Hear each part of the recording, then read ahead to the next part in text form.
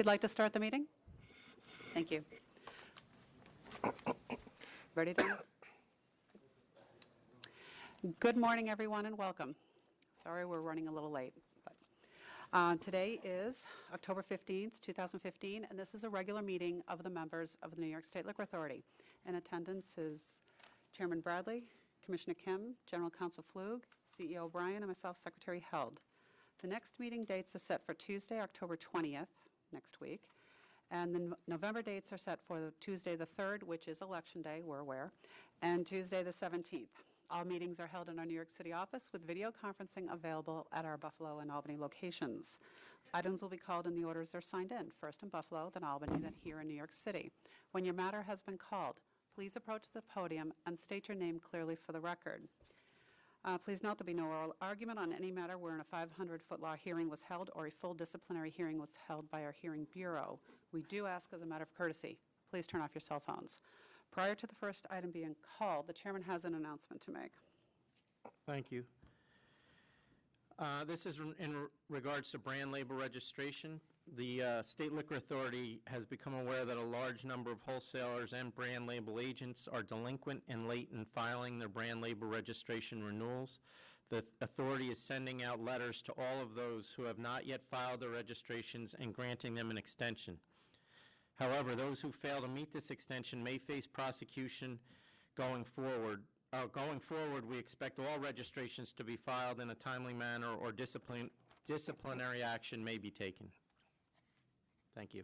Okay. And prior to the first signed-in item, we'll be calling the number of advisories that we added to our calendar. These came from the Governor's Summit that was held last week. Chairman, would you like to start it? We'll start with item 2286F. It's regarding employment of solicitors by multiple licensees. Sure. I believe we do have some public comment on this advisory. Just before the public comment, I'll state what it is. It allows, this advisory is going to allow craft manufacturers to hire on a part-time basis solicitors, and those solicitors who now under the law are only allowed to work for one craft manufacturer will be permitted to work for more than one. So I know Mr. Dano has some comments he wants to make, so yes, I'm Kevin Dano. Fire away. Kevin Dano, McMullen and Panoff, here on behalf of Empire Merchants and Empire Merchants North. We fully support the concept of the advisory. We ask that the advisory be amended to make it clear that it applies to those. There's no real definition in the statute of craft.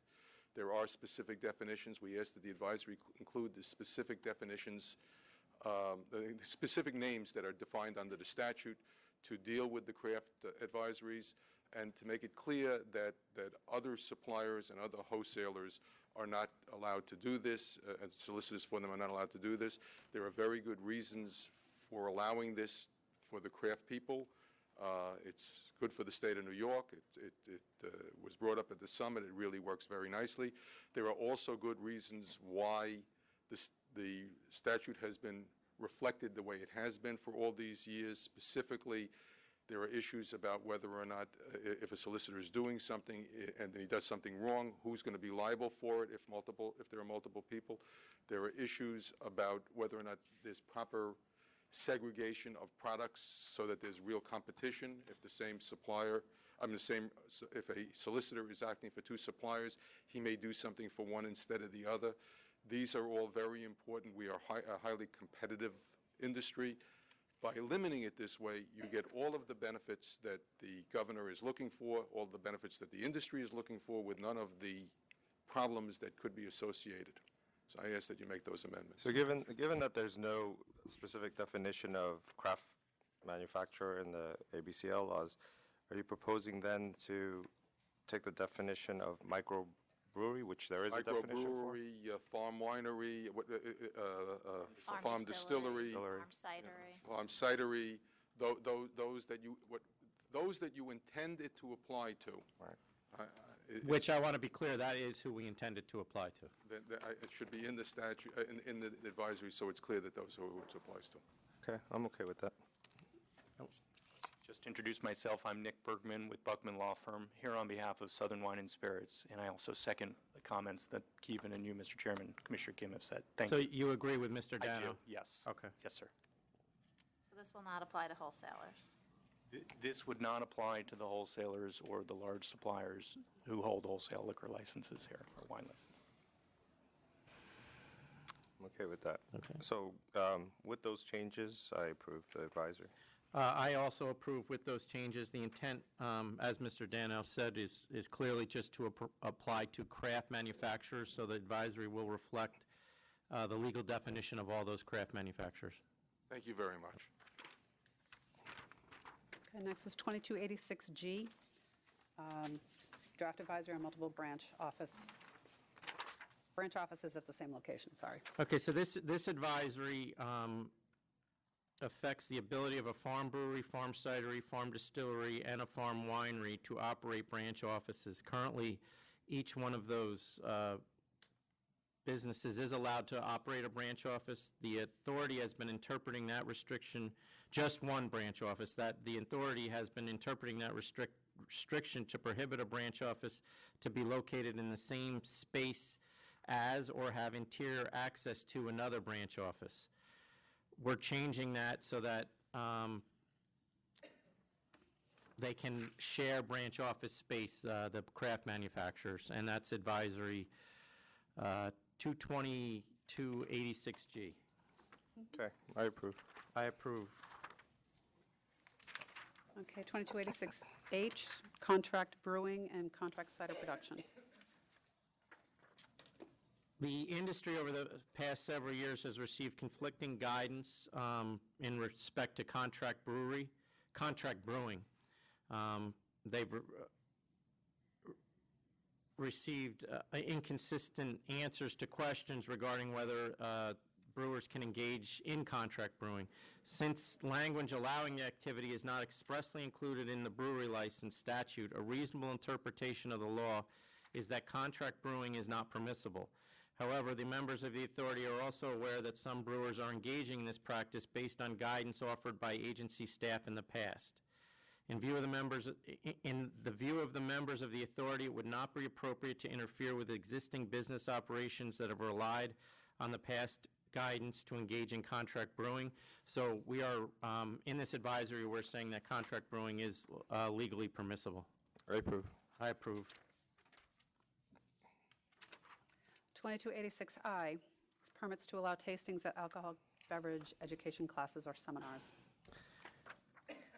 There will be, under the miscellaneous permits, there will be a permit that will allow the participants of a class or seminar to imbibe or taste alcoholic beverages, provided that all participants in the class or seminar are at least 21 years of age. The participants imbibing or tasting of such alcoholic beverages are part of the class or seminar. The permittee does not hold any license issued under the ABCL law. No tasting of alcoholic beverages shall take place during the hours prohibited by the provisions of the ABCL law, and the curriculum and location for such class or seminar has been approved by the licensing board. I approve. I approve. Oh, forgive me, Some comments? Chairman and Commissioner, I had Oh, one. I'm sorry. Just a quick comment before you approve. Nicholas Bergman again with Buckman Law Firm, here on behalf of Southern Wine and Spirits.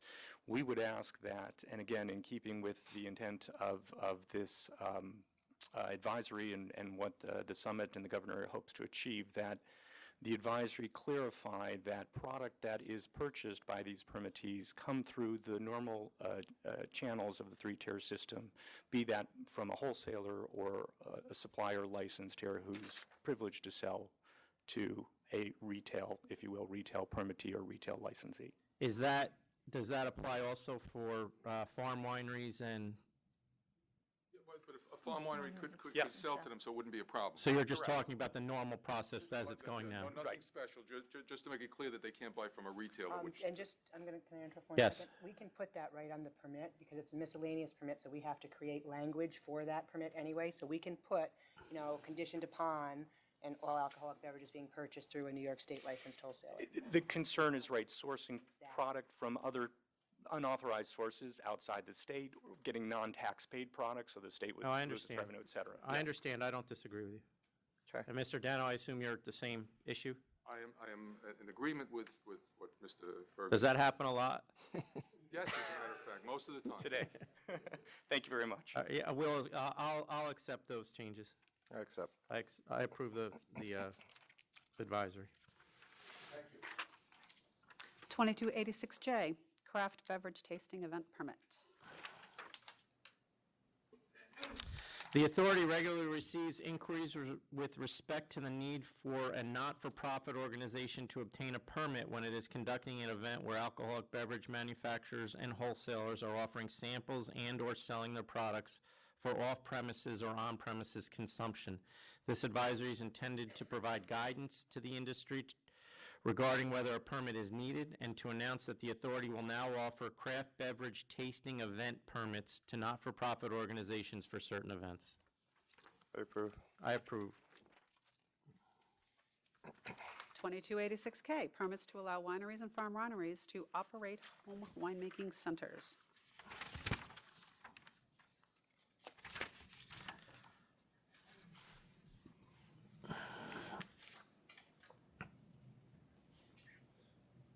The members of the authority through this advisory hereby direct that the authority's licensing board may issue a permit to a winery or farm winery to operate a home winemaking center. For purposes of this advisory, a home winemaking center shall mean a premise where the operator of the center provides individuals for a fee, ingredients, and equipment for the production of wine for such individuals' personal household or family use, and not for resale in accordance with federal law, rules, and regulations that authorize the production of wine for household, personal, or family use, and which wine is deemed tax exempt by Federal Alcohol and Tobacco Tax and Trade Bureau. I approve. I approve. 2286L, application of Tide House laws to an entity with brew pub operations in other states. The purpose of this advisory is to give guidance to the industry and agency staff regarding the policy of the authority with respect to retail licensees in this state who have retail establishments in other states. In particular, this advisory addresses the situation where a retail on-premises licensee in this state also operates a brew pub in another state. For purposes of this advisory, and as used hereinafter in this ruling, we define brew pub as an establishment that serves food and beverages, including alcoholic beverages, for on-premises consumption, such as a restaurant or tavern with brewing facilities located within the establishment, and that is operated pursuant to one or more licenses to sell and/or manufacture alcoholic beverages issued by the state or appropriate municipality where the establishment is located. And there's a limit on what they can produce, right? Correct.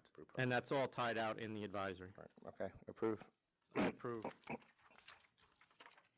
2286M, supplier wholesaler marketing permit.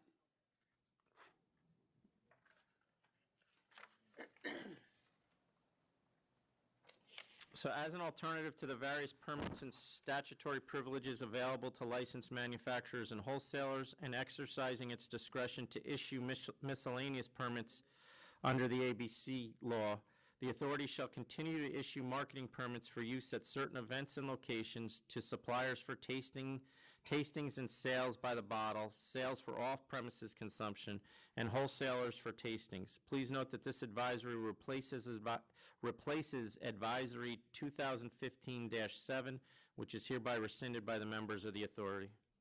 I approve. I approve. 2286N, not-for-profit gaming activities at on-premises establishments.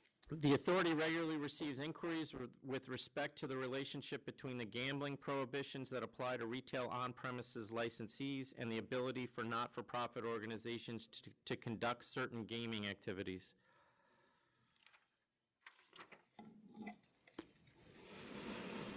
I approve. Section 106, subsection 6 of the ABC law prohibit any gambling in a retail license premises. However, exempted from that prohibition are certain activities sanctioned by the state under the racing, pari-mutuel wagering, and breeding law and the general municipal law.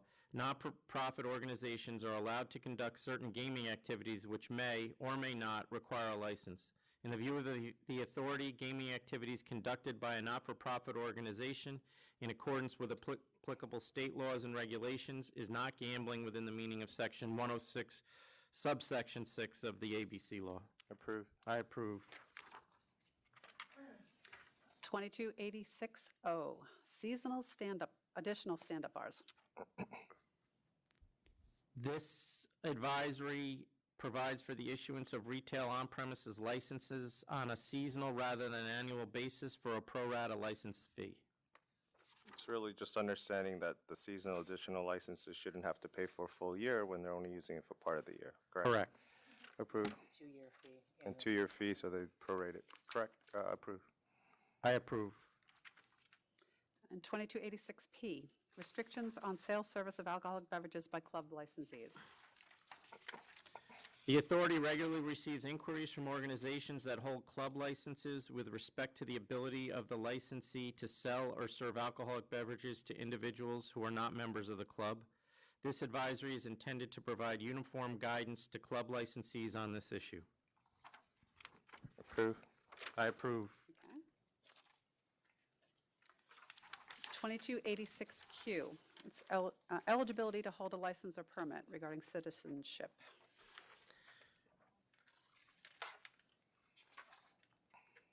The New York State Attorney General has issued a number of opinions stating that Subdivision 3 of Section 126 of the ABC law could not prevent a citizen of a nation with a reciprocal trade agreement with the United States from obtaining a license to traffic in alcoholic beverages. Accordingly, for many years, the authority maintained a list of reciprocal trade countries for purposes of determining whether a citizen of another country was eligible for a license.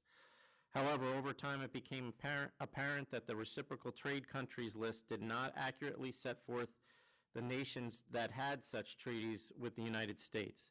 In response, the authority issued Advisory 2014-18, directing applicants and agency staff to a list of treaty countries maintained by the United States Department of State. While the list of treaty countries referenced E1 and E2 visas, it was not intended to exclude other visas. In practice, a citizen from a country on the list of reciprocal treaty countries was eligible to obtain a license to traffic in alcoholic beverages, regardless of whether they held an E1 or E2 visa. Accordingly, Advisory 2014-18 is hereby rescinded, and effective immediately, the following individuals are deemed to qualify for a license under Subdivision 3 of Section 126 of the ABC law, and the qualifications are laid out in the advisory. Approve. I approve. Okay, and the last advisory would be 2286R. It's regarding filling of growlers off-site.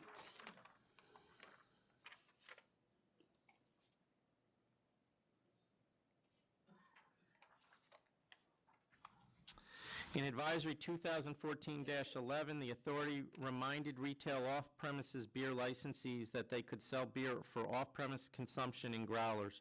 A question has now been raised as to whether these licensees can fill orders for growlers at a location other than the licensed premises. Specifically, whether an off-premise beer licensee that stores beer at a warehouse may fill growlers at that warehouse. The authority finds such conduct to be permissible, and that advisory lays that out. Approve. I approve.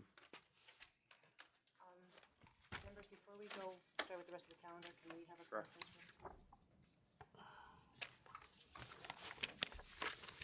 conference? Conference. I know you wrote that out, and I forgot to put it in. Yeah. Doesn't matter.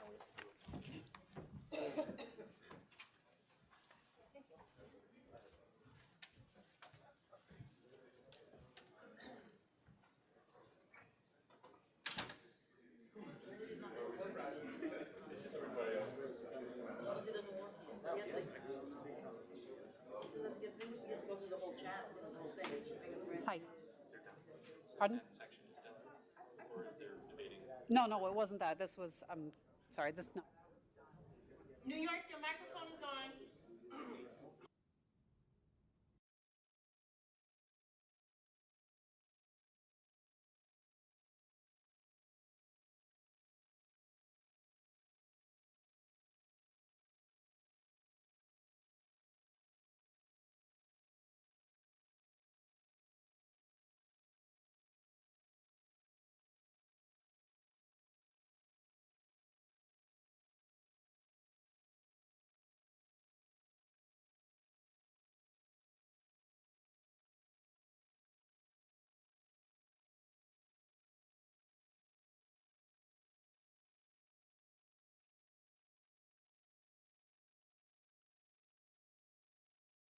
This was on this item, correct, that you went on a conference on?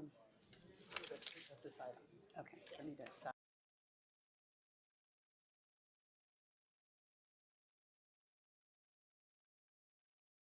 All right, we're going to reconvene and go to Buffalo. The first item in Buffalo is 2250, Buffalo City Liquor.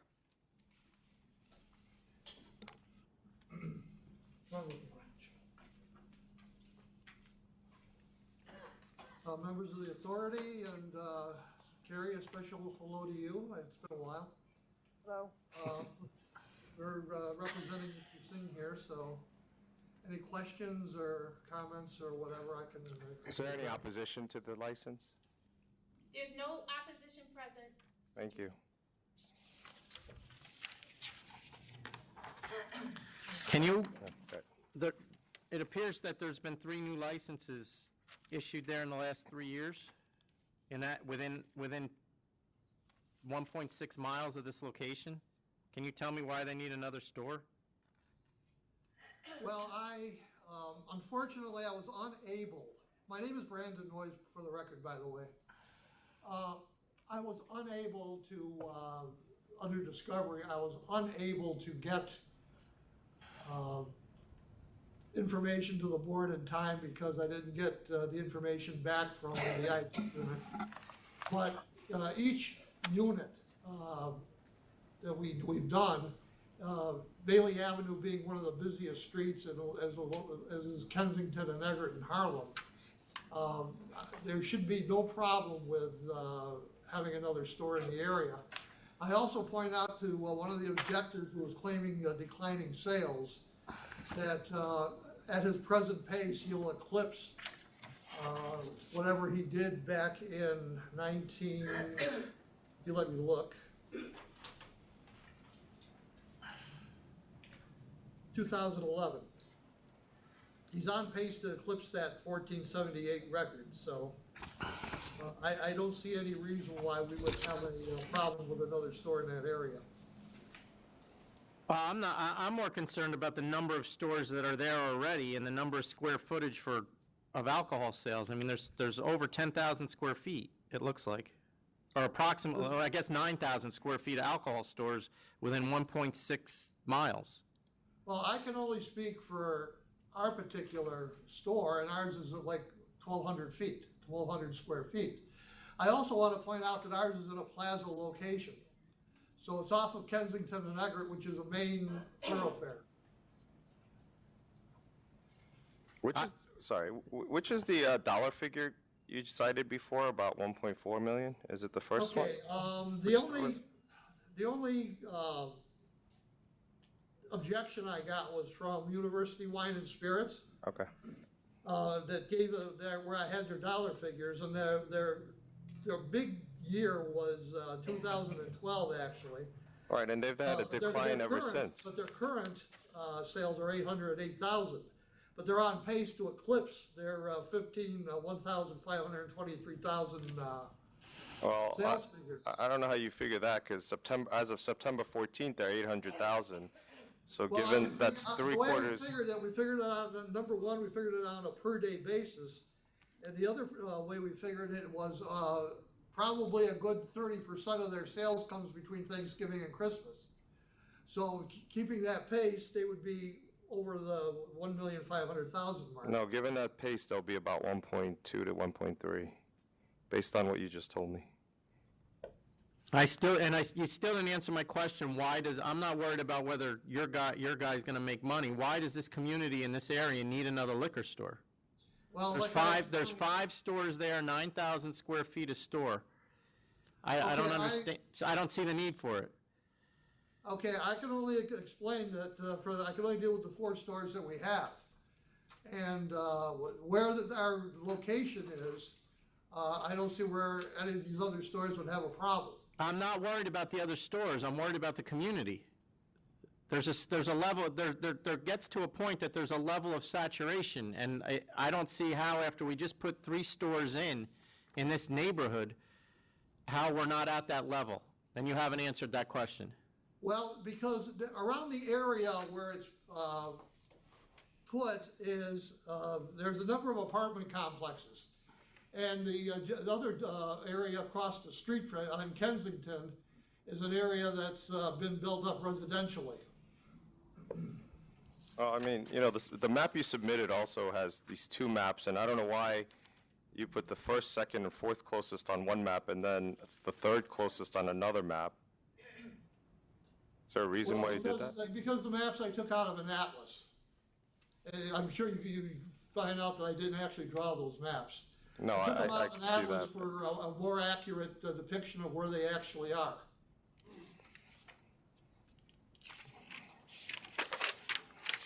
Is there anything in terms of product mix that your client proposes to do differently than what's already existing there?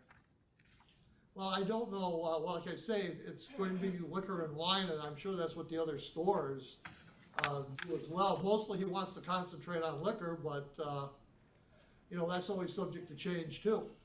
Sure. So he's not going to supply anything that from what you know the other stores aren't already supplying? Not as far as we can determine.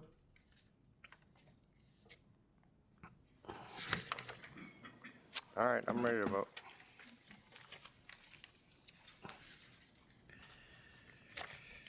Okay. So we've licensed 3 premises within 1.6 miles in the past 3 years. The closest store's sales are declining. Second one is increasing. Third one's flat. Four is declining, and the fifth is increasing. So it's pretty flat overall. There are no statements made as to any kind of a unique product mix that would add to the public convenience and advantage. So for those reasons, I vote to deny. I also vote to deny. I think the fact that there is 3 new stores and within the last 3 years, not even 3 years, that have just opened within 1.6 miles, and the numbers that those stores show in sales show that the area is sufficiently served. There's, like I said, approximately 9,000 square feet of liquor stores in that area, and it doesn't appear that the applicant is providing anything in his proposed location that these other stores don't already supply. So I vote to deny as well. Thank you. 2251, 61 Cafe. Mr. Simmons? Step up to the podium and state your name, please.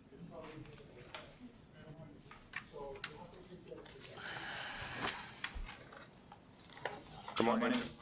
Good morning, how are you? My name is Mark Simmons. I am the owner of 61 Cafe. So you've surrendered your license. I was going to say, members, because this license was changed to a tavern wine, counsel's office moves to withdraw charge 2. Okay. So I'll vote to withdraw charge 2, and the license has been surrendered. Cancel and bond is my vote. I will agree with that. Dismiss charge 2 and cancel and bond. Did you have anything you wanted to add, or? What does that mean? All right. Well, your license has already been surrendered, so it means that it's canceled and we've taken the bond. Oh, If you have any questions, you can ask them. yeah, what does taking the bond mean? There's When- 1,000. Okay. Okay. When you file an application, you also file a penal bond for $1,000. And if you have any violations and the board adjudicates those violations, then we can make a claim on that bond for $1,000. So does that mean that you're saying that I've done something negligent? They found that, in this Do we have case, the right case? charge number 1, which Yeah, would be the the non-bona fide, you want to non-bona take that Yes. in violation? What was the non-bona fide basis for that? There was a hearing held. But they didn't operate as a restaurant. There was You were no- part of the hearing, right? There was a hearing held in front of an ALJ, and you got a decision where they sustained the charges?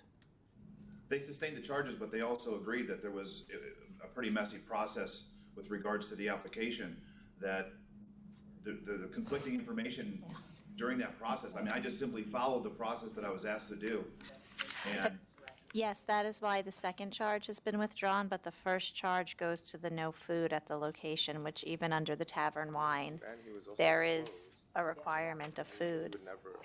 sure, and, I just want to restate the fact that this process was one where we moved locations. The location that original license was for, that there was food on that location. We had dessert, things out front with food inside of there. We had prepackaged food. We had all sorts of desserts and things in that space. And when we moved it to the second floor, which I requested and did all the paperwork for moving it to the second floor, is when that transition happened. Is when the neighbors complained about the move to the second floor, and that's why there wasn't food up there at that point. But there was, when we originally started this little cafe in the antique shop, there was food in that space. And so, But you've surrendered your license. The business is closed, correct? that cafe, the restaurant wine license is closed, but we applied for an OP license. We were granted an OP license. Upon that transition, we applied for an OP license, and we were granted an OP license for the second floor. And at the second floor, you didn't have any food. Again, we were in the transition stage from moving everything from downstairs to upstairs. I called into the liquor authority. I asked them for the process of what I needed to do, and we followed it to the best we could. Even when Alexander came in, the door wasn't open. Does he have an OP now? Yes, he has a tavern wine now. He has a tavern wine now? I do not. I have a bar. He's saying he has an OP. OP. Under what? This was a TW, but This is under the tavern wine. What is the OP license under? Hold on. Let me bring it up on the address. Because a tavern wine is an OP license. You have a full liquor license, is what you're saying now? Yes, ma'am. Yes, he has a full liquor. So this isn't going to affect that? No, he'll still keep it. Yeah, so you're going to keep, the other license you have, you're going to keep. We're taking the bond on the wine license. Okay, I just want to make sure that my record's not going to reflect something negative that's going to affect me in the future. Well, it's going to, because the failure, we dismissed one of the charges, but one of the other charges was sustained, so your record is going to indicate that charge. But it's not going to affect your current license, unless you get in trouble again. Well, we hope that doesn't happen. So But if we withdraw the second charge, is it, the non-bona fide is also the fact that you had said you had never intended to operate as a restaurant, correct? Space Bar. I hired a third-party company to work with me through this. I'm an insurance agent by trade. I've never been in this business before. We hired Chet McKenna to come in and do all this work. Our original application was for a tavern, just a wine and beer. I think tavern wine and beer is what it was originally created for, and it was the internal representative that changed the document to the restaurant wine beer program. Our representative? Internal meaning our representative or your? That is correct. It was someone from licensing, or excuse me, from the Buffalo office. Well, then dismiss both charges. All right, so, sir, we'll dismiss both charges, and it won't be reflected on your record there then as a canceled bond. Okay? We're dismissing both charges. Can I say something? It's up to you. Thank you. Thank you. Is there anyone else in Buffalo? There's no one else in Buffalo. Thanks, Michelle. Wait, I'm sorry, Secretary, board members. Can Deputy Commissioner and Council Gallagher have a minute before we disconnect? Where do they want to have the minute? They're discussing it now, Ms. O'Brien. Okay. You mean on here or there? Or they want to talk to us in the No, they're talking to each other. Okay, I apologize for the delay. There's no one else in Buffalo. Have a good day. You too. Thank Thank you. you. Bye. On to Albany, 2270 Northern Wine and Spirits. Okay, you may step forward. Say your name, please. Good morning. I'm Robert Romano. I'm here with Donna Peroni, Northern Wine and Spirits. Do we have any opposition? No opposition. If you have any questions, basically, I submitted documentation, including recommendations, I believe, from the Mayor of Rome's office, as well as the Rome Area Chamber of Commerce in support of this application. This store is actually going to be replacing a store that had been in business for, I believe, over 25 years. What happened to the previous store? Donna, do you have information? The former tenant in York Liquor closed due to personal reasons Yeah, I know. When was that? last October, about a year ago. And you're going to do this with your son, is that correct? Yes. The sales in the surrounding stores has shown that they've gone up significantly in some cases, and there is certainly, as I said, the support of the town, the city, as well as the surrounding community. Well, is it correct that you're on the city liquor approval board? No. Where'd you get Yeah, that? I question that as well. And That's on the application, isn't it? Did I read that somewhere? no, it was in a letter from the Chamber of Commerce, I believe, or the mayor's office. You question it because it's not true, or because No, I she- didn't know. I had gotten it before I had a chance several days ago. I believe that he was just stating that we were coming before the liquor board to get approval for the license. We're not on any kind of board. So you and your son, neither one of you is on a board? No. Okay. No. Oh.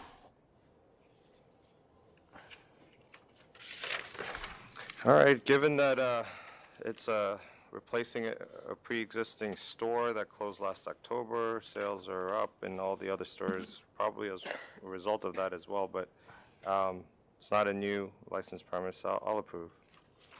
It's from I just have one more question. The letter's actually from the mayor, Yes. and it says you and your son sit on the city's liquor license approval board. That's inaccurate? Yes. I think it's that our application is sitting before the liquor authority. The New York State Liquor Authority. Is there a city liquor No, license? No, Okay. there isn't a city liquor license. All right, for this, Wait, I'm sorry, and your husband, Rich, has nothing to do with this city's liquor license approval board? No. what does he do for a living? He's a retired police officer. From Rome? Yes. Why would this mayor mention the city's I don't- liquor license approval board? I don't. If you'd like a statement from the mayor's office. No, I believe you. I'll take the representation. I mean, obviously, if she's, Based on Commissioner Kim's justifications, I'll approve as well. Thank you very much. good luck. Thank you. 2272, Crane's Liquor Store. It is a removal. I'm okay with this. You okay? Good morning. Good morning. I'm ready. Yeah, given it's a removal, but your closest store is 12.3 miles away, and it's a small 580 square foot space, your license premise will be 970 square feet.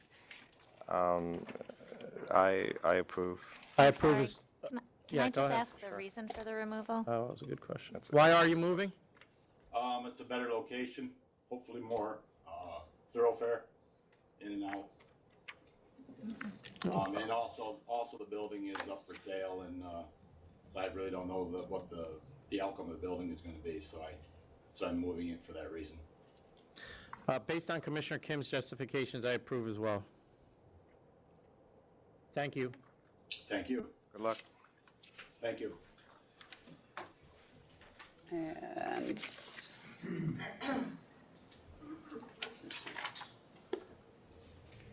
do we have anyone else in Albany? Nope, there are no other people. Okay. I see people, but they're not for this. All right, thanks, Janae. To New York, 2271, Enjoy Wines and Liquor.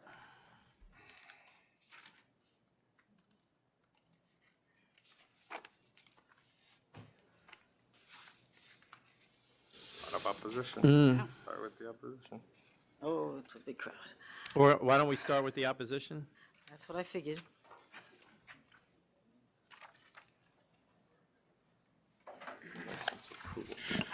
Charles Lynn for the opposition. I represent Zing L Inc., which is the closest store. Here with me today is Jay Chen. He's the son of the owner of the premises, Ming Shea Chen. Also here is Top Line Wine and Liquor, which is the second closest store. Sonia Yip is here. And one of the stores that I do not represent, Domain Vega, they have a representative at today's hearing. And I also represent E&B Colony, which is the third closest. She's ill, but I had represented her on her original license and a couple of protests previously in this area. Public convenience and advantage will not be served by licensing this applicant. The first main focal point is saturation. There are 13 liquor stores within this Jackson Heights community. Attached to Exhibit 1 is within a radius of 0.6 miles that shows all of these liquor stores. There is one on Roosevelt Avenue, which is the applicant's avenue, but also with regards to that, variably on that, on side streets are for other stores, so they're pretty much close to being on Roosevelt Avenue. On the avenue that's parallel to Roosevelt Avenue, there are 5 on 37th Avenue, and there are 2 stores on Woodside Avenue, which is the other side on Jackson Heights Avenue. And this doesn't even include 3 other stores in Jackson Heights that are located on Northern Boulevard and 2 that are on the exterior near Elmhurst, making a total of close to 19 stores. I attached a survey which gives a better feel of these liquor stores with a colored map where it has the dots showing all the stores. One of the interesting aspects is that I have a big black marker right where it says Jackson Heights, and the applicant is right in the center of all of these other stores. It's not that it's to any extremity or anything. It's right in the middle, surrounded by all of these stores which service this area. I would also just like to point out that I did a FOIL request, and I believe I got the proximity report that the board is looking at. And I would just like to point out there's a listing of 7 stores, and it shows that my client Zing L Inc. is 0.1 miles away, Top Line 0.2, Domain Vega 0.2. But I'd also like to point out that the next 4 closest stores run 1,350 feet, 1,505 feet, 1,600 feet, and 1,600 feet. It shows 0.3 to 0.4. Those are all 0.3 miles away. So you have one that's 0.1 mile, 2 that are 0.2 miles, and 4 stores subsequent to that should show on your report that's 0.3 miles. The other thing is that there's an improper statement or an inconsistent statement on my client Zing L Inc. It shows that it's a brand new license, June 17th, 2015.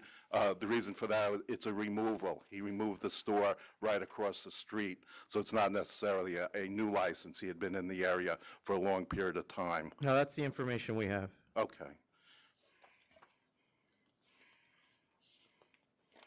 As to population, census comparison for 2000-2010 for zip code 11372 shows a 6.55% decrease in total population those 3 years, for those past 10 years.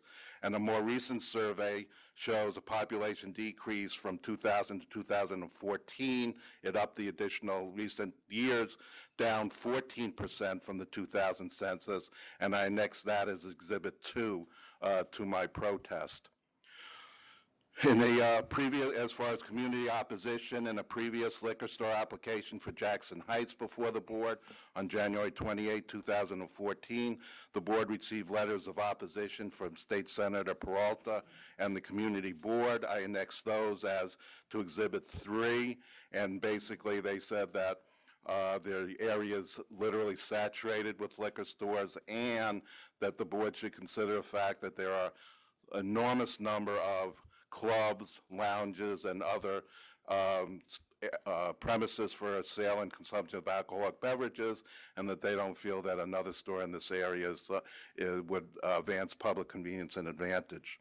But in that instance, as you point out, the store they were objecting to was 10,000 Yes, square I was feet. just going to say that, Chairman. That, No, I know, you pointed it's it not- out. Yeah, and it's not fair, but there were other statements in there reflecting the area itself, but you can't really, as I said in my protest, you really can't compare that because it's not fair. It was a 10,000 square foot Right. store. The other last thing is that there were 3 recent liquor store applications that were disapproved by the authority in this Jackson Heights area. We had one on 85-08 Roosevelt Avenue that was disapproved in June and July of 2011. The Market Liquors was the one that was the 10,000 one.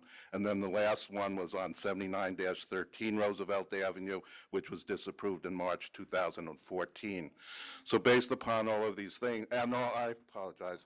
The last thing is the sales figures. For some reason, I got the sales figures later on the foil, so it didn't become part of my report. I don't think that the sales figures reflect that there's a market there for another store. We see that my client, the closest one, Zing L Inc., has had somewhat increasing sales, but it's bouncing up and down. They have also another thing as far as public convenience and advantage. When my client moved his store just a couple months ago, it was only a 500 square foot store. It expanded across the street to about 1,100 square feet, so it almost doubled. So you already have another store right in the area.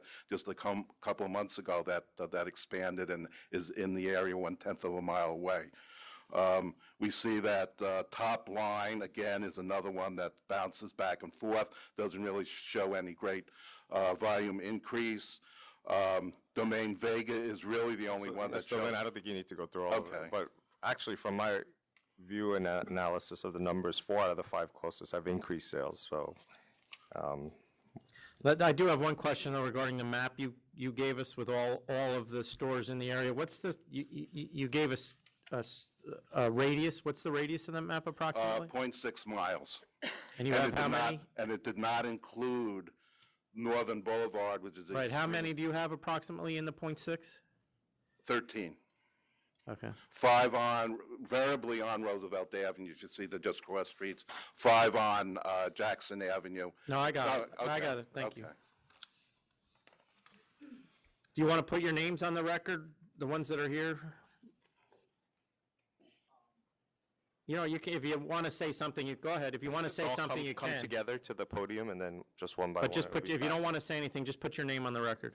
Okay, my name is Jay Chen. I represent Singlong Liquor. My name's Sophia Yip. I represent Top Line Wine and Liquors. Okay. I'm Yuli Moy. I represent Colonia. I'm Ernesto Vega. I represent Domain Vega, LLC.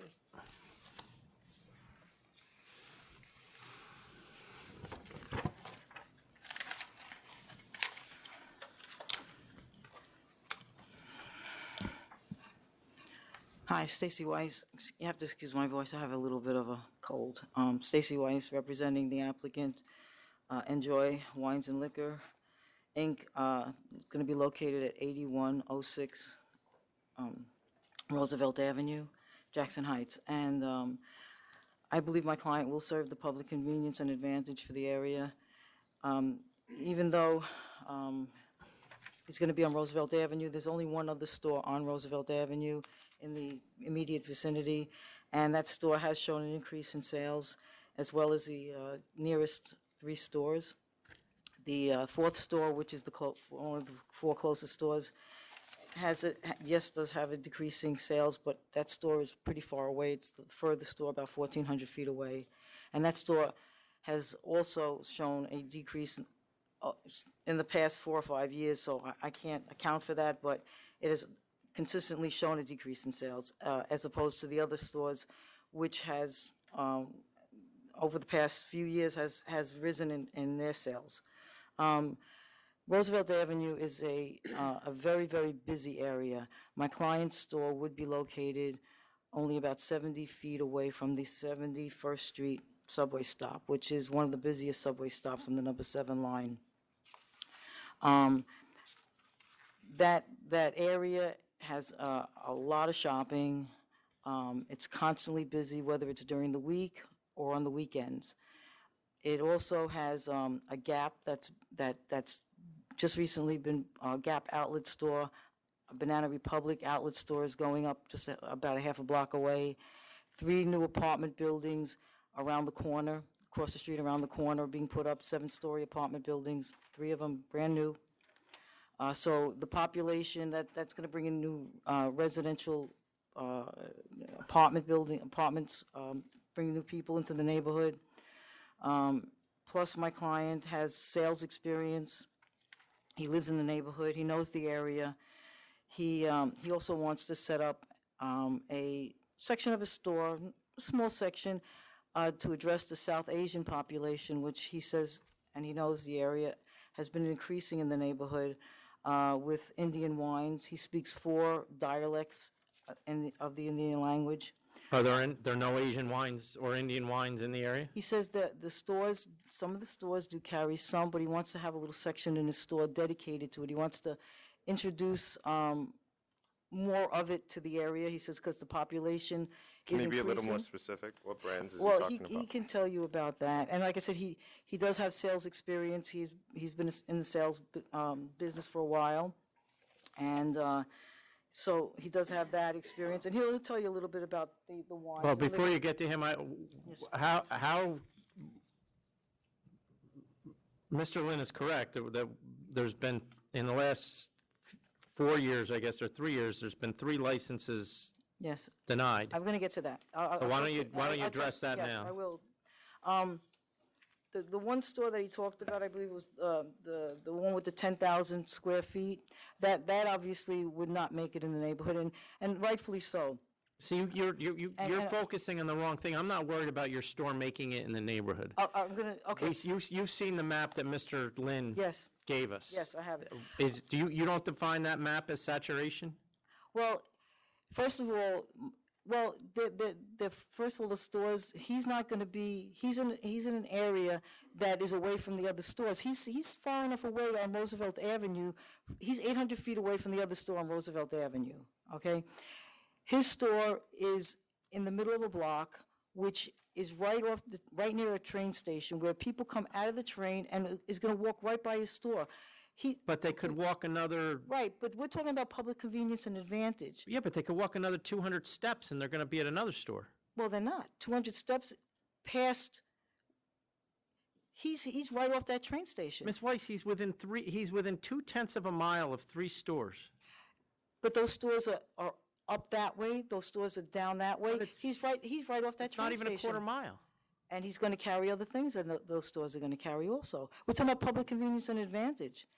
He's going to be. Well, I don't believe public convenience and advantage means that you're going to get off a subway station and you can crawl to a liquor store. That doesn't. Well, not crawling, but people are going to be shopping, walking right by his store, and I think that that's part of public convenience and advantage. Being able to, instead of going out of your way, going up the block that way when you live over here. So under your theory, we should be able to have a liquor store at every door? Absolutely Well, how far not. apart should they be? Well, I'm not saying they should be 200 feet apart, but I think that walking 4 blocks that way out of your way, instead of just walking a block or 2, is public convenience. And you asked me about the other store.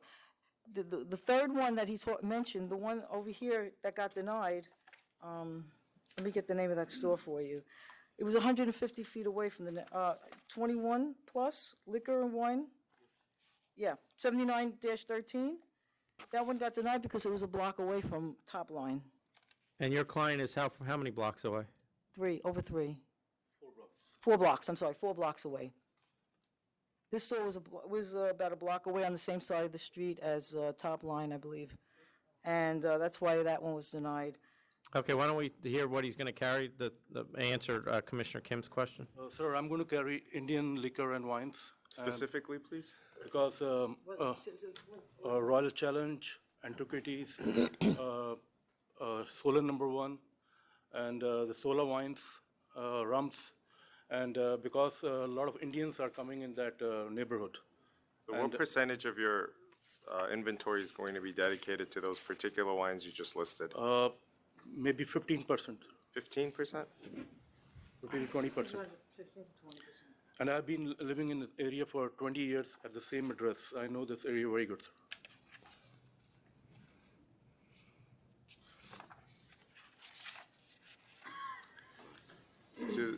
Does the, I just asked them, none of them do carry Indian wines, but,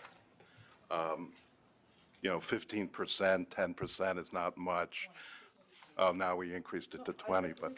She did say 20. Okay, I apologize, but, if there's any demand for that, certainly you have enough stores that if there is a request and a demand, they would certainly be able to fill their inventory for that.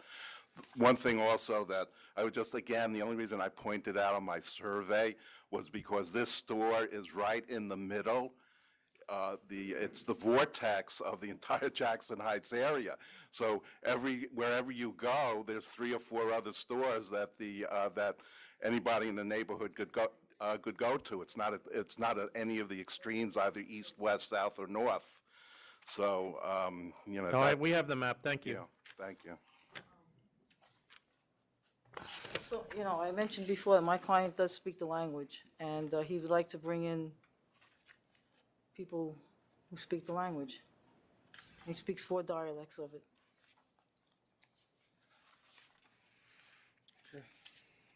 Ready? Yep.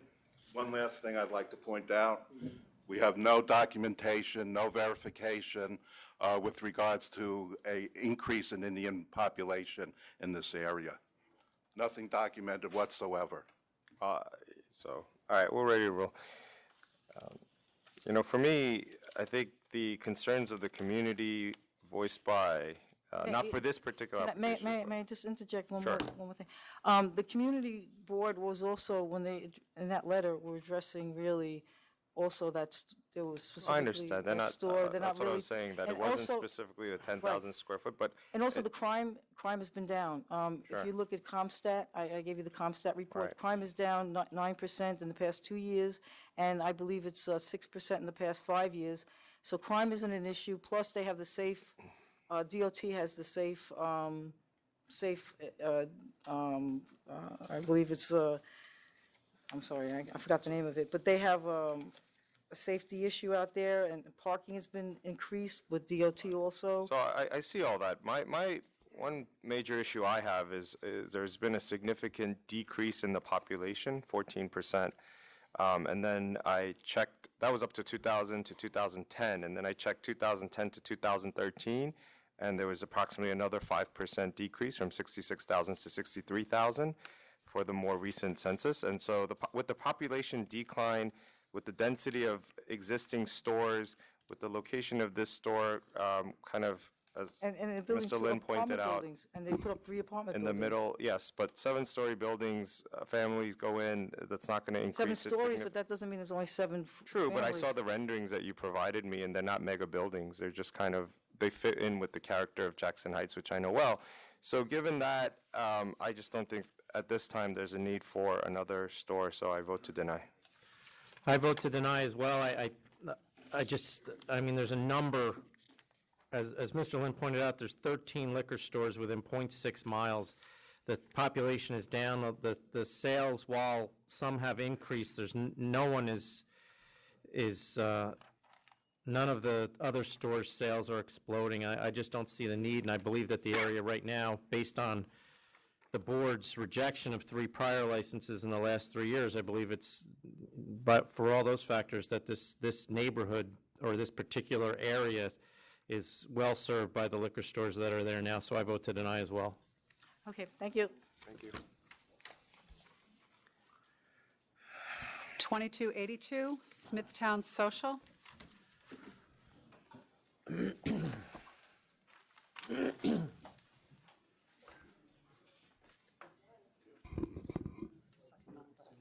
Great.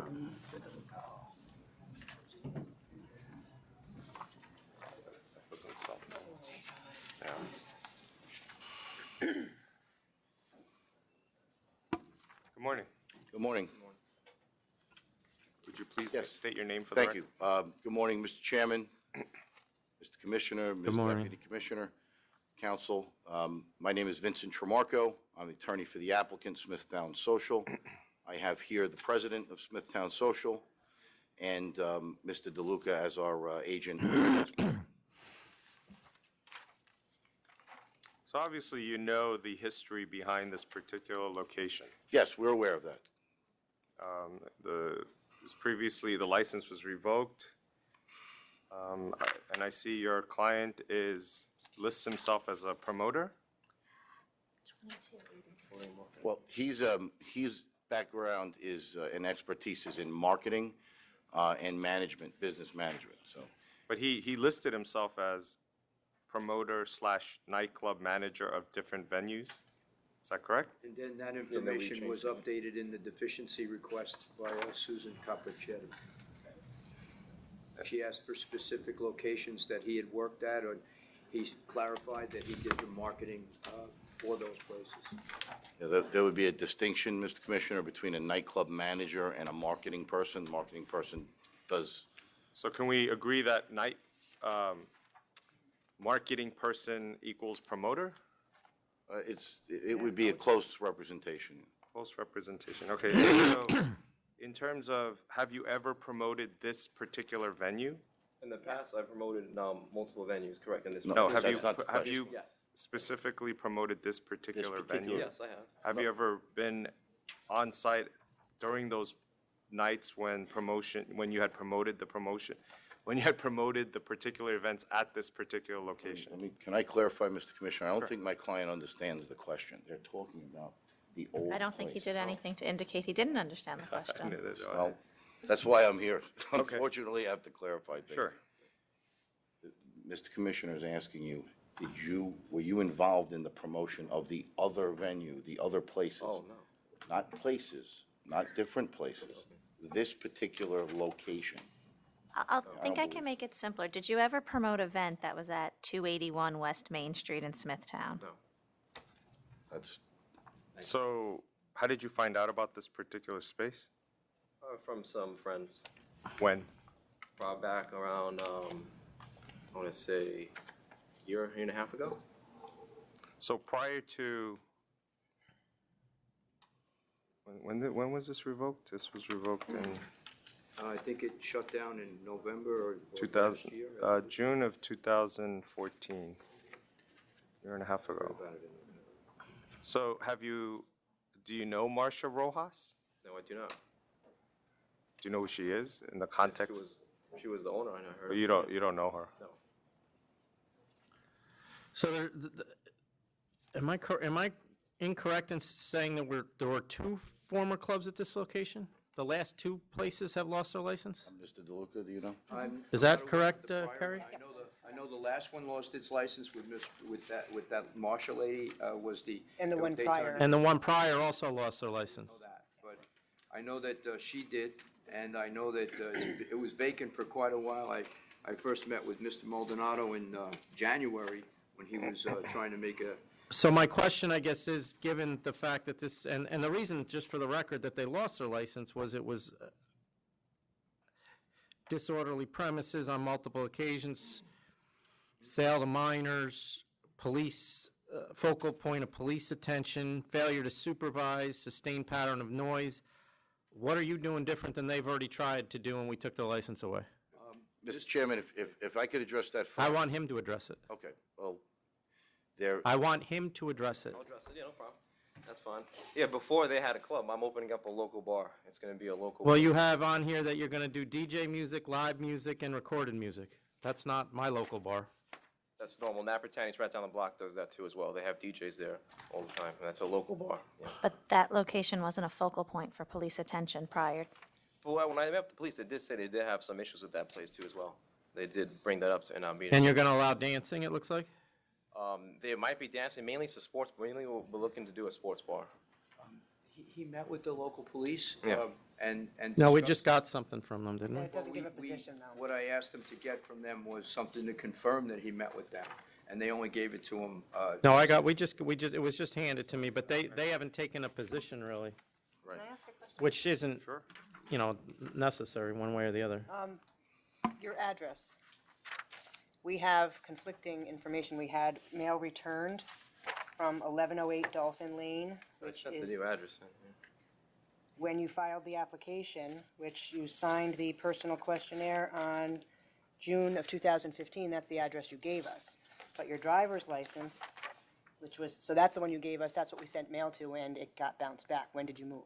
I moved in August, What is your correct address? 35 Thorburn, Patrick, New York.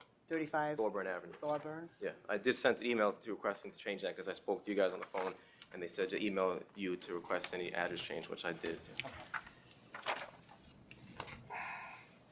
I mean, the real problem I have here is one, the spot, obviously. And I just don't see anything that you have planned here that is not going to create the same problems we've already dealt with.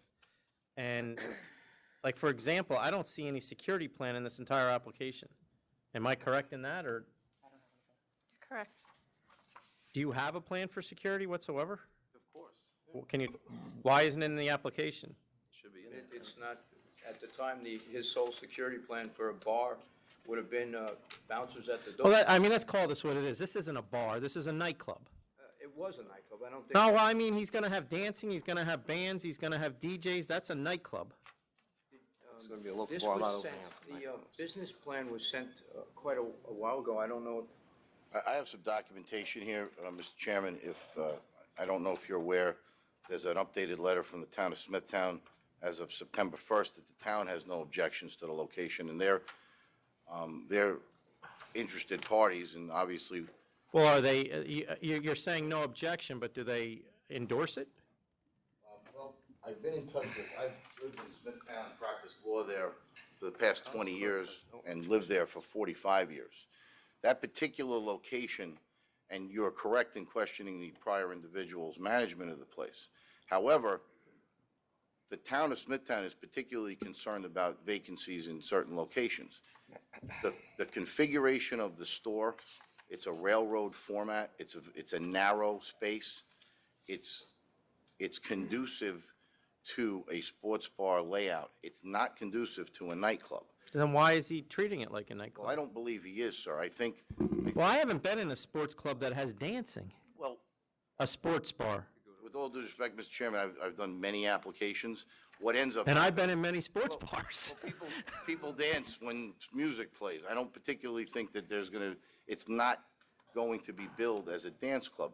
What Mr. Maldonado's trying to do is develop a venue that caters to the local demographic rather than whatever else was happening there, which was a concern of the town. And I can tell you this, town of Smithtown is not known to be lenient, let's say, to be conservative, about allowing businesses like this. They're very strict. I've dealt with the planning department, the building department, the Board of Zoning Appeals for many, many years. And to obtain a letter even stating that they have no objection is monumental. I know it's a one-liner. It's from the clerk, and I've been in touch with the town board. They don't want a vacant area there. In the evening, it's problematic to have vacancies.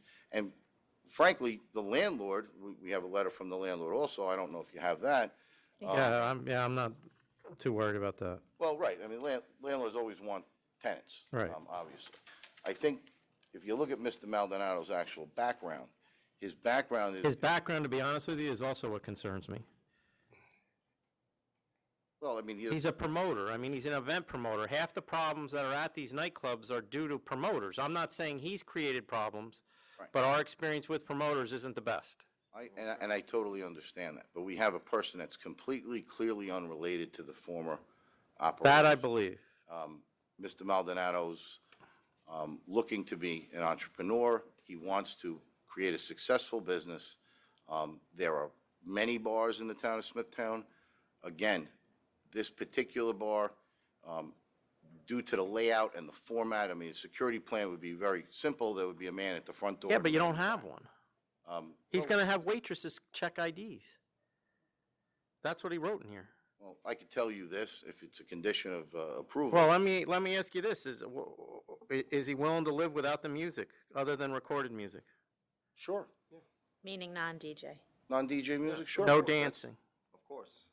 Well, I mean, to the extent that we won't promote dancing, I mean, you know. when, if it's relevant, when we sent out the notification letter we ask the applicant what they intend to have. If they're not sure, then we have them tell us all the things. And then if they Well, that's not the way you should be filling these things out.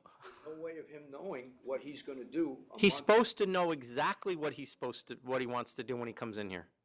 in- When you send that into us, you're supposed to know exactly what you're doing.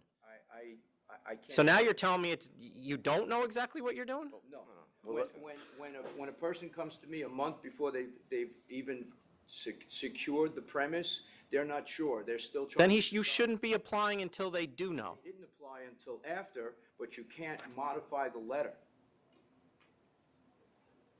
Well, nevertheless, Mr. Chairman, we would be willing to make those limitations. Trying to look up some Obviously, On this? jukebox music, satellite trying to music, see what- those limitations, we can narrow the scope so that the board is comfortable that it will be a neighborhood sports bar and will not be billed as a nightclub. So when you I have amended, no problem with that. when you amended the response of what nightclubs you managed or promoted and said you just did marketing for, you were more of a marketing manager, promoter, and you handed out marketing materials. Did you provide a list of the venues for which you promoted? Extensive list. Yeah, I got Extensively? it. Okay. From Hamptons to New York City. I did a lot of work in Manhattan too as well. But never at this location? Here. No. Let me see that. Oh, that's what this was in the email?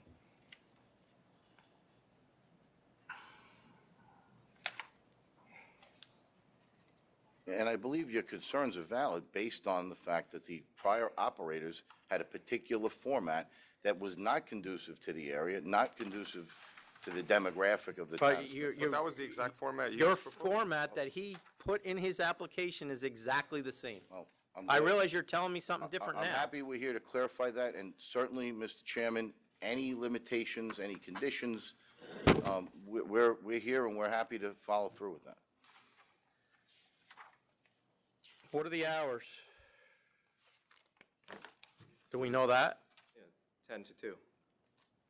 You're only opening at 10 PM? No, 10 a.m. There'll be a lunch. Yeah. I'm gonna have moderated that too as well. And so, okay, run it by me, run it by me one more time. What are you proposing here now? You're not gonna do dancing, you're not gonna do DJs. Well, no, that was my proposal. I Right, didn't so propose.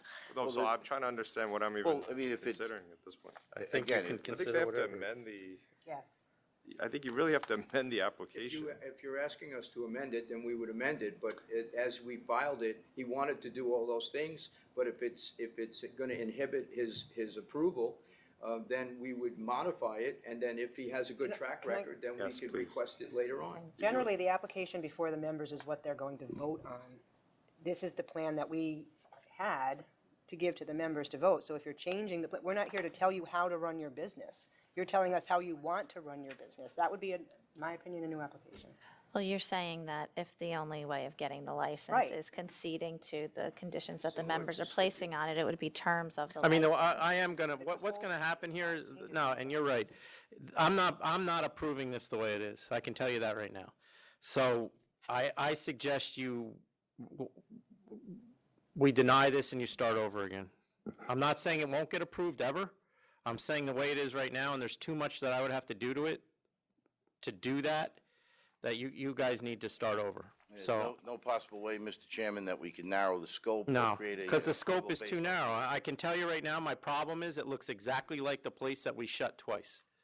So it better look significantly different the next time that it comes back here. And then, based on the fact that he does have experience in it, I'm not holding, it's not him. Right. It's the location and what you guys proposed. So I'm going to deny this, but I'm not telling you that I won't approve something that looks significantly different than So this. we're not statutorily precluded from reapplying. No, you never would be that. You could apply 100 times, but I'm telling you, I will consider something that's a lot different than this. We understand. Or Chairman, this model may work at a different location. Correct. Right, well, I understand, but I think Mr. Chairman is onto something. We'll narrow the scope, we'll create the proper floor plan and security plan and get that in. Yeah, and security, I mean, if it's just going to be a sports bar, that's what the proposal needs to look like. This doesn't look like a sports bar. So I deny. I deny. Thank you.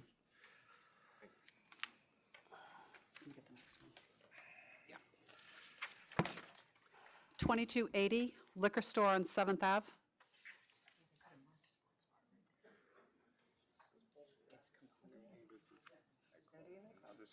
You were going to kick it anyway. Yeah. You weren't even looking at it. Yeah, I wasn't even. I was.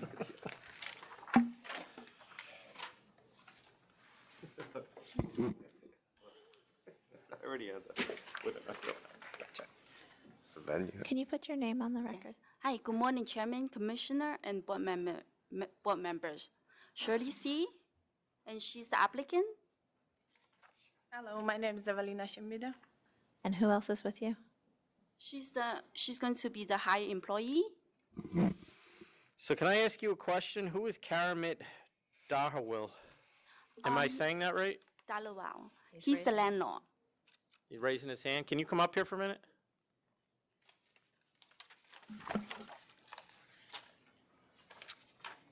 Loan. Yes, sir. How you doing? My name is Karmajit Daliwal.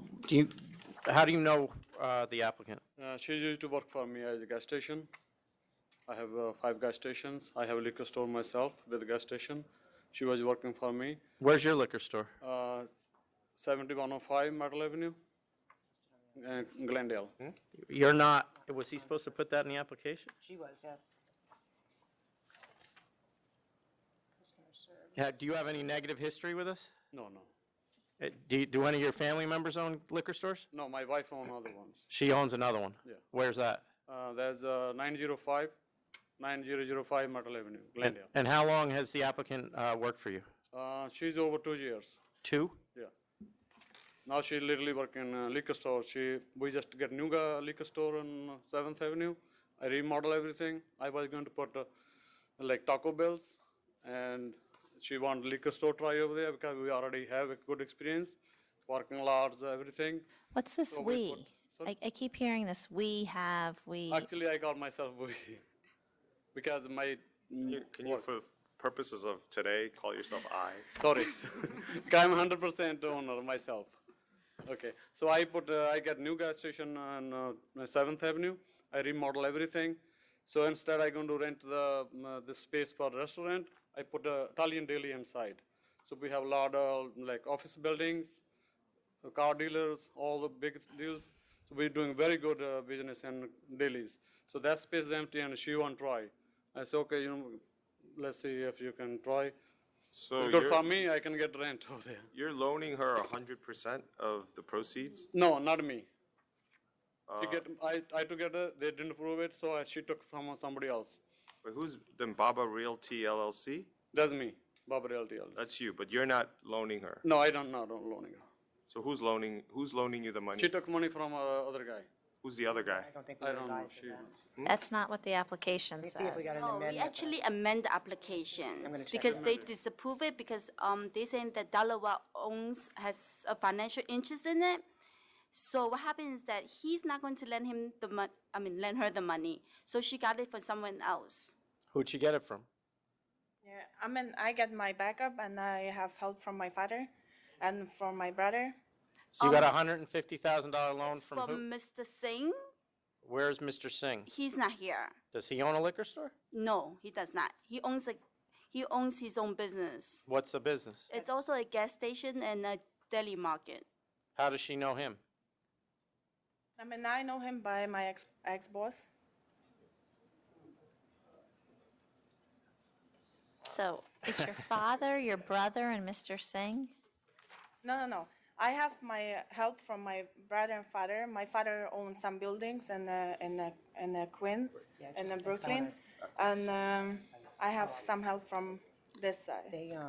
What she meant is that she's help going to run the store for her, but the loan is from Mr. Singh, basically.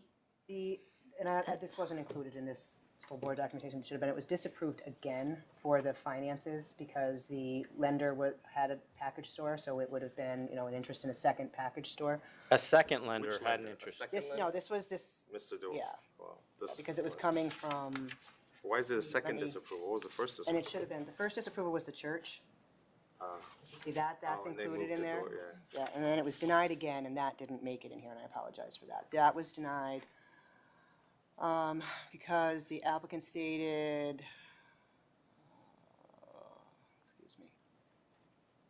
sole corporate principal of Myrtle Liquor and Wine Corp. is Karamajit Dhaliwal. And that was going to be where the money was coming from for her loan, so we denied that. They requested reconsideration. And what's the terms of the loan for Mr. Singh? The terms?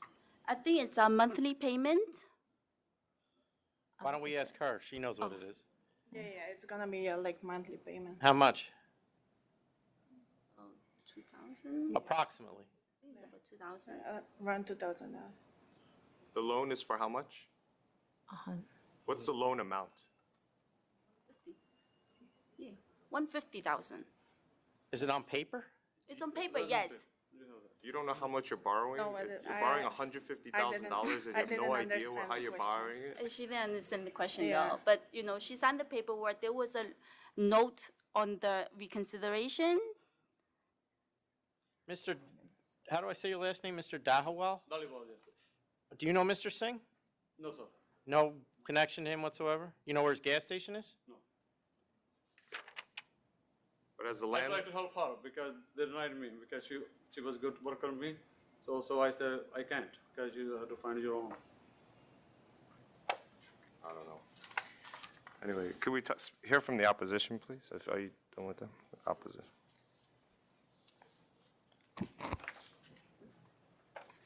Good morning. My name is Ling Lai, and I represent 60th Street Wine and Spirits. And I'm the closest store by the applicant. And I'm here to oppose the application because it is of very close proximity to my business, only 0.1 mile away. And besides it being very close to my location, it is also across from the Bay Ridge Christian Church and Academy. And it is also a school that serves little children from pre-K to 8th grade. I have spoken to Pastor Luke and Pastor T from the church, and as much as they opposed the application, like they don't want the liquor store to open, but they declined to attend the hearing or have any involvement in this today. So, and there are many stores in the area within a mile radius, and we have not seen any significant growth in the last few years. So having another store open will put us out of business eventually. So, and we wish to maintain our location and serve our customers for years to come.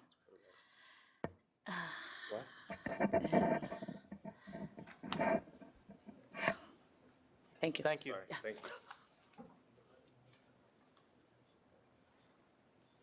Oh, yeah, exactly. Oh, yeah, that. I just Members- caught Oh, that. yeah, that, I just. How are you? One moment, I'm sorry. Just for clarification on that loan, there is a promissory note from the new lender. Okay. Scanned in for $150,000. Okay. Yeah, it's 2695.30, beginning September 1st. Okay, go ahead. How are you, member of the board? My name is Sean Liu. I'm representing on behalf of 5012 Chapman Liquor Corp. on 8th Avenue, Brooklyn. And I don't believe they should open another liquor store. There's already about more than 5 liquor stores within the half-a-mile radius, and I don't see any benefit of them opening another one. And we're already struggling to, try to increase the sale, which a lot of our sales still kind of flat. Which store are you? 5012 8th Avenue, Brooklyn. And how far are you from the proposed location? We're about, give and take, half-a-mile radius. I'll check it. All right, thank you. Thank you.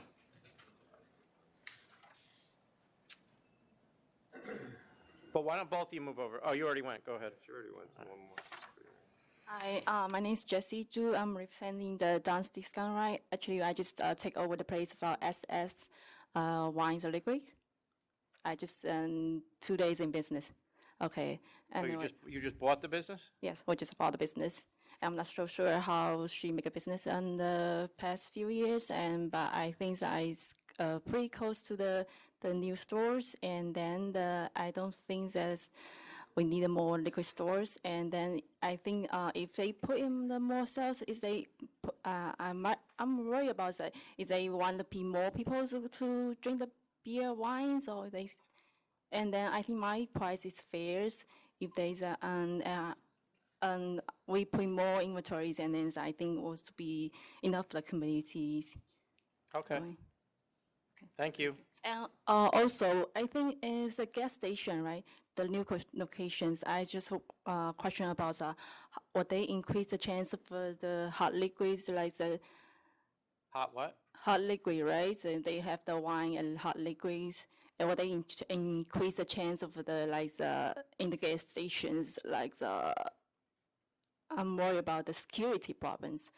Okay, thank So, you. I know. I show 0.9 miles. Okay, 0.9 for that channel. And that license was issued when? The one that she just spoke was issued, it transferred. So I have that there's 6 stores within 0.7 miles, and every one of them seems to be either flat or going down in sales. Well, I think the closest one. Well, hold on, and we just licensed one in June 2014, that's 0.6 miles away. Excuse me if I may interrupt. There's also another one that's applying too as well, 5401 8th Avenue, which is another. That's today? No, this is not today, but that's Yeah. another application being applied within the vicinity. Okay. Okay, go ahead.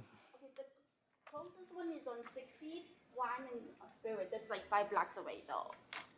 I mean, the proposed location is right here, right off the BQE. If you could, they could draw customers from Staten Island, or the locations right here. The space Well, you're telling me there's no liquor stores down there? right here, but over here is the BQE. Yeah. Drive. That's the thing. Right. It's a driving distance. But the closest one is on 5 blocks away, though. 5 blocks? That looks like 1 block. No, it's 60th Street, and then this is 65th. This is 60th Street, right? It is a 2-minute walk away. Yeah, but it's like, you know, If you walk outside, it's there's 5 stores, blocks, you can though. see the other, right across right up the street, you can see this gas station. I could see them right where I'm from, right outside. Because this gas station sign is very high, of course you So can it's about see 4.5 blocks, right? it. Yes, Okay. it's about, 5 blocks if you count it. So they right over here, they right off the ramp. The store is about over 1,000 square feet. Right. And I think it's convenient for the public convenience because the shopping, there's a Chinese supermarket across the street. They have parking.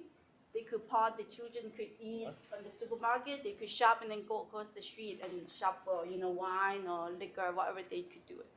Can I, we have just for the record, we have a letter here from Assemblyman Abate in support of your client's store. Did your client meet with Assemblyman Abate? Yes. And you met with him as well? She met also. Have you read the letter? Have you read the letter? I read the letter. They put it in package store application, but it's. Well, he seems to believe, at least based on the letter, that Mr. Dahawal is the owner of the liquor store, Correct, yes, he believed that because I guess. which is beginning to be what I believe. No, When I read it, I yeah, get when I. rent from them, that's why. And then we got my lawyer over here, so. It's one license. No, because Because he owned, he I rent. get rent from her, that's why. Yes, he got the rent from. I understand, but We know. But what he meant is the gas station. He owns Right. the gas station, the car wash, Right. and he's trying to invest into the business. Sure. So, So I'm ready. she's trying Yeah, I'm to, ready too. I'm working with Mr. Dalival 2 years, and I see his business growing, and I want to start, something for myself. I'm trying to start, The my American adult dream, life. Yeah. And I asked him to give me chance to rent his space because it's a good location. It's everything he renovate, and it's parking spot. I saw the deli when he opened the deli. He opened a mini mart. It was like no customer. It was slow, and every month it's getting busier and busier. Whatever I ask is like everything like customers. Everything is getting every month. It's better. So I have he gave me chance that I can do it for myself. So I just want to ask today for a chance from you to get my own business. And To slowly grow up. we do really like to give people opportunities, obviously. Just for me, the location, there's, as Chairman pointed out, 6 within 0.6 miles, 0.7 miles, and 1, 2, 3, 4, 5 of the 6 are declining in 4 or 5 of the 6 are declining in sales. just, I think I just don't think at this time there's a need for an additional liquor store in that location. Can I interrupt though? And so I vote to deny. But can I interrupt before you deny? You can interrupt. Yes. You tried to interrupt. Okay. But she got parking, that's the thing. I mean, Sure. 8th Avenue is all Asians, okay? They are cheap. They're not going to look for a. That's really nice. I'm that's sorry, real- I'm Asian too, though. I'm sorry, though. Yeah. But, you know, parking space, for instance, they're not going to double park and get a ticket for it. That's the thing. If you go through 8th Avenue, it's crazy. That's the thing. You can barely walk. I mean, a lot of the stores they have like all assortment. They have like for Asian people. I wanna do like all New York, Sure. like. I have to agree with Commissioner Kim. There are 6 stores within 0.7 miles. Every one of them is, like I said, seems to be declining sales, other than one, and that one still looks like it's flat. And we just licensed somebody in 2014, and they don't appear to be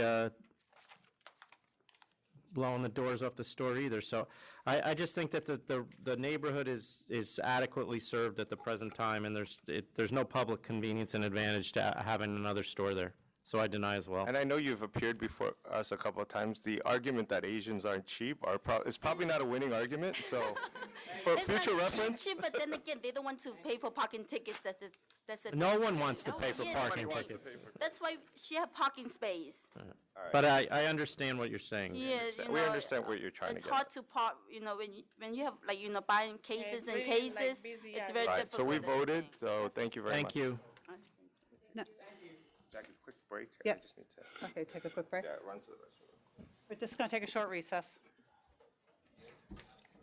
Jeez. Did you read that letter Really? from The Abasa? sighing, the sighing. I can hear it all the way over here. Hi, how are you? Yes.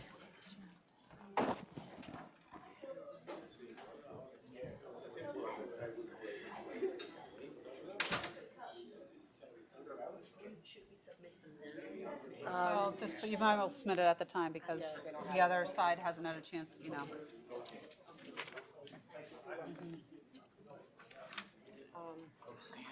Glenn and Lisa going back and forth, and copying me. Oh, what?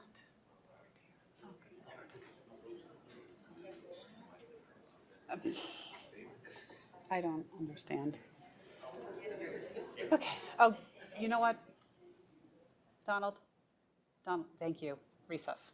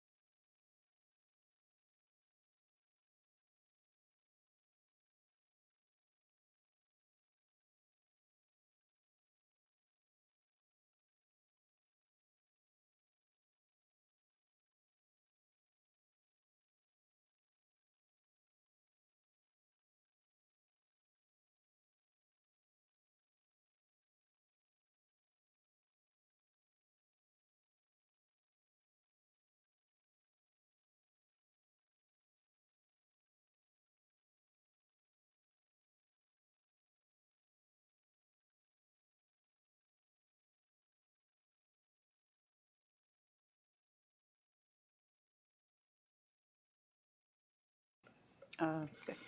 Next item is 2286, Bar Giacosa.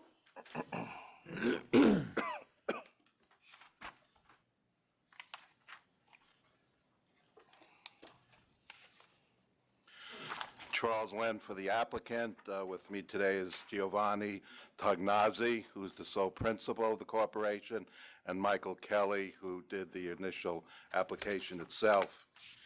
It would appear that the only issue before the board is the unanimous opposition by Manhattan Community Board Number 2 to this application. With this application being a request for a beer and wine license, I direct your attention to the Court of Appeals ruling in Cisco Circus Disco, where absent good cause shown, this application should be approved. And I know it's going to be a little tedious, but I'd like to go over each of the reasons or the concerns that the community board had with regard to this application. Mr. Lynn, I believe Carter Booth was here. He was. Is he outside? He was, Michael says he was. Was he here for I this don't- application to articulate the community board's Yeah, position, or that- do you I want to apologize. articulate You're his exactly position? right. I should not have started without seeing whether he's here or not. He'll go out.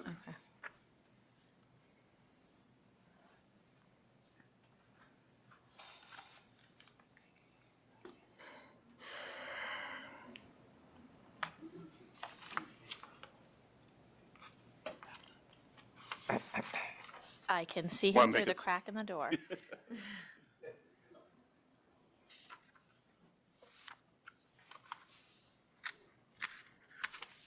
Do you want to hear the community board representative first, or? Yes. Yeah, okay. Thanks. Hi, Carter Booth from Community Board 2. I think that you're in receipt of our resolution on this item. I'm not quite sure what the applicant is applying for today in regards to the Sidewalk Cafe. From my understanding, will be a letter forthcoming from the Parks Department stating that the sidewalk portion of this premise is actually on Parks Department property and is not, I think the quote that from what I understand is that they've concluded that the Sidewalk Cafe will be on Parks property. Steve Simon, who's the chief of staff to Bill Castro, said that they'll be sending a letter so that the Sidewalk Cafe portion of this shouldn't, at this point, probably be considered as part of the application. Secondly, Why did that take so long? Because this was filed in June. right, I am not sure why that's taken so long. Because I mean, we've adjourned this 3 times, I believe. That's right. I think for you guys to come in, and now I can't make a decision without a letter. So what, from my understanding, I spoke to George Valankis, who's the designer of this park. They had reached out in the initial stages to the applicant, who also owns an establishment next door, and advised him that they would be refurbishing this park. And at that point in time, from our understanding, the applicant went and took the opportunity to take over the adjoining storefront after finding that out, and then moved forward with this application. And so he should have been aware that the Parks Department was actually doing all this work in the first place. The fact that they're doing work or not doing work doesn't change the property lines. That's correct. So my question is, does the park own the land you're talking about, or don't they? From Or don't we know? From my understanding, they do. So But that shouldn't, the fact they were changing the park or not changing the park is irrelevant to where the property line is. I'm not quite sure if there's a changing status here, because this is not a designated park per se. What it is that the Parks Department is now redoing this space. I don't know the exact language of if it's DOT or Parks or if it changed. Because my who's in only control. concern is that you guys have a major objection. The large part of your objection is because it's a park. We've gotten letters from you. This thing has been pending for 3 months, yet we don't have anything from the city of New York. Right. The city council hearing is coming up in the next few weeks. They were, I believe that the applicant just appeared at the Department of Consumer Affairs yesterday. The city council hearing is coming up in 3 weeks, and that's the final determination of this. So it actually isn't concluded yet. So So it takes 3 months, is what you're basically, I know it's not your hearing, I Yes, understand. I think Mr. Kelly could probably address the sidewalk cafe process and the length of time Okay, that can that you go takes. through the rest of your objections? Yes, so the other issue, I think, is that there is concern that this premises wouldn't, without a sidewalk cafe, would not really function as a full-service restaurant. And What are you basing that on? the size of the kitchen, the plans that were presented to us. Is the kitchen any smaller than the kitchen he's operating now in his other restaurant? I do not know. The concern was, though, that for the limited number of seating, that the actual food preparation would take place next door. Well, that would be illegal. And that's correct. And See, the problem I have when people come in to object, I don't assume people are going to break the law. Correct. I assume when they're coming here, they're going to follow the law. And Absolutely. particularly a gentleman who's apparently owned a restaurant for significant decades, it appears, and has, from what I can understand, no prior history with this agency. Negative history. Right. So I'm not going to assume a guy like that's going to break the law. So when this application was presented, we had to take the facts that were presented to us. And part of that was a sidewalk cafe that was in I front of the understand that. establishment and looking at this as a whole, not as the different portions of this. And one of the issues with the sidewalk cafe right now, he runs a very successful business next door. It's crowded. There are people outside. The problem is people start spilling out on the sidewalk in front of the location. The sidewalk cafe is sometimes set up larger than it's supposed to be. There are items that are put out, for example, planters and flowers in front of the establishment that block the sidewalk. So the concern when looking at this application next door is that this was an extension of the premises next door, and that they have the same conditions, and the fact that this park was is being refurbished or expanded. So those are the concerns that people in the committee and the board had. So if we remove the outdoor space conversation, the sidewalk cafe, then less objection? There's still objection, but there's less objection. And the But concern is I that, don't understand what the objection's based on, other than the outside cafe. well, that was the one of the leading Right, the so leading take that out of the equation. What's the objection? Well, it's difficult because I represent a board and I'm not speaking on my own. Well, you guys have had conversations about it. Right, that's correct. And I'm just So going to what were those conversations? predominantly what I had mentioned is The that the kitchen, that the space is going to be not operated as a restaurant, that it's actually going to be an accessory area to the space next door, and that the And just for the record, how far, they're one building apart, or? right next door to each other. I think that there is they're they're entrance. contiguous? Yes, and there's I believe there's a residential entryway that separates the two spaces to the building above. So the other I'm trying to remember the details here. So the other issue and concern was that when business is slower, that they're basically, even though they're separate businesses, that you're having two separate staff. So you would have two chefs in the kitchen. You would have. But once again, you're assuming. That's correct. Facts, not evidence. And so, if because we can only hear what's do you guys presented have to any? us. Do you have any negative history? Is there any 311 calls? Is there anything that you can point to about his 25 years of existence that would lead me to believe that he's going to all of a sudden start operating a nightclub? No. Okay. Absolutely not. I mean, this is adjacent to school.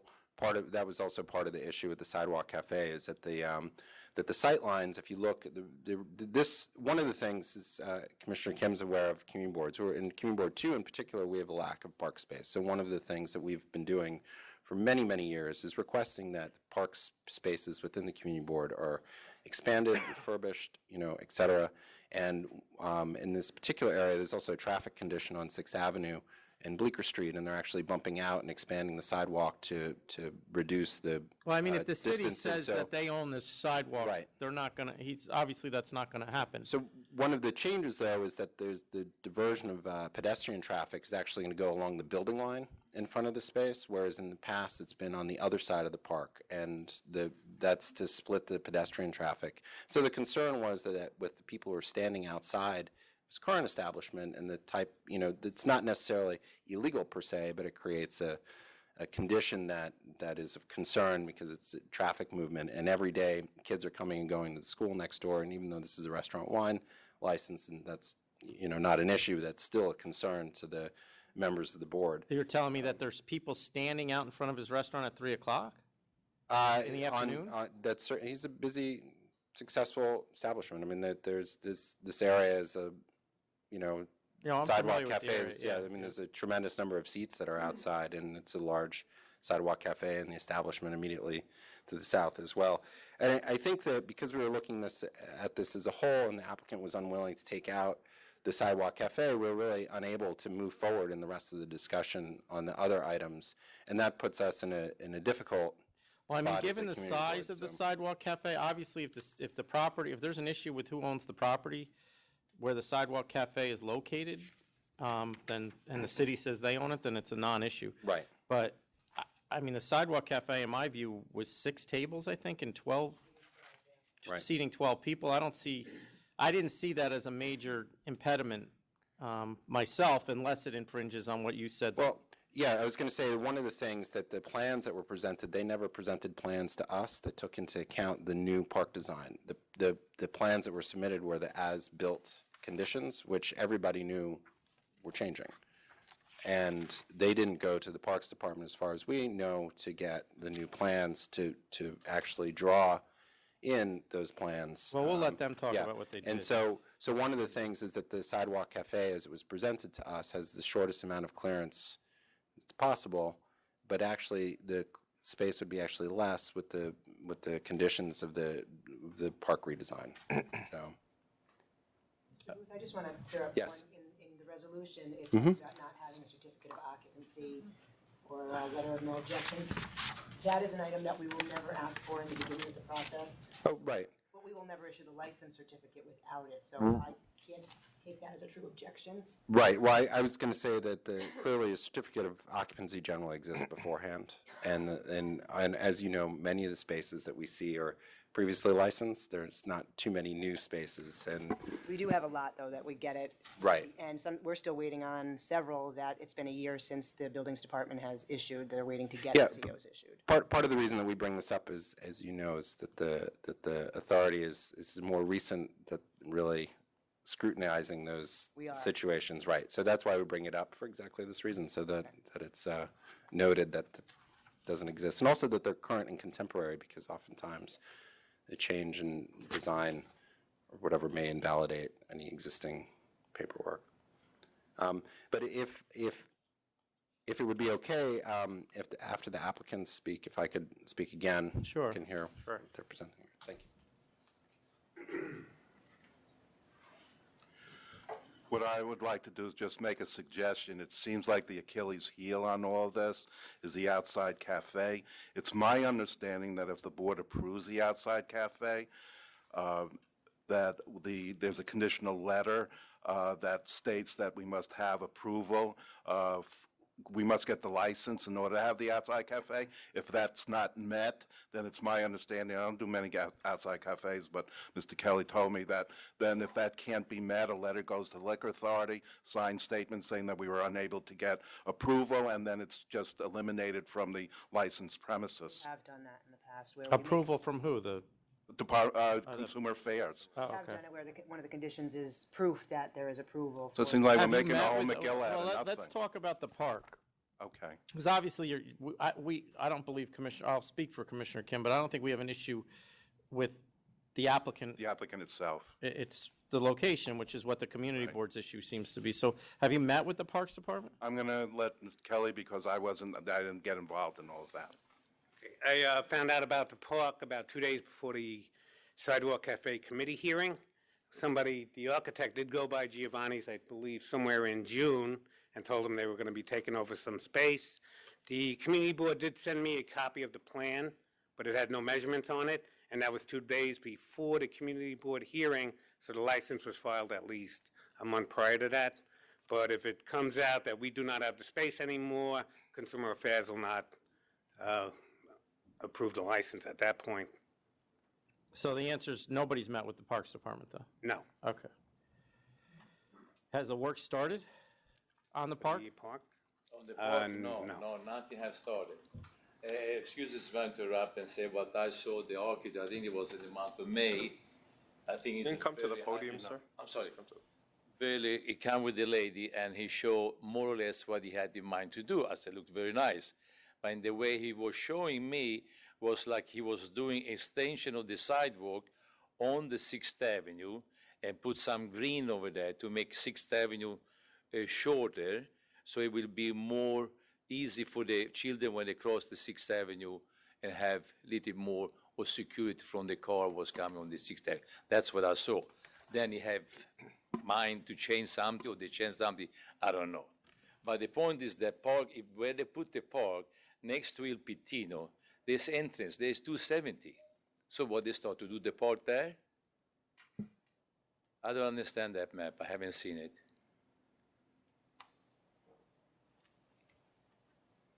So it looks like, they do the park, as soon as somebody come out from the door to 270, they come direct to the park? Because next to that is Il Pittino. The one plan we did get showing what they're going to be doing with the park has no measurement, so we can't see how far away it would be from the building line. But if we are not able to make clearances, the Sidewalk Cafe license won't be approved. But so if we were to remove the sidewalk cafe issue now, would you still proceed with the rest of the? No. The wine license. Oh, the wine license, yes. Of course, you need also sidewalk. You have space inside only, what is it? But you would still go ahead with the application? I don't know about that. No, it's a yes or no now. It's only 6 I mean, tables. we wouldn't issue the license certificate unless we had Sure. proof of Right. approval Right. for the sidewalk cafe. I want to go through the whole approval process until the parks comes through, but the parks. Well, no, the Consumer Affairs is going to have to check with Parks. Consumer Affairs Yeah. too, but they seem to take a very long time, so. They have 6 months to meet the conditions of approval, and then they can request another 6-month extension. At this, if I can throw this in, at this point, we had the Consumer Affairs hearing yesterday, which is basically a rubber stamp on these. Of course, they do comply with the law, so now it proceeds to the city council. They have 20 days to respond. If they don't respond, the contracts that we would have go to the mayor's office. They send those back to Consumer Affairs, then the license would be approved. I really don't think Consumer Affairs would describe themselves as a rubber stamp and probably disagree with I- everything you just said. Well, on the DCA hearing, it's more of a hearing about the legalities of having a cafe there. And they said okay already? They had the hearing yesterday, there was no objection to it. There's no objection. They have to put out a decision, but, do they eventually go and consult with the Parks Department regarding the changes in the park? Which have not even started yet, I understand. We wouldn't, I don't know if they would, but I'm sure the Parks Department would send them some information on what the changes would be. Can we make this conditional on getting something from the Parks Department? We would, yes, we would absolutely do that. Okay. But that's, so you'd be adding 6 tables and 12 seats? Yes, we'd be coming out 6 feet from the building frontage. We have 2 lines of 2-foot tables. And next to it is currently 25 tables and 50 seats? Yes, to the south of it.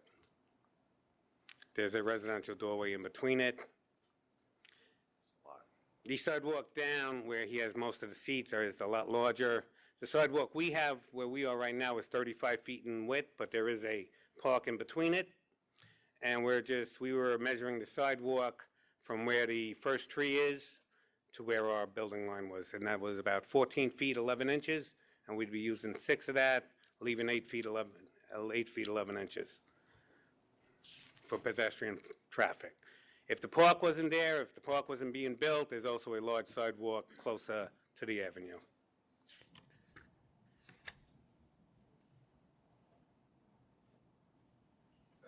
Yep. Sure, yeah, I was there last year, and I'm trying to picture this. I was at that school, actually. No, he's showing us the proposed park, which hasn't even started. Right. But I guess that's what they're talking about. Yeah, there's the school. Sidewalk, existing location, so they must have all these tables here. They want to come out here. We have plans for the sidewalk. 6 feet. It's one table. They're going to go vertical. No, the diagram had 3 tables out. Commissioner Kim?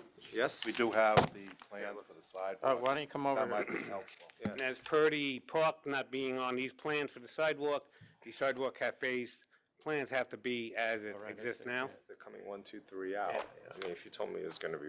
The problem is I don't see this. This is his plan for the park. There's a parks plan for the park. Parks, one of their proposals. When was, Mr. Booth, when was this parks rendering taken from? That was provided to the community board by the. When? That was just a month and a half ago. Oh, so it hasn't, this likelihood that it's changed hasn't, is small. My understanding, that's the final design. So they're going to, I mean, you understand that if we end up giving you this sidewalk cafe, they can take it away from you.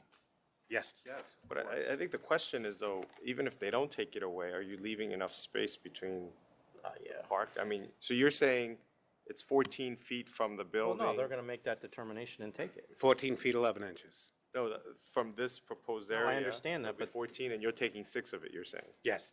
You're 14 proposing feet, to take 11 6 inches, we would. And leaving take 8 consent. feet for people to walk by. And you also have the other part, the other side of the park, which is also But it's also, traffic. my understanding would be that Consumer Affairs and the Parks Department would say that it's not enough space for people to walk and take it from them if they felt that way. If they felt. He's not going to own the land, he's going to basically be using it. But if it's not owned by, right, so if it's not owned by the park and Consumer Affairs says, okay, you can do it, then it's a matter of us making a decision whether. No, am I flow of incorrect on that? traffic and what. If the changes to the sidewalk occur after he has that outdoor seating, the city can come and take that outdoor seating away. Well, I don't know if they can, then they have to file an alteration to remove the sidewalk cafe. They can still remove it. I don't know if the city can do that or not. Yeah. It was explained to me with the sidewalks surrounding. Can you just come to the mic, please? It was explained to me, and I don't know if this is accurate or not, but as an illustration so that I could understand, that surrounding city parks, the Parks Department generally has jurisdiction. So for example, in Central Park, that the permitting on the sidewalks surrounding Central Park is actually handled by the Parks Department, and for the sidewalks around the park. So that was the example that I was given of why the Parks Department this would be a concession through the Parks Department if there were seating, as opposed to a revocable consent by the Department of Transportation, the Department of Consumer Affairs. But that's my point. If that ends up being a park, which right now it's not, correct? It is. Not to the extent that it is here. It is though. not to this extent. Like I said, these are pocket parks, and I'm not sure how they're actually identified by the city. But from my understanding, the Parks Department So they could said take, that this they is. would be able to take it away. I don't know how. Similarly, if somebody is found to be with a liquor license in violations of specific terms, it's on the renewal that it's actually not reissued. And I don't know if it happens that way or if the revocable consent is canceled or how that process actually But works. the community board's position is even if the parks say this isn't on their land and rule that this is okay use of that particular space, that this will leave very little space between whatever the 6 That's foot correct. seating That- to the park beginning, which is another 8 feet. That's correct. Coming There's- out of school and whatnot, that seating here kind of. So I have another rendering here. It's not particularly clear as the looking down. And you'll see that there's some sidewalk cafe seating that's indicated on the plans, I guess right above where it says brick building, on the lower part, 6-story brick building. That's the existing sidewalk cafe. And so if you look, there's sort of a walkway going down towards Bleecker Street on the right side. That's actually considered a main lane of travel. And then to the left along 6th Avenue is the other lane of travel. So this is sort of the issue, that there's enough clearance and walk space or walkway space going down to Bleecker Street. I mean, is the architect who designed the park explained to us that he actually would have designed the park probably a little bit differently if he knew that this was an issue, to actually make it very clear that the walkway would be unobstructed. Commissioner, I usually don't like to be overly technical, but on Circus Disco, it did state that speculation as to traffic congestion is not something to be determined by the liquor authority.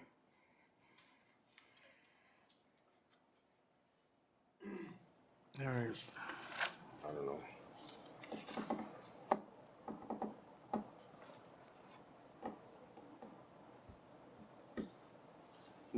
I think that the reason that this was laid over a number of times was actually to wait the final determination of the sidewalk cafe. You can correct me if I'm wrong. It wasn't due to the community board. Yeah. I get it. But it was due because. But it sounds like we still don't have it. Yeah, we want to be, yeah, exactly. We wanted to be prepared, and we weren't. And after 2 adjournments, it really wasn't proper not to go forward. So from my understanding is that within 20 days of yesterday, starting yesterday, that this item will be finalized after the city council. No, whether 20 they days. choose- The city council have 20 days to make their decision.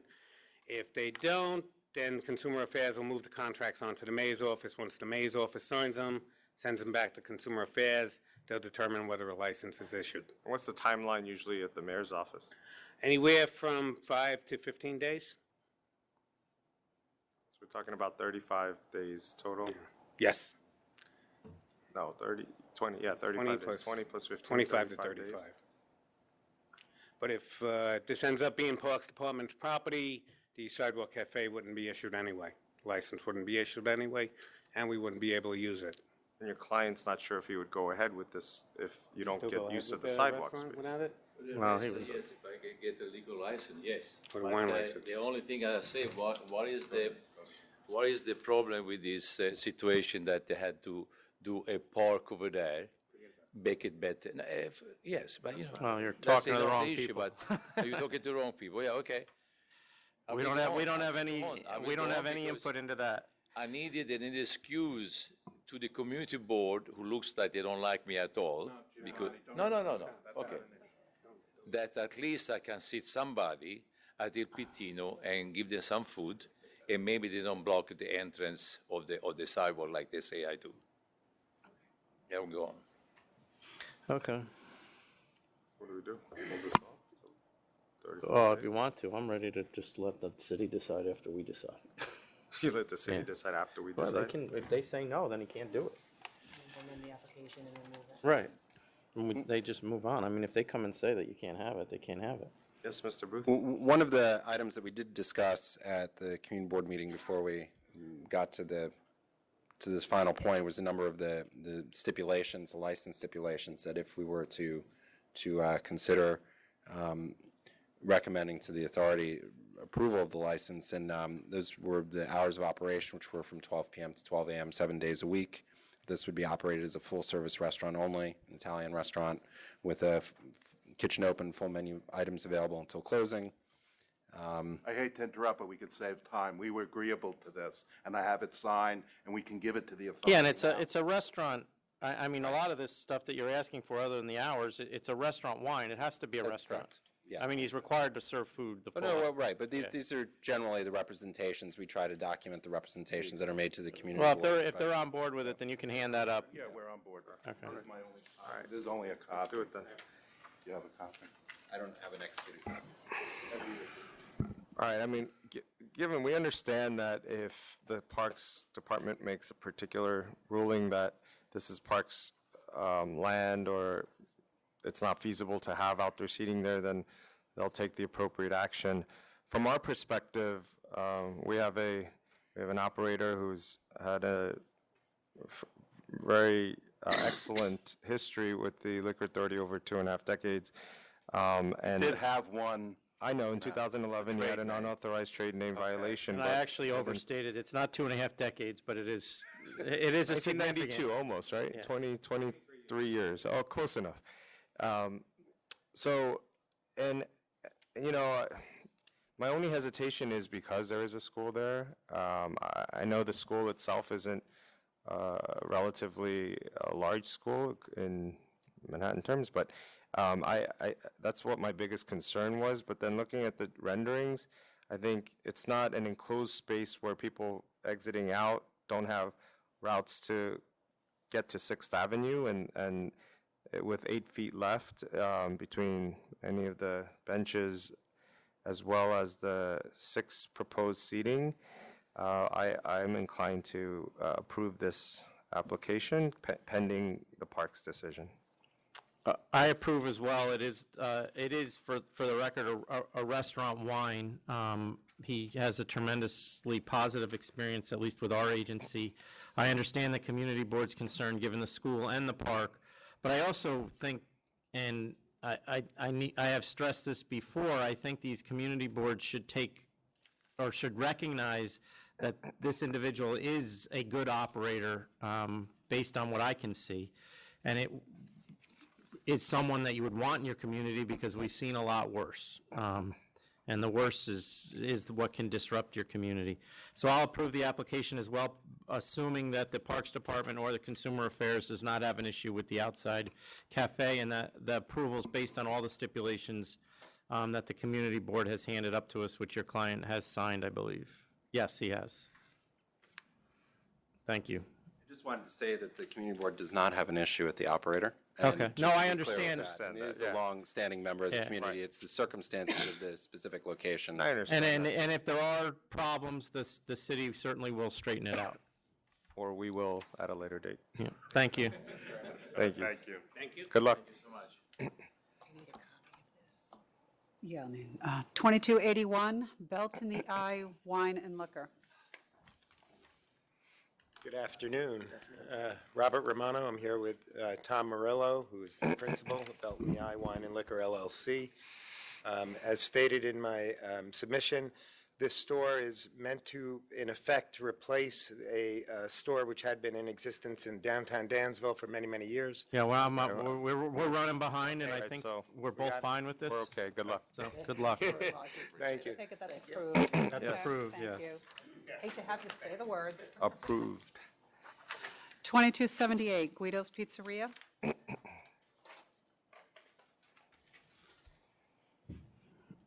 Just a note that the board had Yes, originally... Secretary, This was my could I you own it. explain to us what happened here? Oh, sure. I did have a conversation and emails with Mr. Gabay, and I did write down that I said okay for an adjournment.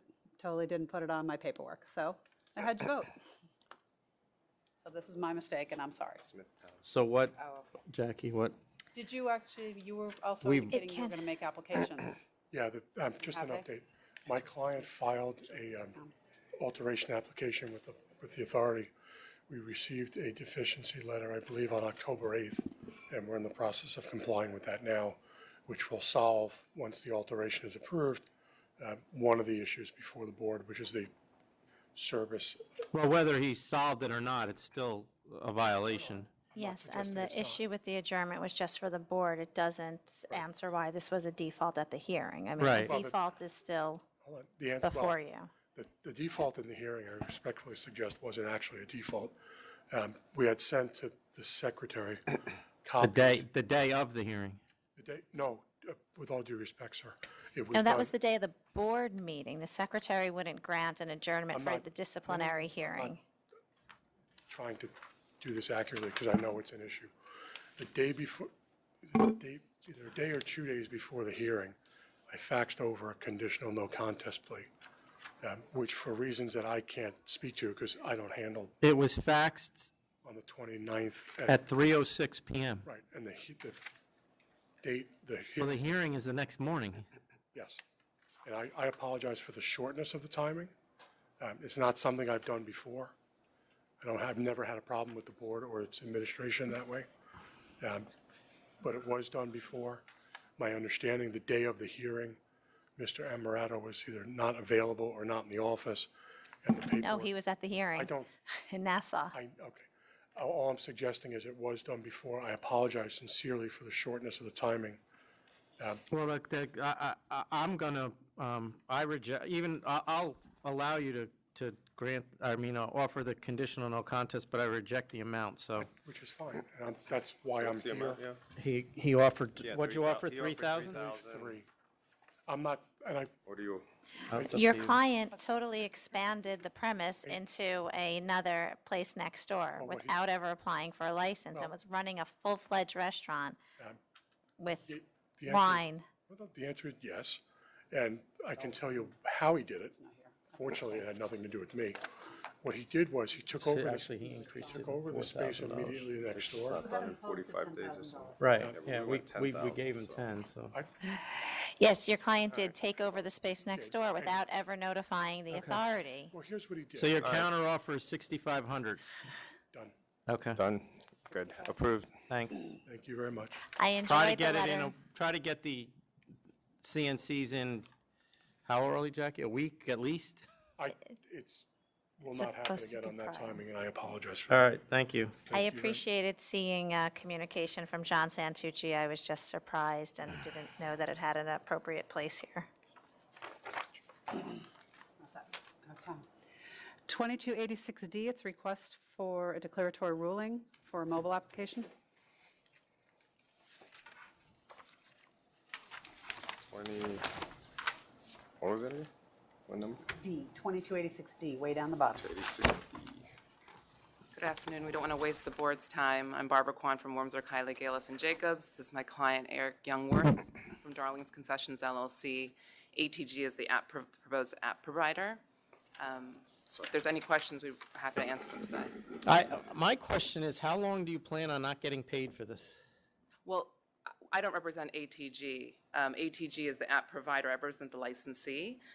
Eric, you may know how long ATG intends to. Actually don't. There hasn't been a discussion at this Oh, point. if you want to come closer. Sorry.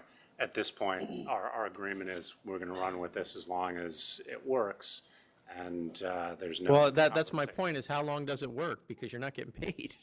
The agreement is for a term of 1 year, and that may be the trial period. So that's what this is they're trying to test whether it's used or not. Yeah, I think if there were any change, we would be in front of you, obviously, if there were anything about any of the revenue flow or anything like that. And you will be in charge of the selection of the product and the price of the product? Absolutely. All the money flows, the customer funds flow straight through PayPal Yes, to Darling. and then to Darlings. So what, are you asking us to approve the ability for you to get paid?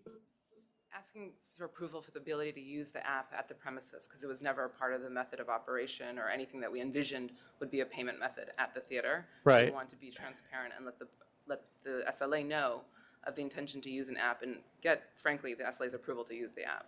But it also says in here, ATG will retain the patron and theater information and in the future may wish to be compensated. They may wish to be compensated if there's a renegotiation of terms. We're happy to come So you back don't to have the any authority. terms negotiated on what the compensation may or may not be? None that I know of. Do you know, Barry? No, at this point, it is 0, and it will stay 0 for that. Okay. Yeah. So, I mean, under that scenario, I'm fine with it.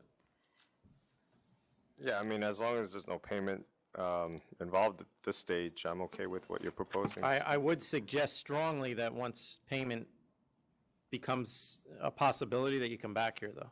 Absolutely. So Okay. can I clarify that since the licensee is selecting the product and the price of the product and is serving the product and all the customer funds do not flow through the third party and do not go to the third party at all, the members do not consider the use of this app an availing?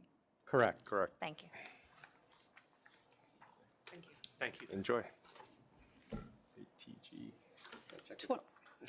2286A, DWF Wines and Liquors.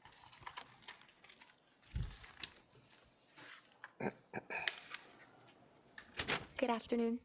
Vivian Tozaki on behalf of DWF Wines and Liquors. I believe there's some opposition. I just don't know if they're present. But I did the FOIL and found some letters. So I'd like to give them a chance to speak. Yeah, I don't see anybody. Nobody standing up?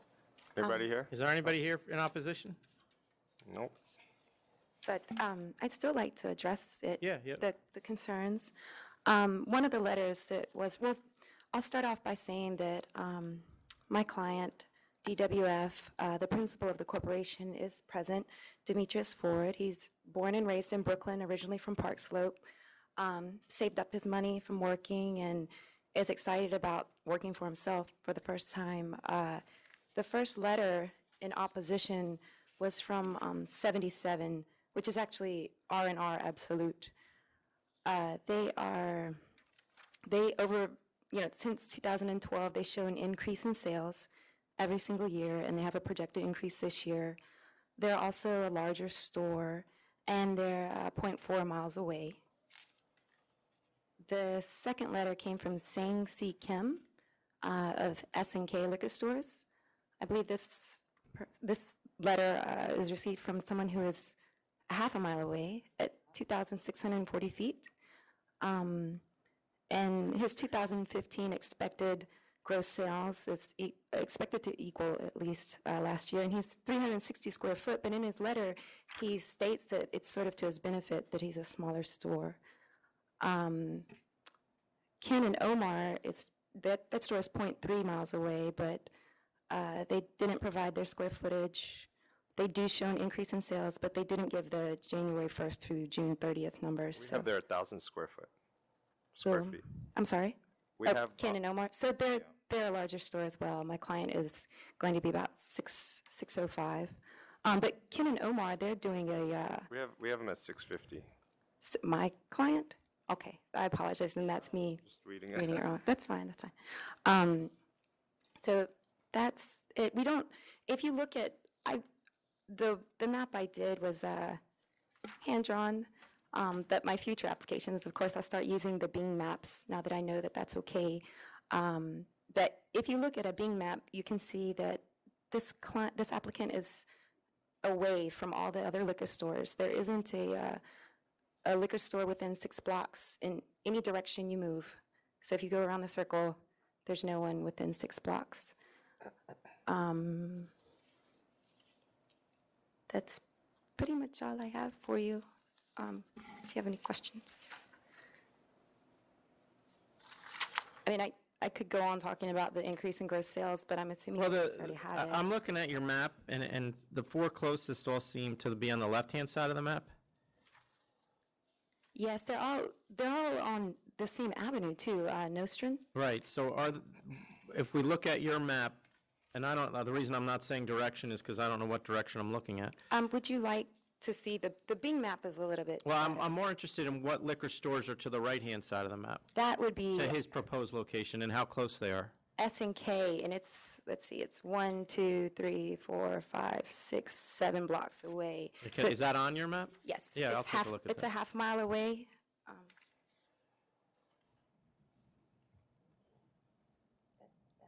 Okay. And is there another one around there, or no? No, not that. I just did a nearby search. Okay. And I drove in the area, but that's. Okay. Where is this thing?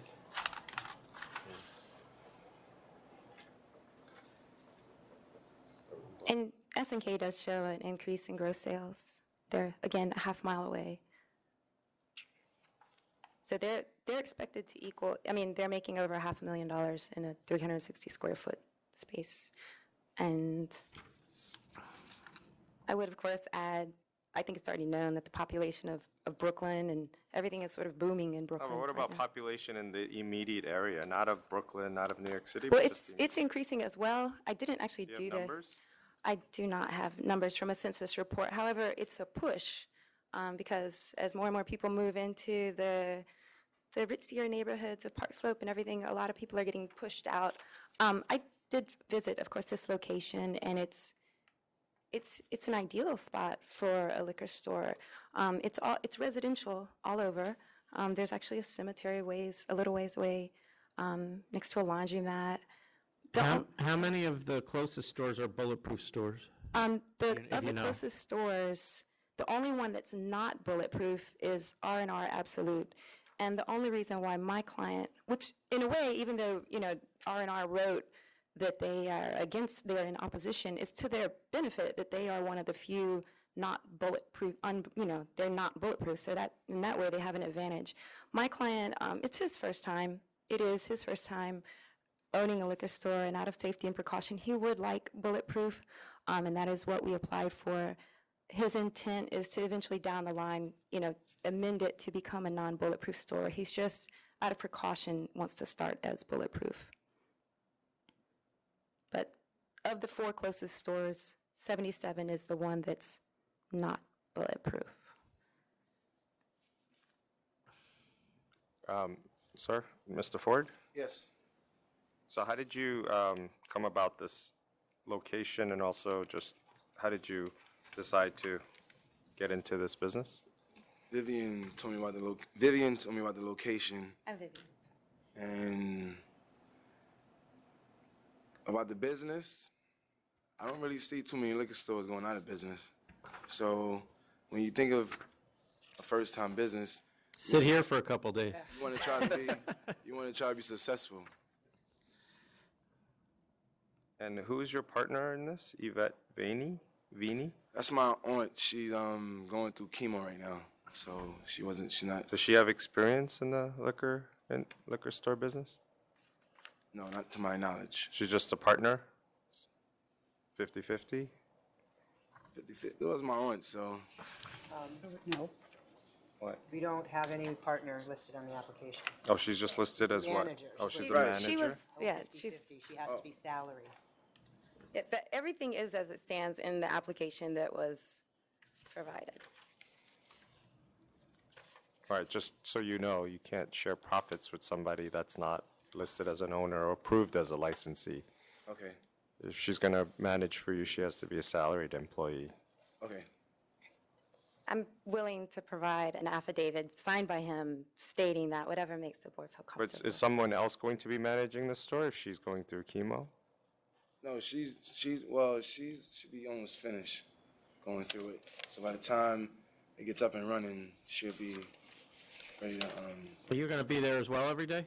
Yes. Yeah. He's quitting his job, actually, at Metro North.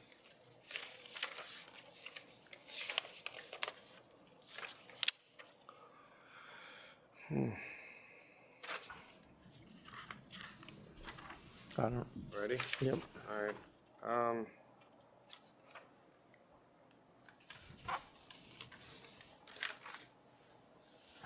All right, I'll vote to approve. I think, as we pointed out, geographically, I don't know exactly what direction that is, but the closest to the ones away from 3 of the 4 closest stores is as half a mile away, or approximately 10 city blocks. And I think the location and the sales, somewhat flat, but not declining, and given the the particular location here, I think there will be a public convenience and advantage for those who live further down on the other side of New York Avenue. So I vote to approve. I'll vote to approve as well, based on the same reasoning that put forth by Commissioner Kim. I think there is a public convenience and advantage given the location. It is right off of, I don't know, what's the name of that park? The one off of Clarendon? I don't know. I thought it was a cemetery. Well, a park, and then south of the proposed location, there appears not to be a liquor store within at least 10 blocks. So I think that the location itself is very helpful, and the sales, while flat on some, do seem to be, most of these stores in the area seem to be holding their own at least. So I'll approve the application. Okay, good luck. Thank you, thank you. Thank you. Appreciate it. 2222, Tres Sabores Restaurant. God, there's a lot of people that showed up today. I know. Offer 5,000. Good afternoon. I'm good. My name is Lawrence Cara. I represent Tres Sabores. Next to me is the president and sole owner, Alex Martinez. The purpose of my appearance is I had put in a conditional no contest plea, which was initially rejected. I had spoken to Mr. Amatrano about this, the gentleman entrusted with the prosecution of the matter. In discussing it, he had agreed that count 2 would be withdrawn. The board did so indicate same, and predicated upon conversation, we had proposed a CNC of $5,000 at this time. We're asking reconsideration of the board to accept this Okay, so application. I'll grant the reconsideration and accept your offer of 5,000. And we'll withdraw charge 2, is it? Both withdrawn. Yes. That is fine. I'll also state that I'll be instructing enforcement to go out again to the location because this is a very big issue in the area and a term of the license. Well, and I'm going to, I mean, the next time, there's not going to be a discussion. So you might as well go right to hearing because he's going to lose his license. That's understood and agreed. So that's one. I have met with the mayor as well on this matter and several others, and we had a very fruitful conversation. I did have a meeting with many of the owners down in Hempstead in an effort to resolve some of the difficulties, and I think the community... Well, the has- difficulty is very easy to resolve. Shut the doors. Quite... Right? These are charges that he's staying open too long. Am I wrong, Jackie? No, it's that simple. I understand that, Your Honor, as does this particular petitioner. I would only indicate that he had only one negative event in the past 8.5 years. I know, but this is an easy, see, the thing was that the drives same me crazy in this position Yes, is sir. when I get people in here that the problem is so easy to solve, whether it be music or shut the door or whatever it is, and then they come back here again. And I have no tolerance for it. So I can tell you that if he comes back here, we're not going to have a discussion, go right to hearing. That's understood. Thank you, I'll Mr. accept the Chair. 5,000. Thank you, sir. 2279 United Nightclub. This is actually a reconsideration. This is a reconsideration of a full board. Yeah. One set or multiple?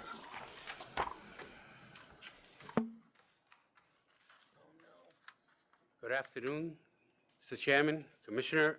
My name is Manuel B. Vidal Jr. from Vidal and Associates. I'm here with my associate, Hector Santana. First of all, I want to apologize. I was ill for a month, and I could not work. I hadn't worked, and Miss Lady Marcella Ferrero, who's the principal of United Club, lives in Middletown. I live in Queens. My office is in the Bronx. So there was a logistical problem here, so I want to apologize. Where's the landlord? The landlord's not here. All That's a problem. right. But if I can address the issues with the disapproval? Well, first there's the question of whether reconsideration will be granted. And then the substantive issue of the license I'm ready to vote application. on the reconsideration. I vote to deny reconsideration. I vote to deny the reconsideration as well. I've read all your papers. There's nothing new presented here. And for the record, the landlord of the proposed establishment is a former operator at the exact location and was canceled by this agency, I believe, in 2014. Is that correct? I'm sorry. Was this license canceled in 2014? 2014 by the landlord. Previous. I will tell you in one moment. The local police department is concerned about a lack of a security plan, and based on our measurements, this is a 500-foot issue, so I don't see anything new that you presented that would demand reconsideration. Well, Mr. Chairman, the landlord, despite the fact that there was a cancellation in a license where he was a party, didn't preclude him from applying. As far as we know, he had no criminal record. So No, he he wanted could- to be. Anybody can apply that wants to. I'm not questioning whether he's allowed to apply or not. I'm questioning whether that someone that has been in that location and we took their license is a good candidate to be involved in another establishment at the same location. And I've made the decision that he's not.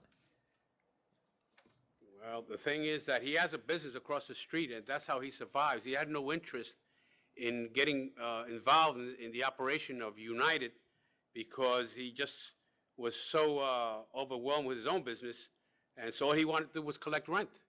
He had no personal interest in being involved in the bar operation. He could have been. I mean, he would have applied. Maybe he would have been denied, or he could have been approved if he had a good argument as to why the cancellation had occurred. So what I'm saying is that he's substantially benefiting from his business, which is across the street.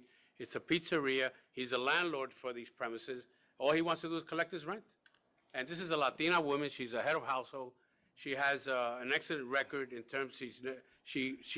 I know she operated for a very short time with a temporary permit. She had no adverse history.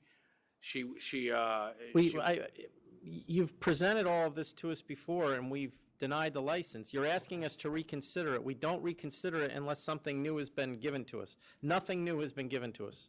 Mr. Chairman, who made presentations before It was denied by the licensing board, correct? And I don't see anything different than you. No, it was denied by Full board. Oh, full board, I'm sorry. On September 1st. We denied it. So we've seen all this, we heard it all, we gave you the reasons last time why it was denied. I'm standing by those reasons because you haven't submitted anything that would lead me to change my mind. And I think I'm not going to speak for Commissioner Kim. I already concurred. I already put in my vote. I mean, there's nothing you've said. It's a reconsideration hearing. It's not a re-argument of everything you said or we heard in September 1st. All right, so, I guess, we could reapply, of course, right? I mean. You can, yes, Yeah, we'll have to do anybody, that. certainly. Great. Okay, thank you. Thank you.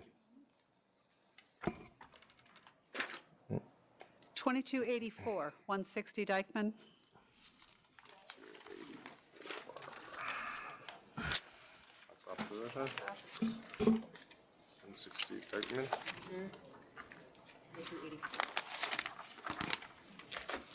Oh, still the basement. Well, this is where the. Good afternoon, my name is Frank Palillo. We are. For you. Wow. See you. Mr. Palillo, your client entered into stipulations with an elected official? No, Madam Flug. No? No. Oh, wait a minute, you're talking about the community board advises you to go to the council member and do the same types of stipulations you do with the community board, so that may actually be. This particular community board asks that you do that. They have a representative of that council member's office at every meeting, so it's something they do. They ask you to do what? They ask you to sign a stipulation with a particular council member who oversees that community board. We would not It's Sure, it's not just, enforceable. it's just a little bit bizarre. It's done on every community board 12 application. The city council member would have no authority to enter into We would not incorporate stipulations. them into the license if they weren't done with the community. Something the community board asks for, I'm certainly not going to say no. No, you wouldn't Not do me. that.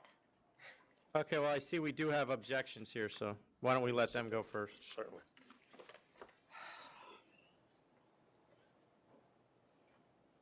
Good afternoon. My name is Michael Carrozza. What was your last name? Carrozza.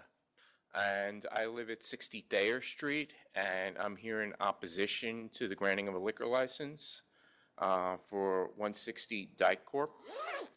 And before I begin, I just wanted to let you know that I have a letter from the pastor of Iglesia Cristina Jesus Cristo Restaurante. It's a storefront church on 170 Dykeman Street. It's literally 3 doors down and falls well within the 200-foot rule. And I have a letter here from them in opposition, and I also have a copy. So, Should I like to hand it up, please? you want the original? Whatever you've got, whatever you want me to see.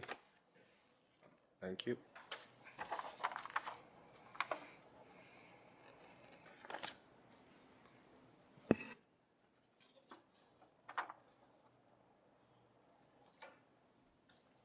Okay.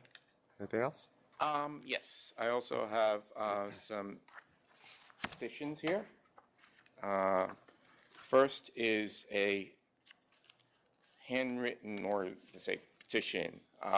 Basically, I gathered petitions, signatures from within my neighborhood over a course of about 8 days, 1 month on weekends. And I gathered about 145 signatures. This is the original. I also have copies. And I also created a change.org petition. And I have comments. And I believe I have about 330 signatures. Okay, well, none of them came here, so why don't you tell us what your objection is? Okay, basically my objection is that Dykeman Street is oversaturated with alcoholic establishments. Within 500 feet, there are basically at least 4 establishments that serve straight alcohol. Don Coquille, Lotus Lounge. There's a place on Sherman, I don't know the name. Okay, and there's also Viva Tapas Bar. So this would be the 5th establishment within 500 feet that will be serving straight alcohol. And according to their presentation, they want to be open from 7:30 in the morning till 4 a.m. And during my petition gathering, the signatures, what I can tell you right now is the people in the neighborhood knew nothing about this, nothing, until I started talking to them about it. And I told them exactly what they were proposing. I told them about the parking, that they would be taking about 70, it turns out that taking 80 parking spots from the local garage, and literally everybody said the same thing. Too much, too much. We don't want this in our neighborhood. Did they go to their community board? I believe there were a couple of people who went to the community board. Their application was voted down in the full board hearing. And I have a letter from the community board. We have a letter from the community. Okay. And I also have a letter. It was supposed to be a letter. It didn't work out. It didn't open up. It's from the pastor of the,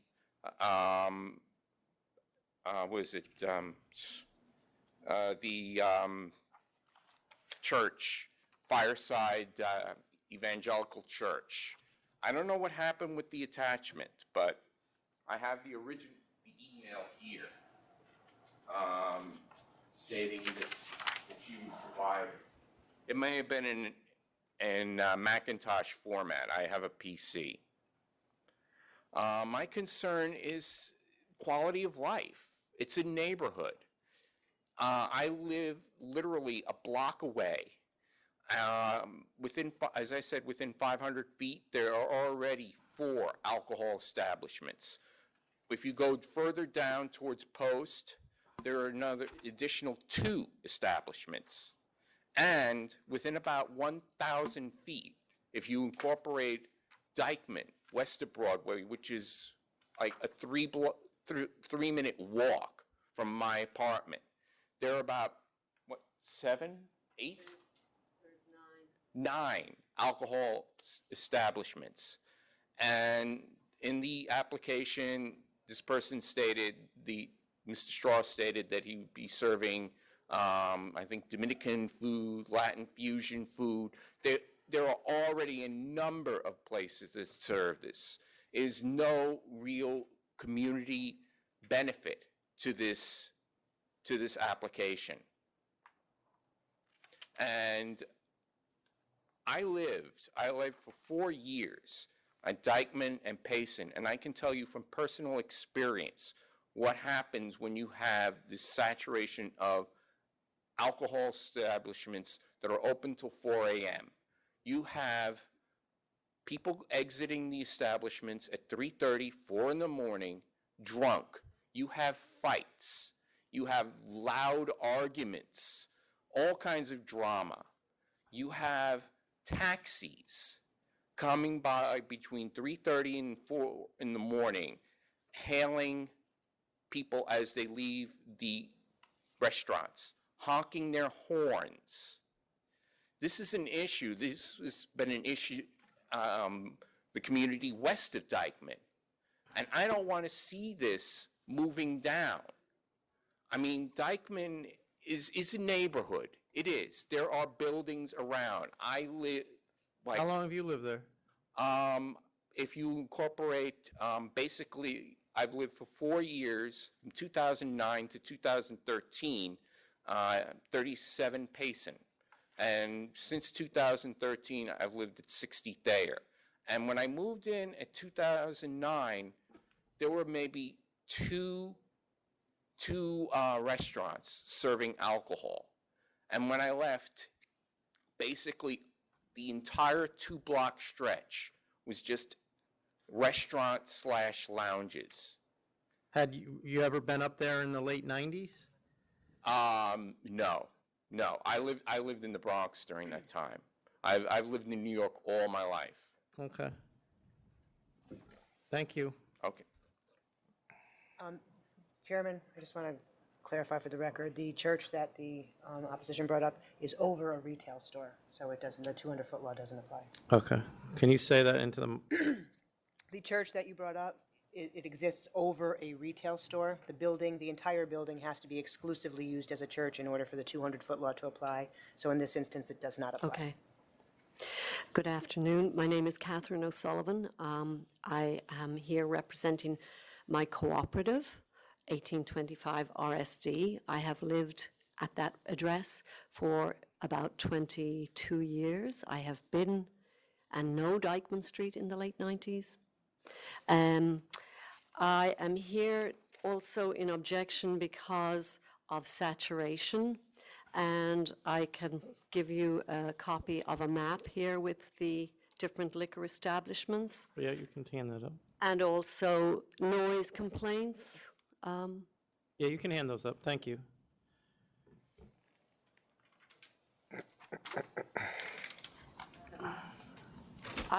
My building is a 42-unit building. We have approximately, and it's a changing number because people have roommates and parents and children who go to college, but we have between 70 and 80 people living in our building. I have another letter from our building dated yesterday. It's really very similar to what we submitted at the 500-foot, but I'm happy to present that. Sure. Thank you.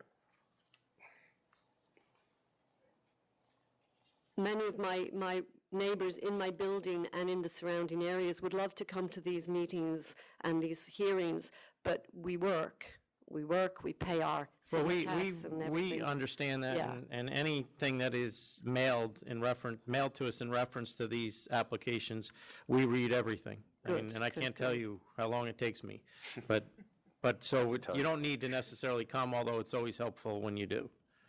So to reiterate what Mike Carrozza said, he did not mention that he actually moved to Thayer Street from Payson Avenue to get away from Mama Juana's noise. He had met with the manager, and the manager assured him he would reduce the noise, but he never did. So I just wanted to add that too.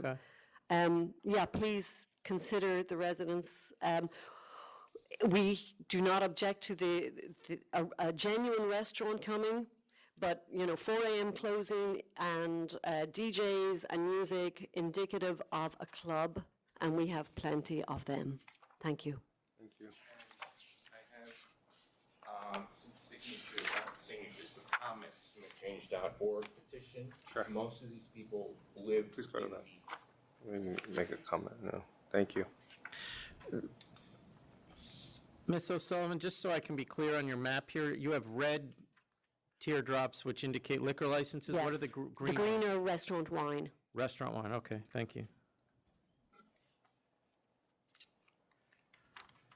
Okay. Oh. Questionnaire.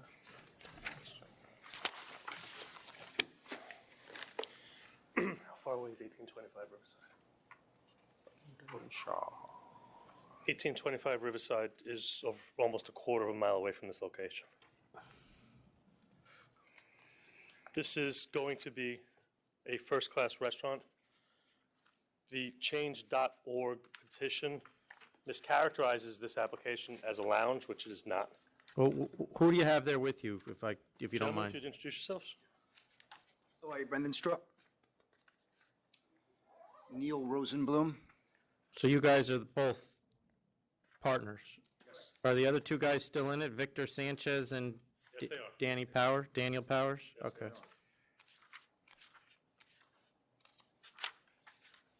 Okay, you can go ahead. I'm sorry to interrupt you.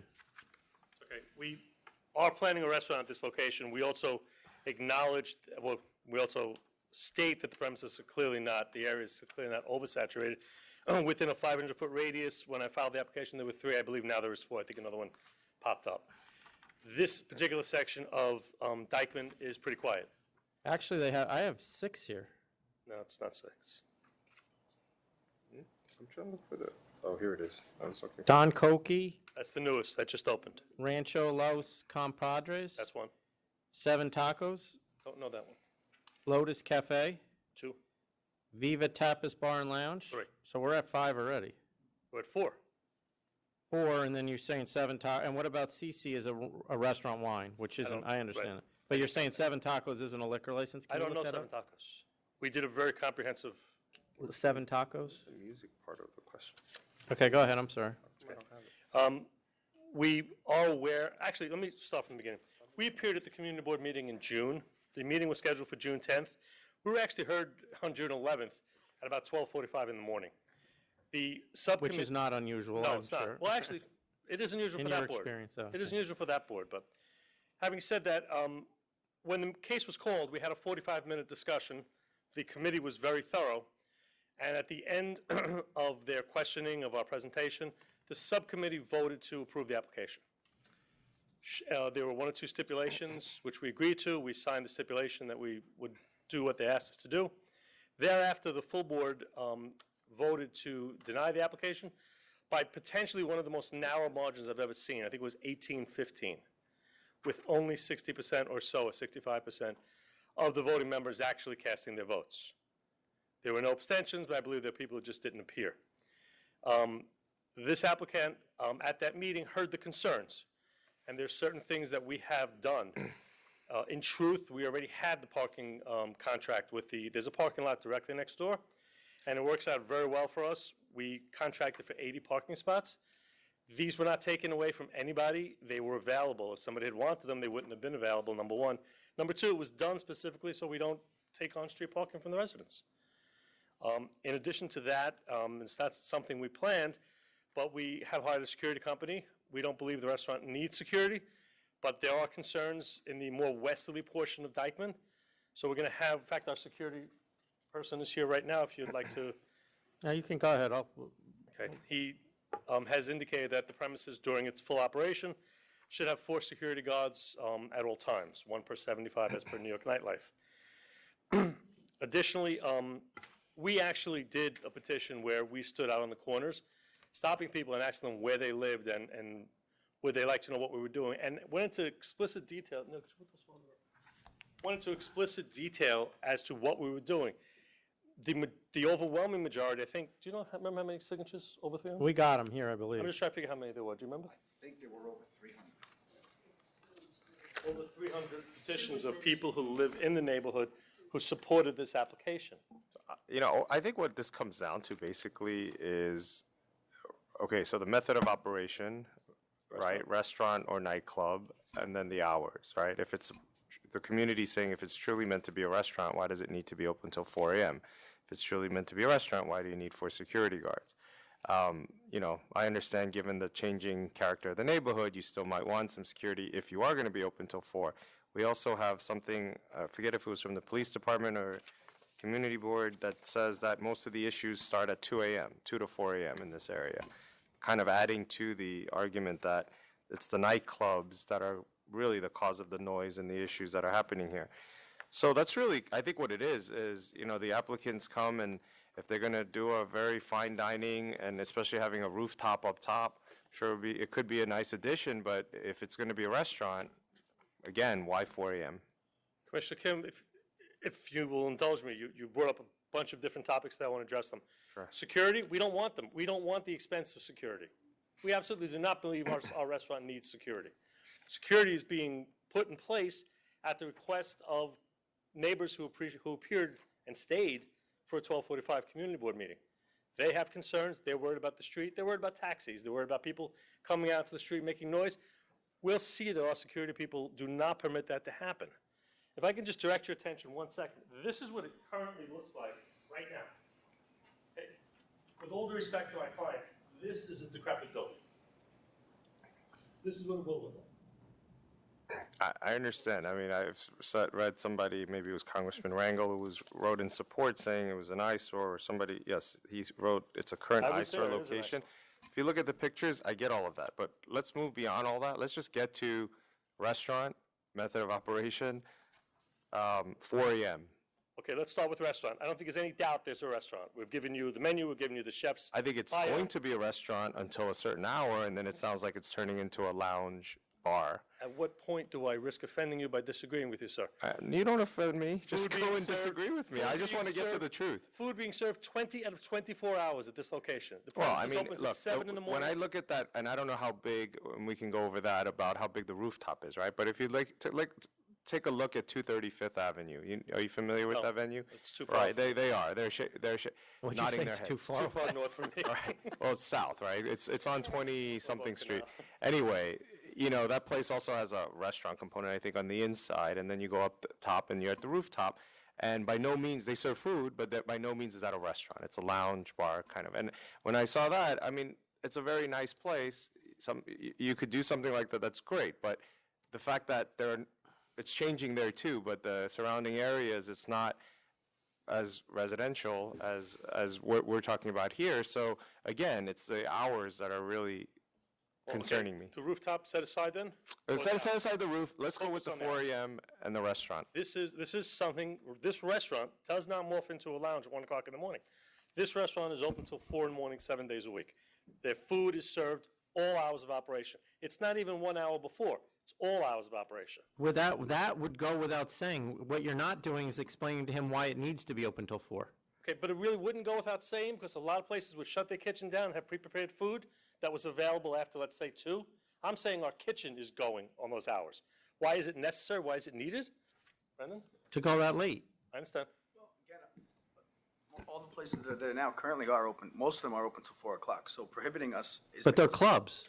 They're not clubs. There's no clubs on. Well, they're the ones causing the problems. Right, on the western portion of Dyckman. But see, that argument doesn't work because already with 3 or 4 or 5 places within 500 feet that are open till 4 a.m. causing problems, the whole argument is why add another one that's going to increase the problems? And even if you yourself are at a point where maybe you'll manage the crowds better, the fact that 170, 300 people, whatever, could be theoretically on a Thursday, Friday, Saturday night coming out of your restaurant at 4 a.m., adding to whatever is there, that's the whole purpose of the 500-foot law, right? Because we want to be able to mitigate those kinds of public quality life issues. But no one has said that those restaurants within the 500-foot are causing a problem in the neighborhood. They did. They did. 1825 Riverside.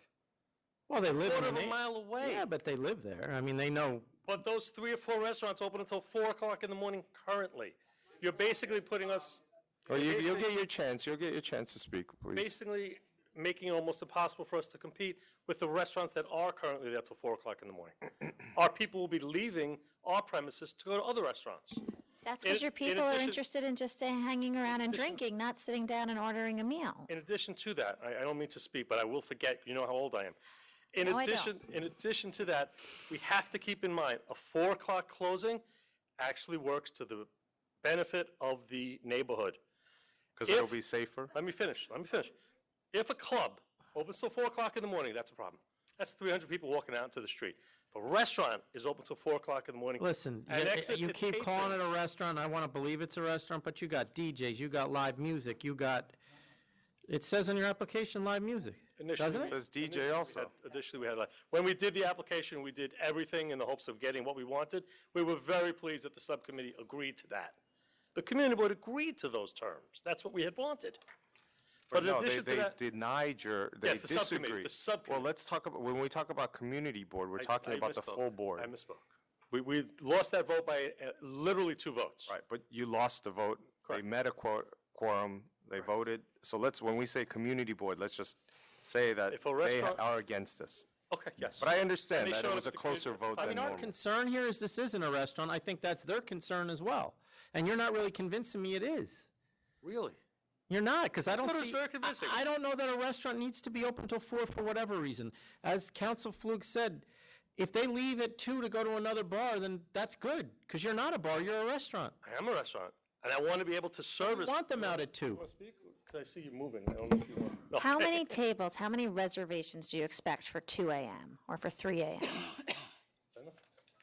Again, I couldn't give you a number. I mean, again, it could be 100, it could be 150. I don't know exactly. But do you want those people at 3 a.m.? They're probably out drinking all night. Again, I would like to make the most out of my business because the investment that we're making for the place, I'd like to, I'd like a chance to not have my, not to be handcuffed to somebody else can have my business late at night. That's all I'm saying. My other places, my hotel bars that I'm in, the other places, we'd open until 4. We open at 6. We open for breakfast. I'm the restaurant person. I've had three different hotels. We open When at you're in a 6:30. hotel, it's a different clientele of people who are arriving at all I understand. times. And then- What are the hotels you're in? 4 Points. 4 Points in Chelsea, 4 Points in Manhattan. We're opening up next month in Platt Street, and then the other one is in downtown Brooklyn, Hotel Indigo. And there's never been anything. I have You're an licenses. owner in that? How come it's not listed here? He only says Bronx Tavern. Well, Bronx Tavern is one of the first ones I opened up, and then I opened up one on 3rd Avenue. License history was so long, it required another question that page. You may not have it. Oh, he should have it. But voting to the question is that, yes, some people do come out at 2 o'clock in the morning or 1 o'clock in the morning. And again, I know when in my younger days, I don't do it anymore, obviously, but in my younger days, when we'd go out, we wouldn't go out until 12, 1 o'clock, because that's the time to No, go out. I understand that. No, Are you going to be at this place every day? Absolutely, that's my full intention. Every place I open, I But you spend. put here you're a part-time manager, 10 hours a week, basically overseeing ordering and scheduling. That doesn't For say which one is that? For the application, the questionnaire you That was- filled that out. was initially until we saw the community board concerns. At that meeting, Brendan actually indicated he'll be there on a full-time basis. It says Brendan Shaw, part-time PT manager, approximately 10 hours per week, Monday through Friday, 10 a.m. to 12 a.m., which is 14 hours, or That was before I knew it was. basically overseeing ordering and scheduling. So that's not him being there personally As at a all result times. of the concerns of the neighborhood, he has agreed to be there personally all the time. In addition to that, both Brendan and Victor have excellent license histories with premises that go till 4 o'clock in the morning. And I'm asking you to take that into consideration. I recognize that. What were the 4 Points in Chelsea? 4 Point 5 Sheraton? points, it's a hotel. 4 Points, it's a hotel. Yeah, Sheraton brand, Yeah, right? Sheraton brand, Yeah, in yes. Chelsea, right? In And then where Chelsea, else? 25th Street. In downtown Brooklyn, Hotel What's Indigo. the name of the restaurant then, or is it? And Brooklyn Brew House? Brooklyn Brew House, West Side Brew House. And the new one we're opening is In- Catch in Brew House. putting his social security number in, I'll try by name too. I think I'm bringing up the Abbey Tavern, Astoria Brew House, Jimmy's, and this one. That's what I'm bringing. What else do you have that's not? No, I'm talking about on our Again, system. I'm sub-party by the hotel, so the hotel, that's the So he reason may why. not be the licensee, is what he's saying. Yeah, exactly. I'm hired by the hotel. I run hired the by restaurant the from day to hotel, day. you manager? That's on the, Right. the licenses that he holds, but I'm not bringing it up here.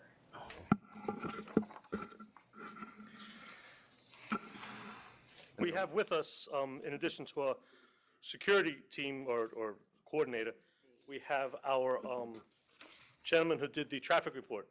If you'd like to hear from No, him. I'm not even, I think your parking plan with 80 spots dedicated, I think that's a great plan. I think, again, it's just, we're talking hours. Your security plan, if you have 4, 1 per 75, it sounds reasonable. Yes, please, come up to the podium. You can say who you are first. Sure. My name is Neil Rosenblum. I'm one of the investor partners in this venture. I am also an attorney. I'm a member of a law firm known as Goldberg, Weprin, Finkel, Goldstein. And I wanted to call your attention to a couple of things. First, with respect to the hours and the size of the establishment, I wanted to first clarify that the roof premises are only going to be open for a short period of time, maybe 4 or 5 months of the year.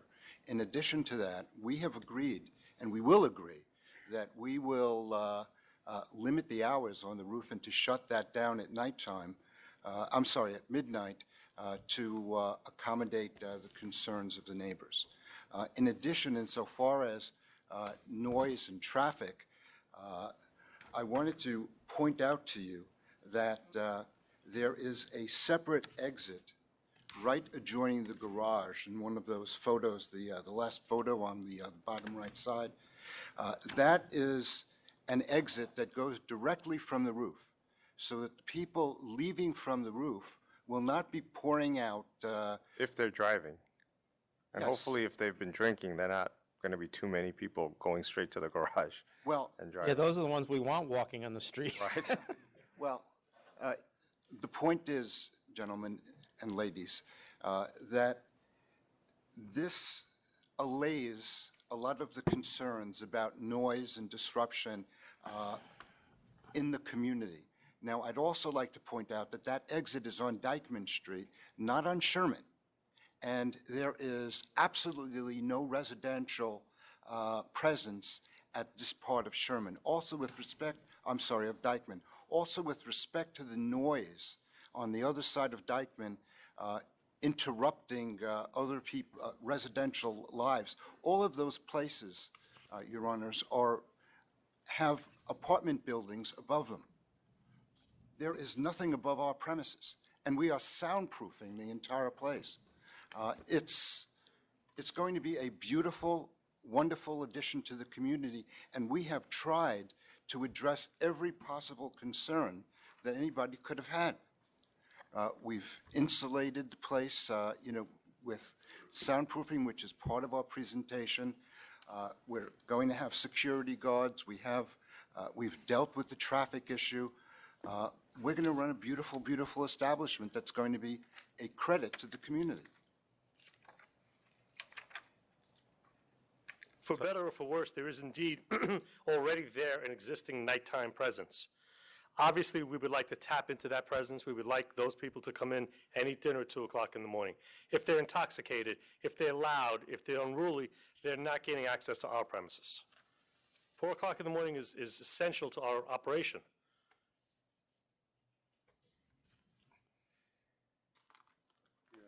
There's no adverse. Operators. It would be in the report. Guys, if I could ask for one more thing, how many years has Dave been licensed?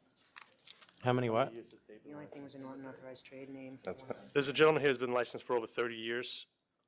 Brendan started his career with him. Would you give him 2 minutes? just Sure. to- Thank you. I'm a liquor license holder in Community Board 12, And a Met fan. and a Mets fan, yes, very much so. And your name, sir? I'm also, as Brendan is, What's your name? David Hunt, I'm sorry. As is Brendan, I was born and raised in Inwood. This is the community that I know very, very well. Usually when I speak at these things, at the end of it, I really feel I don't have anything important to say, that it really is not meaningful. But I have something I think to share with you to help you make a decision and also to speak to the opposition. I understand, I know Catherine, I guess 22 years, right? I know the bill, sorry? You what? My first job in New York. I also know the building that she lives Works in in. his bar? Restaurant. Washington Heights Inwood is a community. I know. It's a community. But having run Coogan's Restaurant in Washington Heights in Community Board 12, I should point out that I was able to go home at 10 o'clock at night because for many years, 7, 8, maybe 9 years, I left it in charge of Brendan. Take a look at our record. He ran until 4 o'clock in the morning, no problems, no hassles. It was a very orderly run store. I think we have an unblemished license for 30 years. I don't think there's been any complaints on our operation. And the one thing that I think How the big board was it? needs How to big know. was the Coogan's? Sorry? How big was Coogan's? How the 4,200 size? square feet. How many? 4,200 square feet. We're still in operation. Maybe unusual for a potential liquor license to be speaking on behalf of a definite competitor. So you fit about 100 people, or how many? No, people? no, 245 is our, 45 people? The other thing that I think the board needs to know is the largest employer in northern Manhattan is the big institutions that run 24 hours a day. We get people coming for their dinner at midnight. They're coming off work. A large part of our business, I wish it was even larger, is the after-work crowd of the shift workers at Presbyterian Hospital, Columbia University, Allen Pavilion, the police department, the fire department. We do a big business in that odd shift work, which keeps the city alive. Mhm. So I hope you would put that into your formula of making a decision. Okay. Thank you. Thank you. I was just reminded by my traffic expert that this portion of Dyken Street where we are located has absolutely no residential units. They're all commercial. There's no one to be disturbed at 4 in the morning. They're all commercial. Well, I mean, I understand their objection is that they end up branching out. I understand what you're saying, but. Where's that diagram? Right here. Or the other one? Oh, I don't know. Oh, over there.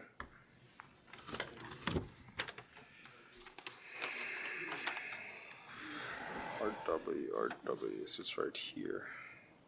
And guys, just one more thing. I just wanted to just point out that, I mean, I grew up in Washington Heights. Lived in Inwood. I moved out. I mean, I started bars in Astoria. I started, restaurants a few years ago into the hotel business. And I felt when I saw this opportunity, there was it was a time for me to come back to my community and really, come back where I started from. You know what I mean? Being in, working for Cougars for so many years and knowing the clientele that's in that neighborhood, I just always thought it's a great place for me to end back home, coming back to my neighborhood. I went to school at Good Shepherd locally, went to St. Elizabeth's in Washington Heights. So I just feel it's a great opportunity. And I think I'd be, really an addition to come back to that neighborhood because, again, I know so many people. And again, I know I've worked with the police department. There's never been any issues. I've worked with communities. So, again, I feel that, I really would strongly like you to, support us in any way you can. Okay. Thank you. Sure. Well, just that Coogan's is a little bit of a different location. They have that huge hospital beside them. There is no huge hospital requiring shift workers eating at 3 Oh, no, a.m. we understand they're two different But- places. But I wanted to address also the fact that there is all the Latin food all around. All those other licensed premises and the restaurant wine license, they're serving Latin, Dominican food. So I would question what public convenience or advantage is going to be offered. And do you But- find and that, especially by the 4 a.m. hour and do you closing. find that those other restaurants, do you characterize them as restaurants? The 3 or 4 in the 500-foot? Well, I know that Ceci is, they get good reviews. I don't go out to eat in my neighborhood anymore because I don't feel like financing the people who destroy my nights. So I generally eat downtown if I'm going out, which is a shame. I'd like to support local business. The one bistro, the Parkview, is a legitimate restaurant. I can say that for a fact. And there are other establishments that say they're bars, like the Tryon Pub and Dykeman Bar. So when they But the others, and I can't speak to the actual, I do agree, I am further up. I am not going to be disturbed by what happens, but Mike is, and I am concerned for the overall quality of my neighborhood and what all we residents have to put up with. The Community Board 12 is a strange community board, and how they operate, it changes, and, it's not always what we residents would like. That's all I'll say on that. I can speak to the establishments that are within my area. CC is a restaurant, and I don't believe they're open till 4 a.m. However, Lotus Lounge is a lounge. It's not a restaurant. There's also Viva Tapas Bar, which I've had issue with regard to noise, particularly in the fall when you open your windows. I tried to give them some slack because I came from Dykeman and Payson, and that was a nightmare. But there's that. You have the Lotus Lounge. There's a place. Don Coquille, yeah, it's new, and I passed it a couple of times. It doesn't really look like a restaurant. There are like strobe lights, and like that's a restaurant. But what can I say? And there's a place on Sherman, a small bar where they have loud music. Which one's that? Rancho Los Compadres? I would guess. They have loud music, and But to the point of Mr. Padilla, that in that area, there's no residential right on that street. There is a building across the street. If you look onto, I guess, Sherman, I think, there's a building. And again, I mean, there, yeah. And I live a block away from there, literally a block. You go around the corner, walk a block, there's my building. These people are going to be coming out at 4 in the morning. They can say it's a restaurant. They're going to have a DJ. They're talking about they were talking about live music, 4 a.m. All the establishments that are in this area that are open till 4 a.m. are not restaurants. They're lounges. Okay. And so if they were actually a restaurant, then would you have less of an issue, opposition? If they were actually a restaurant, I wouldn't have as much of an issue. It's the 4 a.m. closing time. Having inebriated people coming out at 4 a.m. I think we get the picture. I mean, security can't control that, and they can't control cabs coming by and honking at 4 a.m. What are the other ones? Do you know if the others, Names are, the name is, yeah, I got Lotus Cafe. And Viva Tapas Lounge.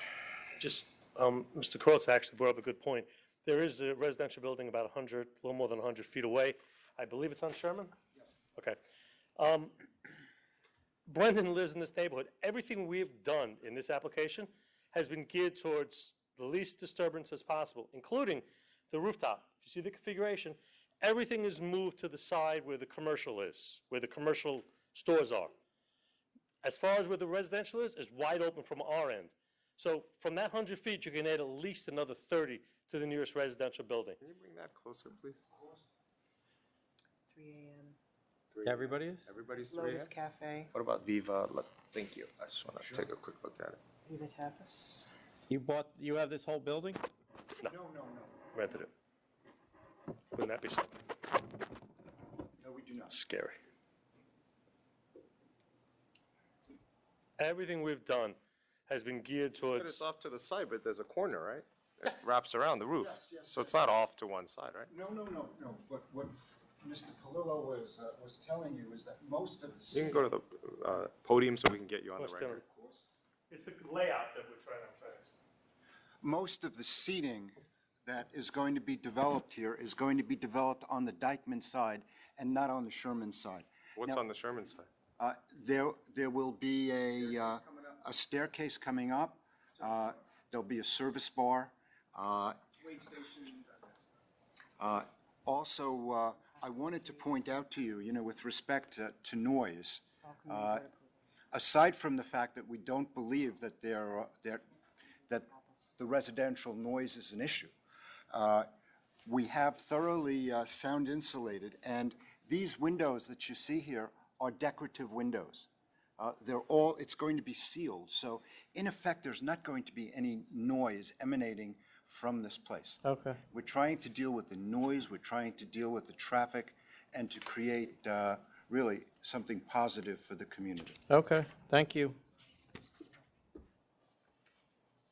Whenever you're ready. I can't find the Viva Tapas or the Rancho Los. But you found Seven Seven Tacos, Lotus Tacos. Cafe, and Don Coqui, right? Yes, they're all 3 a.m. Okay, so we just looked up Don Coqui, Seven Tacos, Lotus Cafe, which appear to be on this map the three closest. Ceci is a beer wine, and all three of those had community board approval to close at 3 a.m. Or all their licenses are till 3 a.m. So I don't know of any which are at 4 a.m. Could you tell me which one Seven Tacos is? Seven Tacos is on 101 Sherman Avenue. See, I don't have that listed as one of, It's a full license, and it was within 269 feet, I think, is what I checked. okay, no, Sherman's gonna be down here. And we haven't looked up, we didn't see Rancho Los Compadres, That which must be is Seven further Tacos. away. No, they're two different, It's they're two different ones. points on that map. Do you know? That's not our You map, don't know? that's- Wow. Show him I think it's He has- Ranchos he has Los another map that Compadres. was drawn up. No, it's 7. Seven Tacos is in addition to that? I never heard that one. All right, here's Seven Tacos, here's Rancho, here's Lotus Cafe, here's the proposed location, here's Viva, here's Don Coqui. Would you mind taking a look at this, because you know the neighborhood much better than I do.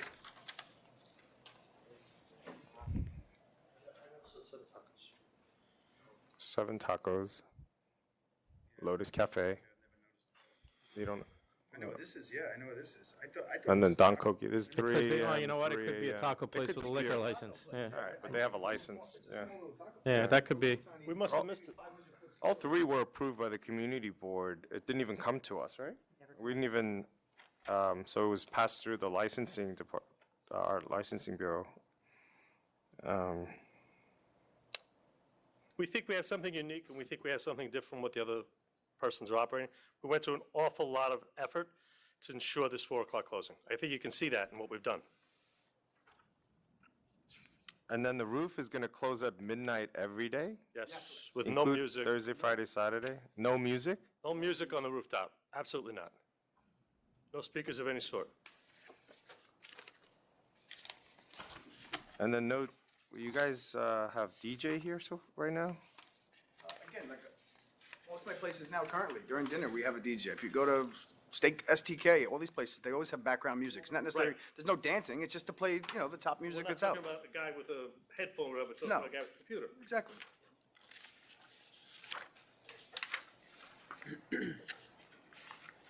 But you have live music as well proposed? It was something that we put down there, it's not necessarily, it's something that we didn't want to be prohibited. If there was a live, somebody, like my place, sometimes we have a two-piece band that comes in. It's not necessarily, I'm not going to have a big seven-piece, merengue band or something like that. Live Just- music just doesn't something, make or break, right? right. I'm not sure live music creates more noise than recorded anyway, but. I think also for full disclosure's sake, I have had some dealings with your law firm, Goldberg, was it? Oh, Yeah, so I'm just putting it out there. I'll find out what they were later. Yeah, and then we'll have to rescind everything we do today. Didn't really sound like a. No, glowing I endorsement. don't think it was with you. I've never met you before, and I don't know who you are, so. No, the Lotus Cafe only has recorded music.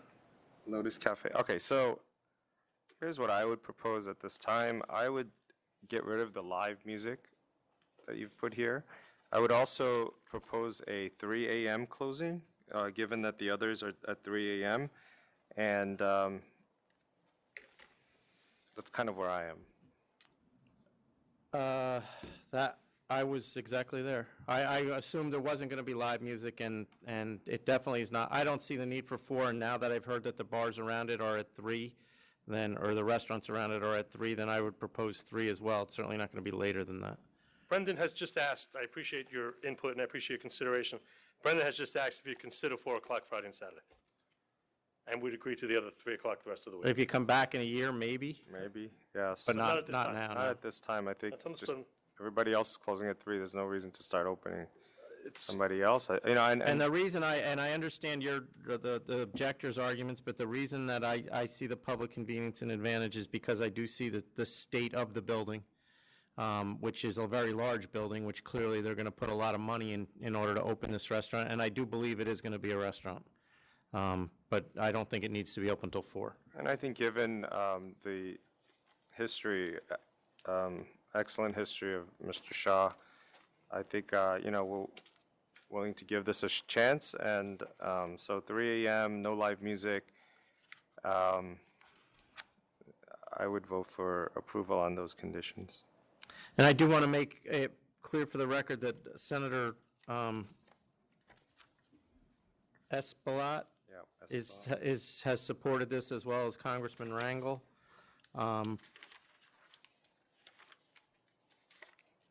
And you did enter into some stipulations with the community board, or I see the city council. I would ask that you abide by those stipulations except for the closing times, certainly the soundproofing and things of that nature. Okay. All right, thank you. So I'll vote to approve at the 3 o'clock closing. Are you accepting this? Yes. Okay. And I was going to say thank you, and we will not let you down. All right, good luck. Thank you, gentlemen and ladies. 2286C, 344 Restaurant Group.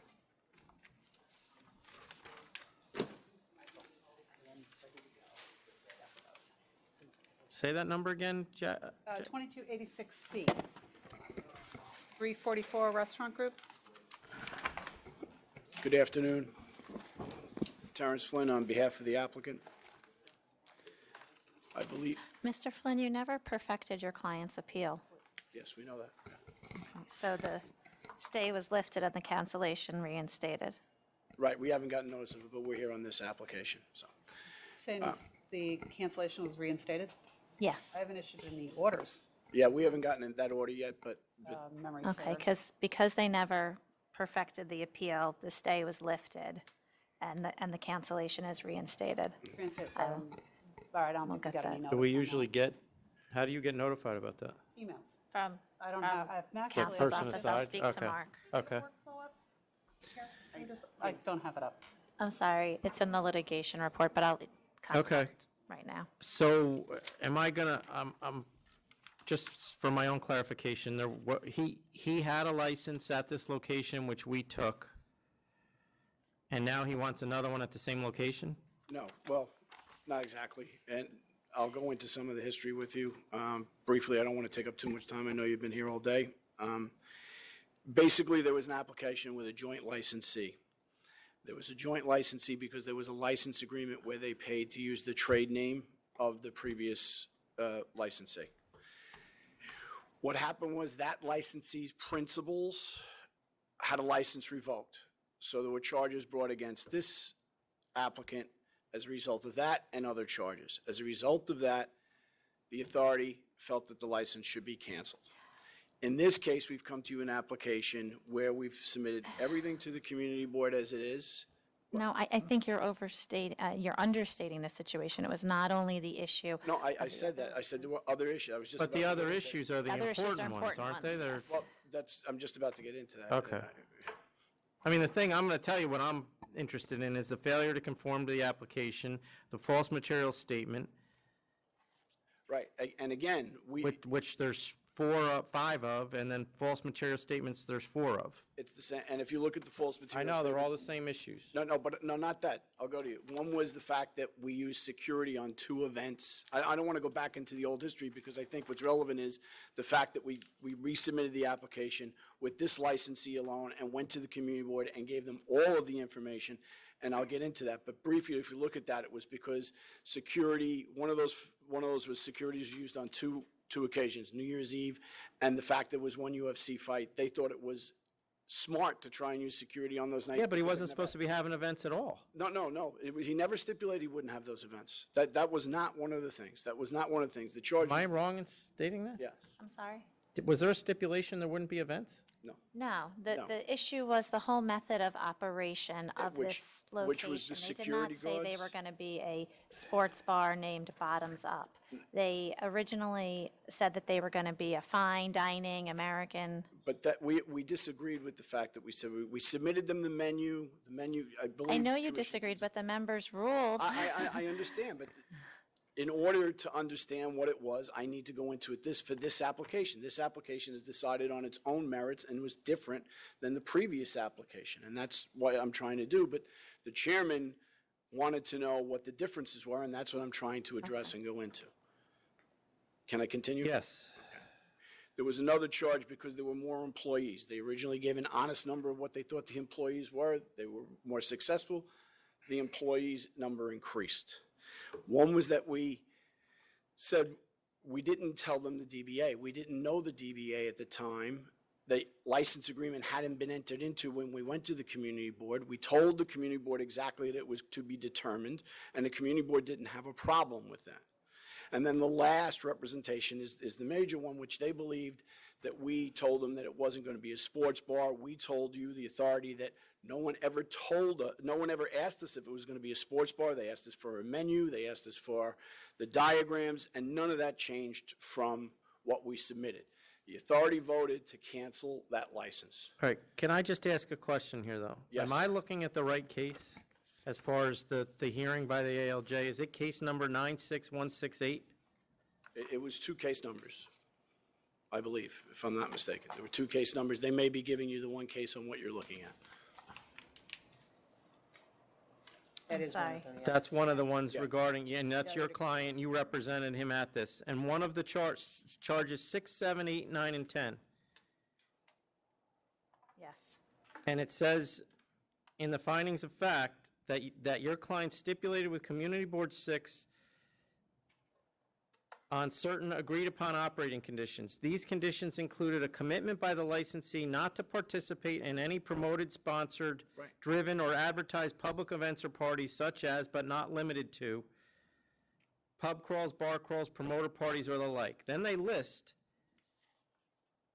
at least 6 publicly advertised parties, including annual Best New York City Bartender Contest with cash prizes, Friday Mixer, Seinfeld Trivia Bingo and Bingo Power Hour, promoter events. Licensee's Facebook page also advertised the licensee premises as best sports bar in New York City with 45 widescreen televisions. Right, those aren't promoted events, Mr. Chairman. What they were was in-house trivia bingo about sports trivia and... Advertised by licensee. Why? Where are they on his Facebook page? Yeah, but that's advertised. But Mr. Flynn, you're relitigating it. The board which I don't already want to do, but the chairman, that's why this is a But brand see, new this, application. it's a brand new application, but I got to take the history that the former board found truthful and sustained, and the history here is that your guy made stipulations and violated all of them, or the majority of them.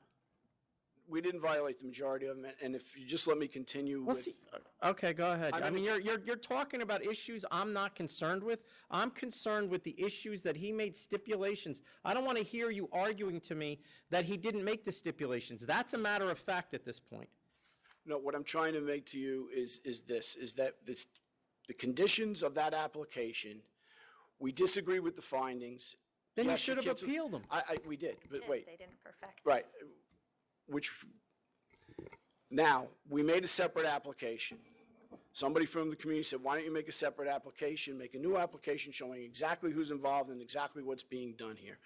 The premise made that application because they were operating and never had any violations involving quality of life whatsoever. I'm not questioning that. Okay. But I am questioning the truthfulness that your client had. Now, whether that's you or him, I don't know. But am I reading correctly that one of the stipulations was no television monitors? No, that's absolutely incorrect. No one ever stipulated that. That's not in a stipulation, and it was never even discussed when we went to the community board. Then you needed to appeal this, because this is a finding of fact. It's a finding of fact, and that's why we brought a brand-new application. It's a finding of fact to the joint application that was there before, and we brought this application here before you now. And are you telling me the community board vote? I have the stipulation. That the community board voted no objection, and that no objection was not based on the fact there wouldn't be TVs in the bar? The community No, board, the community board never discussed TVs with us at all, at any point in time. I don't know if televisions were actually discussed, but they were given the impression it would were be a never. high-end American restaurant with a chef that previously worked in a Michelin star restaurant. No club or promoter events. It seems We that had no club, we had no promoter, we never had a DJ, we never had a dance floor, there's no room. If you looked at the diagram of the premise, and the diagram that's before you in this application, the entire thing is seating all the way around with a bar that's in the center, and that bar only has room for the patrons who sit at that bar and go around it. Chairman, that issue. Yes, please. The premise will be operated as a restaurant bar. The premise will be operated at all times in full compliance with all zoning laws and regulations. The applicant shall not at any time allow, permit, suffer, or in any way participate in any promoter-sponsored, driven, or advertised public events or parties, such as but not limited to pub crawls, bar crawls, promoter parties, and the like. The applicant shall limit the hours of operations from Sunday through Thursday, open 11:30 a.m. to close at 2 a.m., Friday and Saturday, open 11:30 a.m., close at 2 a.m. The applicant shall limit the use and hours of operation of any outdoor terrace, roof, and rear yard from Sunday through Thursday, open 11:30 till 2, same thing.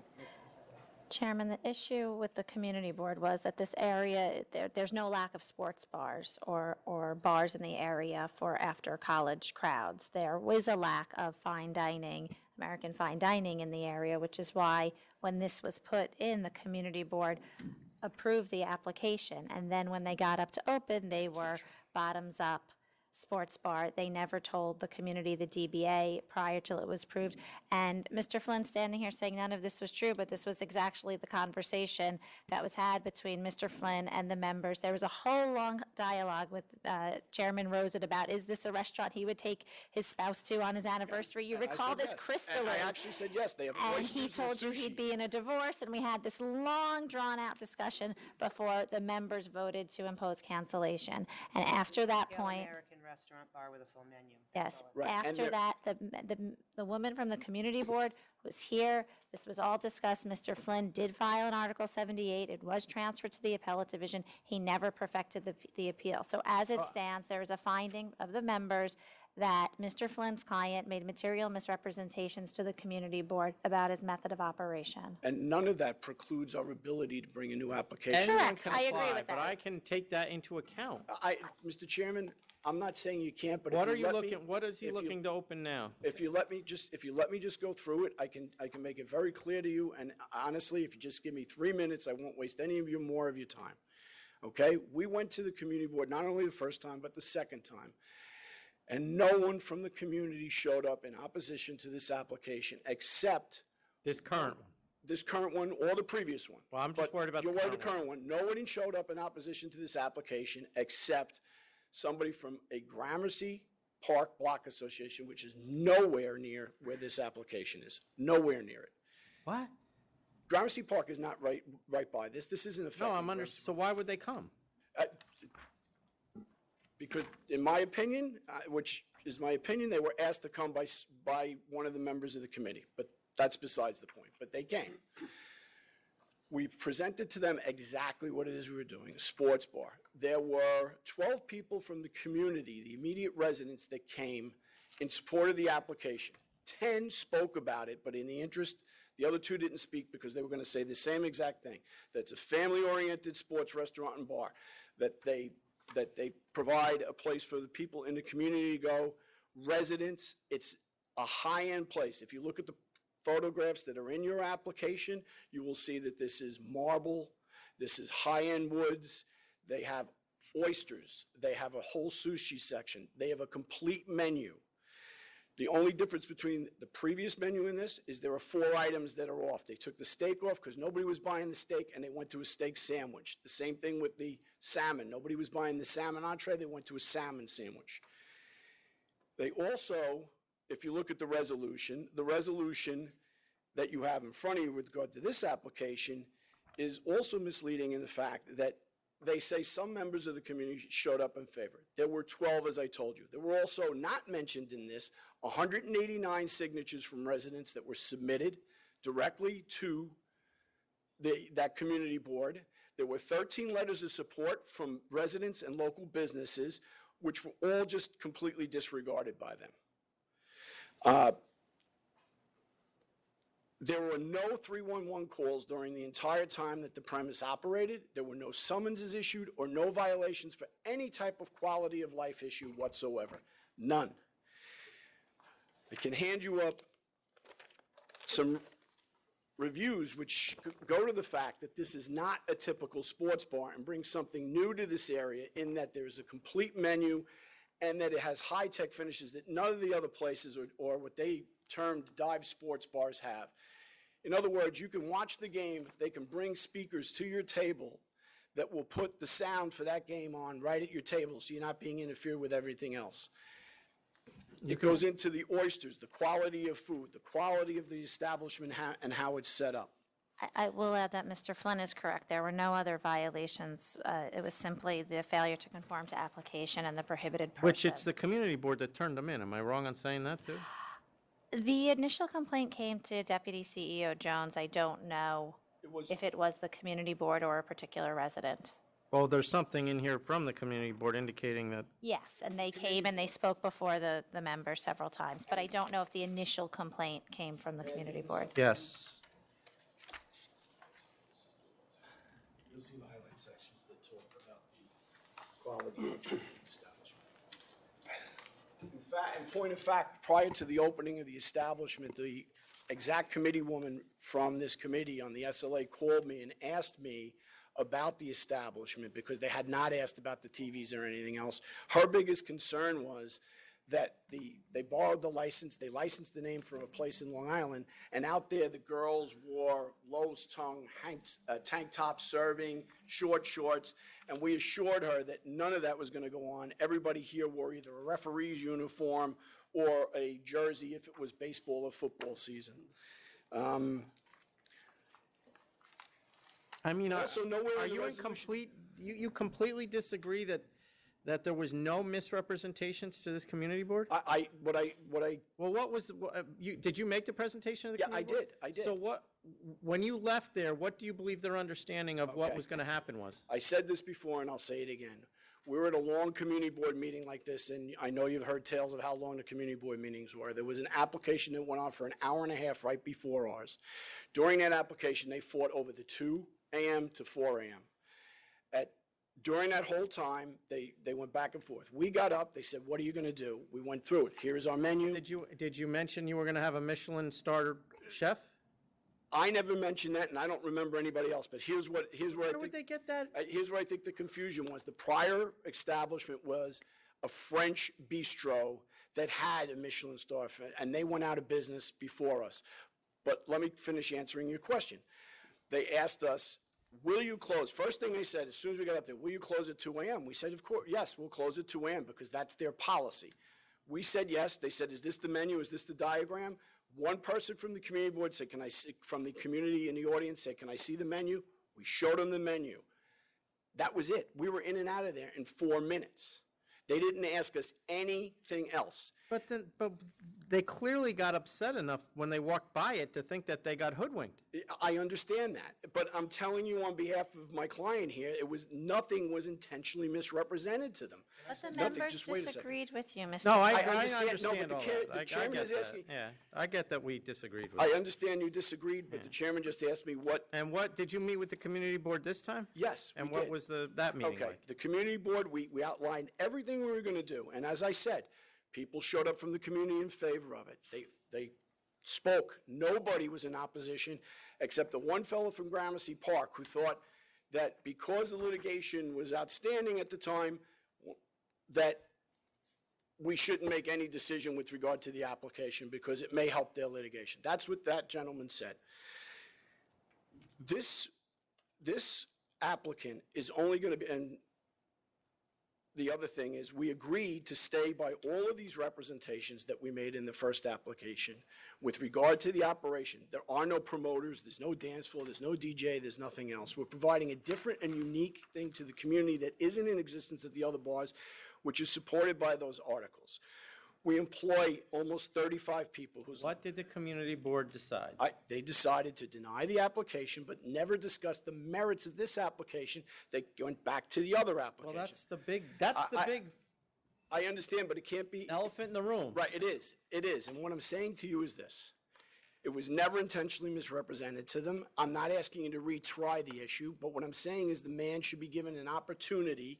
Even if it was a mistake, he should be given an opportunity. And I don't know that I disagree with you. I just don't know that I'm willing to give him an opportunity a year later. Right, it's almost 2 years later now, just you'll get a chance in a wanna say second. something. You'll get a second 2 years later. This gentleman has run this place when he was there and when he was operating without any problems. He's given back to. No, we had see, this is where we keep getting in this argument. No, He no. had a big problem. Well, no, without any problems with quality of life. I get that. I'm not questioning that. The rabbis from the area even came to him and said, can you make a whole kosher section? The problem is that not only do we need to be able to believe him, but the community board needs to be able to believe him as well. And they, for whatever reason, don't. Now, I wasn't part of this first hearing, and I'm not going to get involved in whether it's right, wrong, or the other, but they were. And they know what went on the first time a lot better than I do, and they clearly don't believe him. Yes, but the problem is they don't believe him, but at the same time, he operated this whole place and never had any. But there's two aspects. There's operating, and there's also being a good licensee, and they don't believe he is. But Mr. Chairman, this is what I'm trying to get you to understand in this case. He has been a good licensee. Even if, let's assume that the misrepresentations were made and it was a mistake on both parties. Let's take the most favorable way of reading it. They thought we were doing one thing. We told them we were doing something else. They didn't ask us about TVs. They didn't ask us about trade name. They didn't ask us anything.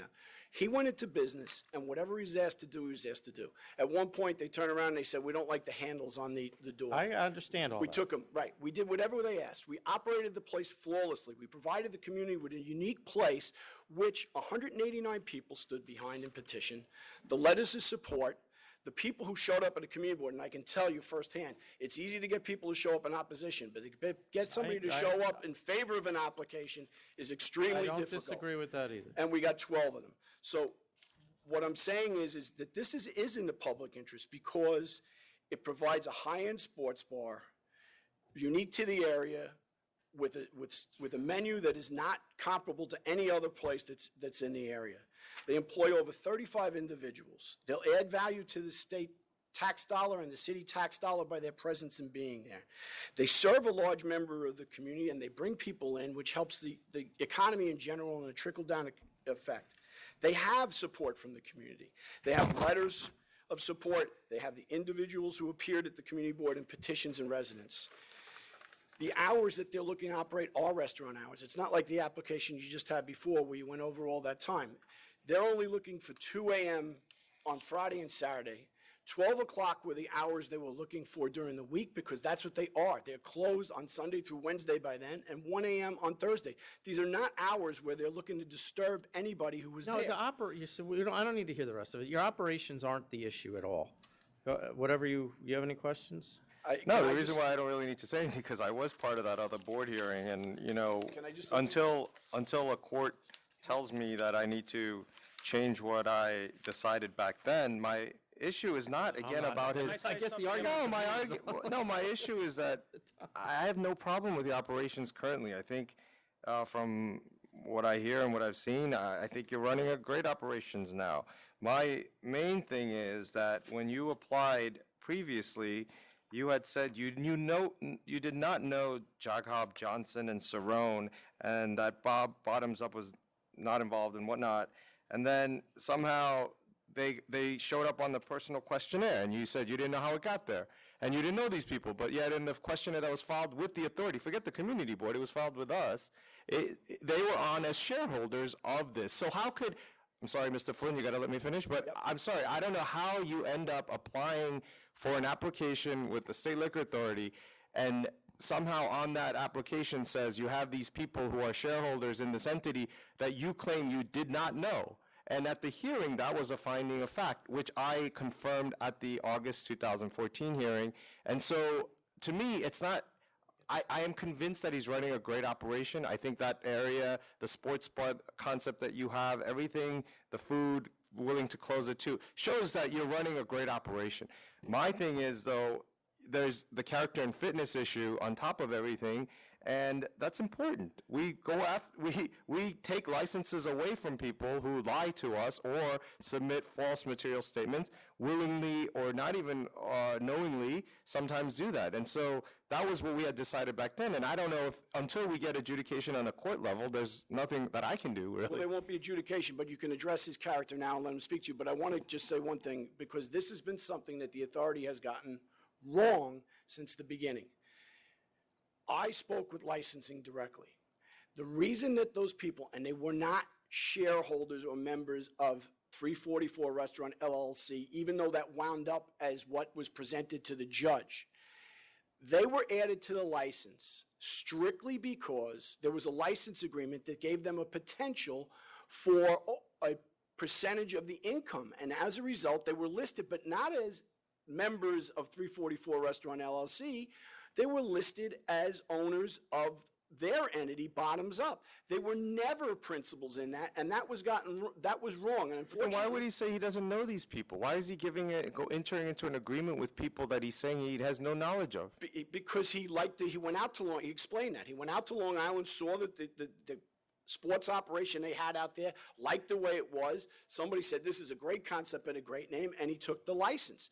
And unfortunately, when we went to the board with this, I believe that Deputy Commissioner O'Brien wasn't here that day, and when I presented the issue with regard to how the licensing worked and how they were not principals in 344, but they were strictly on there because they were co-licensees, nobody knew how to answer that, but I believe that she could confirm that right now, that they were just on the license because of the license agreement. They weren't principals in 344. That's correct. That's correct. The Examiner's Digest attachment. 344 Restaurant Group LLC, the only principal of that is Jeffrey Hardoon. Right, it's correct. Bottoms Up Bar and Grill lists the other 4 people. Mm-hmm. But why would you say you denied knowing who these people were? I didn't know who they were. There were names on the list. I don't know who they were. I just liked the restaurant. I was opening up a restaurant, and when I went in front of the community board, I never told them it was a sports bar. I told them it was a sports-themed restaurant, and that's what we are. What we do is, but when people go into bars, they're coming in 10, 11, 12 at night. Our bar is emptying out at 10, 11. We have nobody in there after 11 o'clock, 90% of the time. I never did this before. I knew nothing about it. So I figured, you know what, this is such a cool place. This bottoms up, let me do. I didn't know till after the community board that I was going to sign an agreement with them, and it was only a licensing agreement. The minute I heard that they're no good, that they're bad characters, I immediately told them it's over with. I got rid of them. I don't want to, that's it. I don't need no part of them. And that's But Mr. Flynn, what you're talking about, there already was a proceeding adjudicated about the person being a revoked person on the license, and you're still discussing the matter. I'm not discussing, I'm answering Commissioner Kim's question. Commissioner Kim raised an issue, I'm answering it. I'm not, let's make it really clear, I'm not trying to litigate what happened, because that litigation is still out there in one form or another because the appeal hasn't been perfected, but it doesn't mean it can't be reactivated.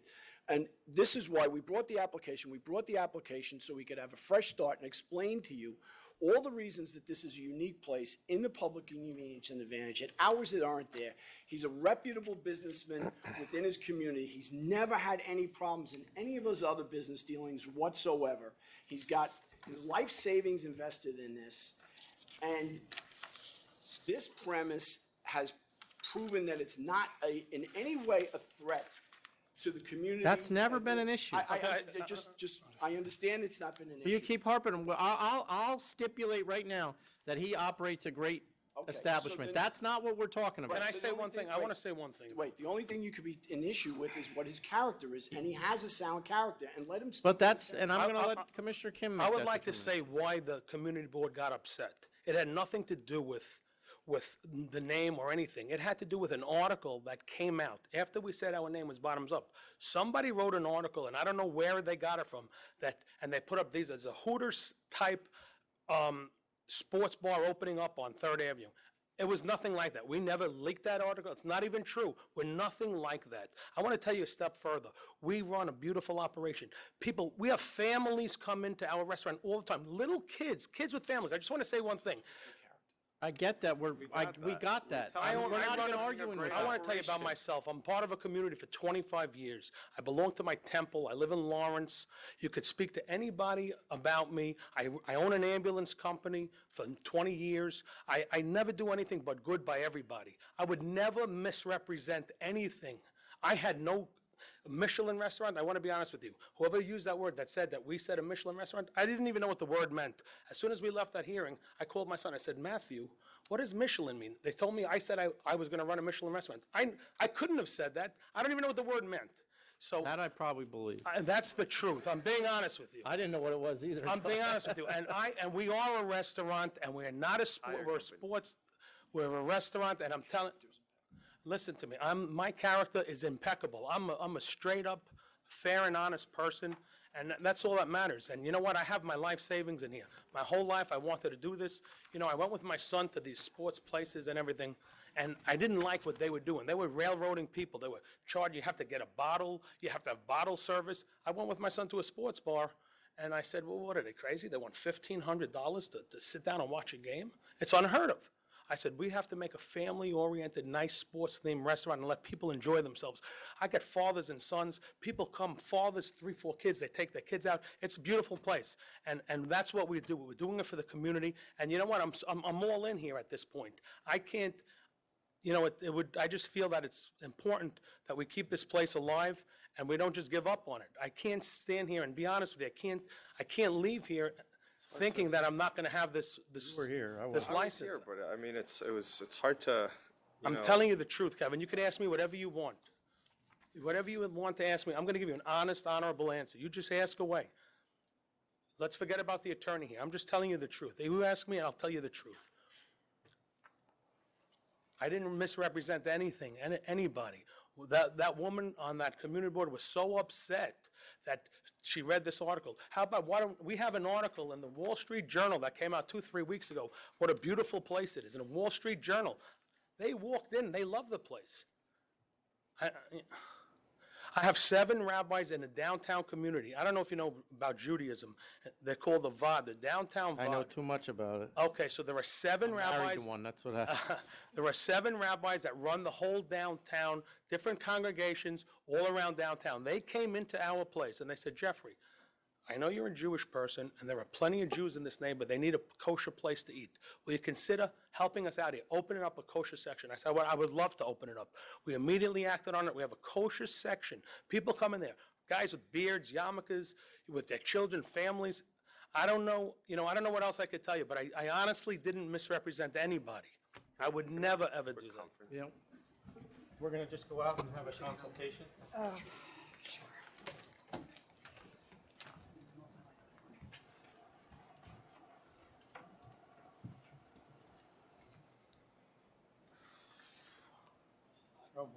Misrepresented. I didn't even know the word Michelin. I know you didn't. I never, you know what? I've never used the word Michelin in my life. Of course not. You want to know why? You can't represent that you're a Michelin until Michelin comes in. I don't even know what it means. Listen to me. Just listen to me. If he says it, if they say it.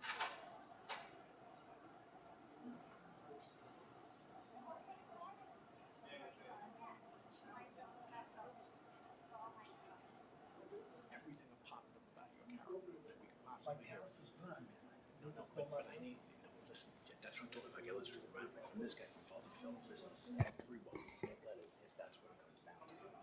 This is with Barclays, I mean, business with City Field. Do you understand what I'm telling you? Because if we can unsolve this character issue and say what happened was a big mistake, okay, and that's all it was, but we run a wonderful place and his character is impeccable, and then it goes away.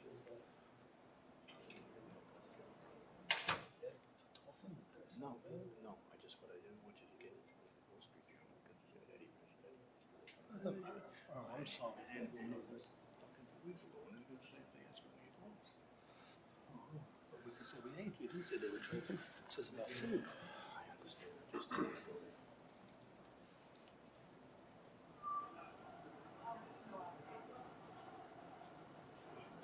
that was my point, is look, you have to start a new slate at one point in time. We did. Because this Ken, I told him, just ask him. I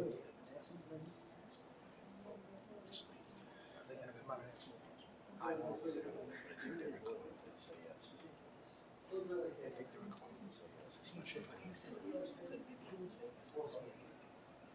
No, you don't, because she's gonna tell you that. Is anyone there on outside? Yeah. This one isn't. She's a bitch to everybody. See this one here? She's on it. Carrie's on it. She's on the side because she corrected him right away and said, no, that we're wrong. That charge should have never been. I didn't know. Guy was arrested there. No, I understand. I'm so nervous. You and me both. I can't take it anymore. I'm gonna go home and piss blood later. I'm just assuming that just opened tonight. We got the Mets game. Listen, I had ulcers when I was younger. I can tell they're back. Honest to God, the last 2 days, my wife is like, I don't bring any of my problems home to my wife. 2 days, my wife has been asking me, what's wrong? I said, nothing.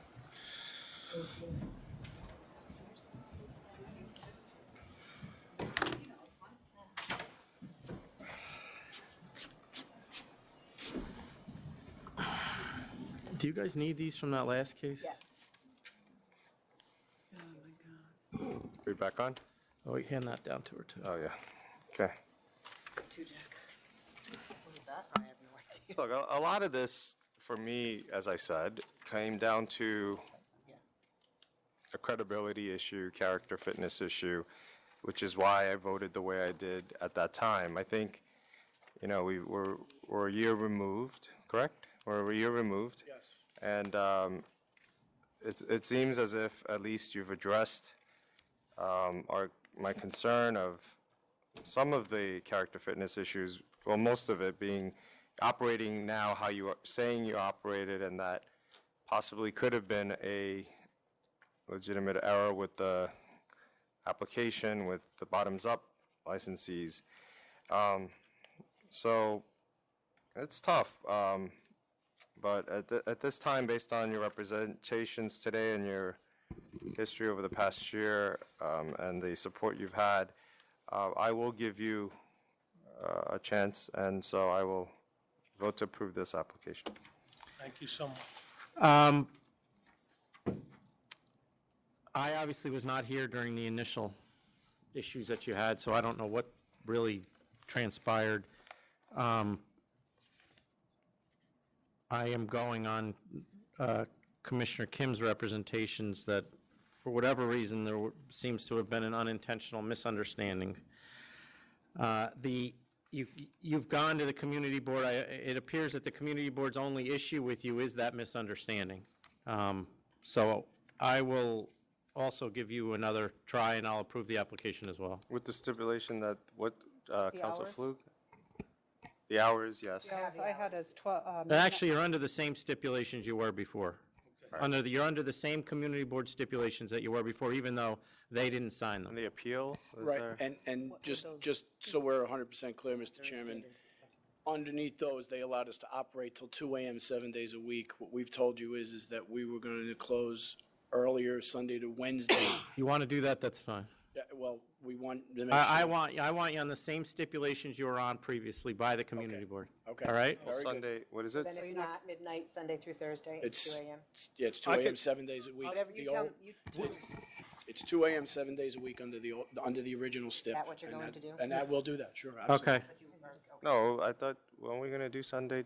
You said Sunday through Wednesday midnight. That's why I want to be clear, I'll take it All right, back. well, whatever. Yeah, so Well, if Sunday you want- through Wednesday midnight. Okay. And then, 1 a.m. 1 a.m. on All other Thursday. community board stipulations. is that going to affect your Sunday night football game? If it's Sometimes a it West runs a little Coast bit game, older? if it runs a That's little what I'm late, saying, yeah, so. It could, if, I mean, All right, so- I'm telling you honestly, Right. by 11:30, there's not a soul in our place. What about Mo- Monday night football? It's Even like- Monday night's a dead kind of night, but sometimes if it's a great game, like this Monday night, if it's a Giants. all right, just look, right. Sunday through, Here, he's going to say what the. I will plan is. tell you. Okay, go ahead. Sunday and Monday, given that there are football games, 1 a.m. Okay. And then Tuesday, On Wednesday. Wednesday would be midnight, and then Thursday through Saturday would be till 2 a.m. Thank you so much. Okay. And I approve under those grounds as well. And Thank you so much. this, in my time here, this is unprecedented, so I don't expect that this is going to be happening a lot. Nope, and we won't let you down either.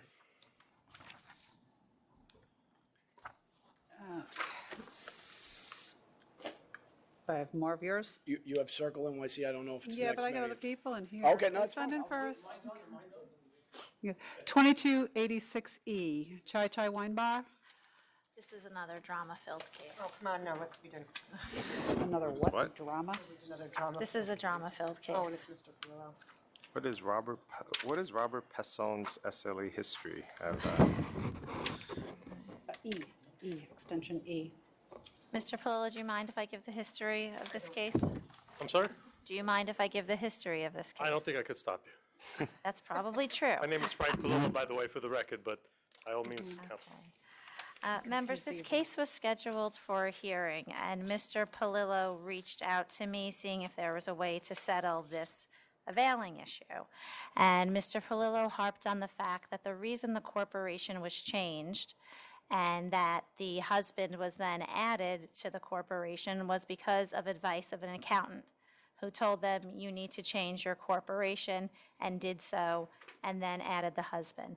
I thought this was extremely doubtful of why. Tell me what legitimate reason an accountant is telling the licensee to change your corporation other than to avoid an audit or some other improper practice. And I told Mr. Palillo that we would grant the adjournment and that he was to get a letter from the accountant who advised them to change the corporation, to the reason stating why. Mr. Palillo was unable to get that, and he says that there is now bad blood, maybe a lawsuit between the licensee and that accountant, and that he will not be able to get that. So counsel's office is then still in the position of, you went ahead and dissolved your corporation that had a license, formed a new one, and added another partner, a standard availing where the penalty is cancellation.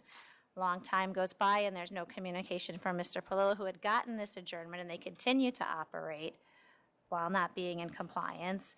And Mr. Palillo calls again and is arguing that he will never be able to get this letter from the accountant, that there is no point into going to a hearing because the facts are the facts. He will not put in a no contest plea because that is too risky for his client. He has other licenses that are being held up because the husband now has applied for other licenses. The husband has not applied for other licenses. He did it with another attorney. What is the license that is being held up? It's called 9th Avenue Blue LLC. It's not the husband. Is being held up because of this on a 589? Who's that then, if that's not the The husband? fellow's name is Dorian Gashi. He's a principal of Shai Shai. Counsel's office does not endorse the $20,000 penalty, but based on some of the cases that has come before, I told Mr. Palillo I would put it forward to the members as a CNC to see if they endorsed it. There was a case with Mr. Buscemi recently where the members took $20,000 where the standard penalty would have been cancellation, but there's also been the Suman Japan case recently where it was the wife availing the husband's license and the members were looking to make a cancellation there. So the $20,000 is put forth, but not that counsel's office thinks that it's appropriate. May I respond? Yes. Had I been given the opportunity to summarize this, I probably would have summarized it in a different manner, in a way it would have sounded a lot better. Having said that, I'd never said that, well, without getting into what you said, I told you, Shai Shai has never been dissolved. Shai Shai exists. I told you that what's it called, Washington? 7 Washington Lane was a company that we formed because, and I'm sorry, I didn't get a chance to introduce, introduce yourself? Reshma Hira. I'm Tanya She's Hira's the- mother. And she's a principal of Shai Shai. What had happened was, our lease was expiring. Mrs. Hira had been diagnosed with cancer. All around the same time, Roberto Passon and Tanya got married. There's a lot of different things going on.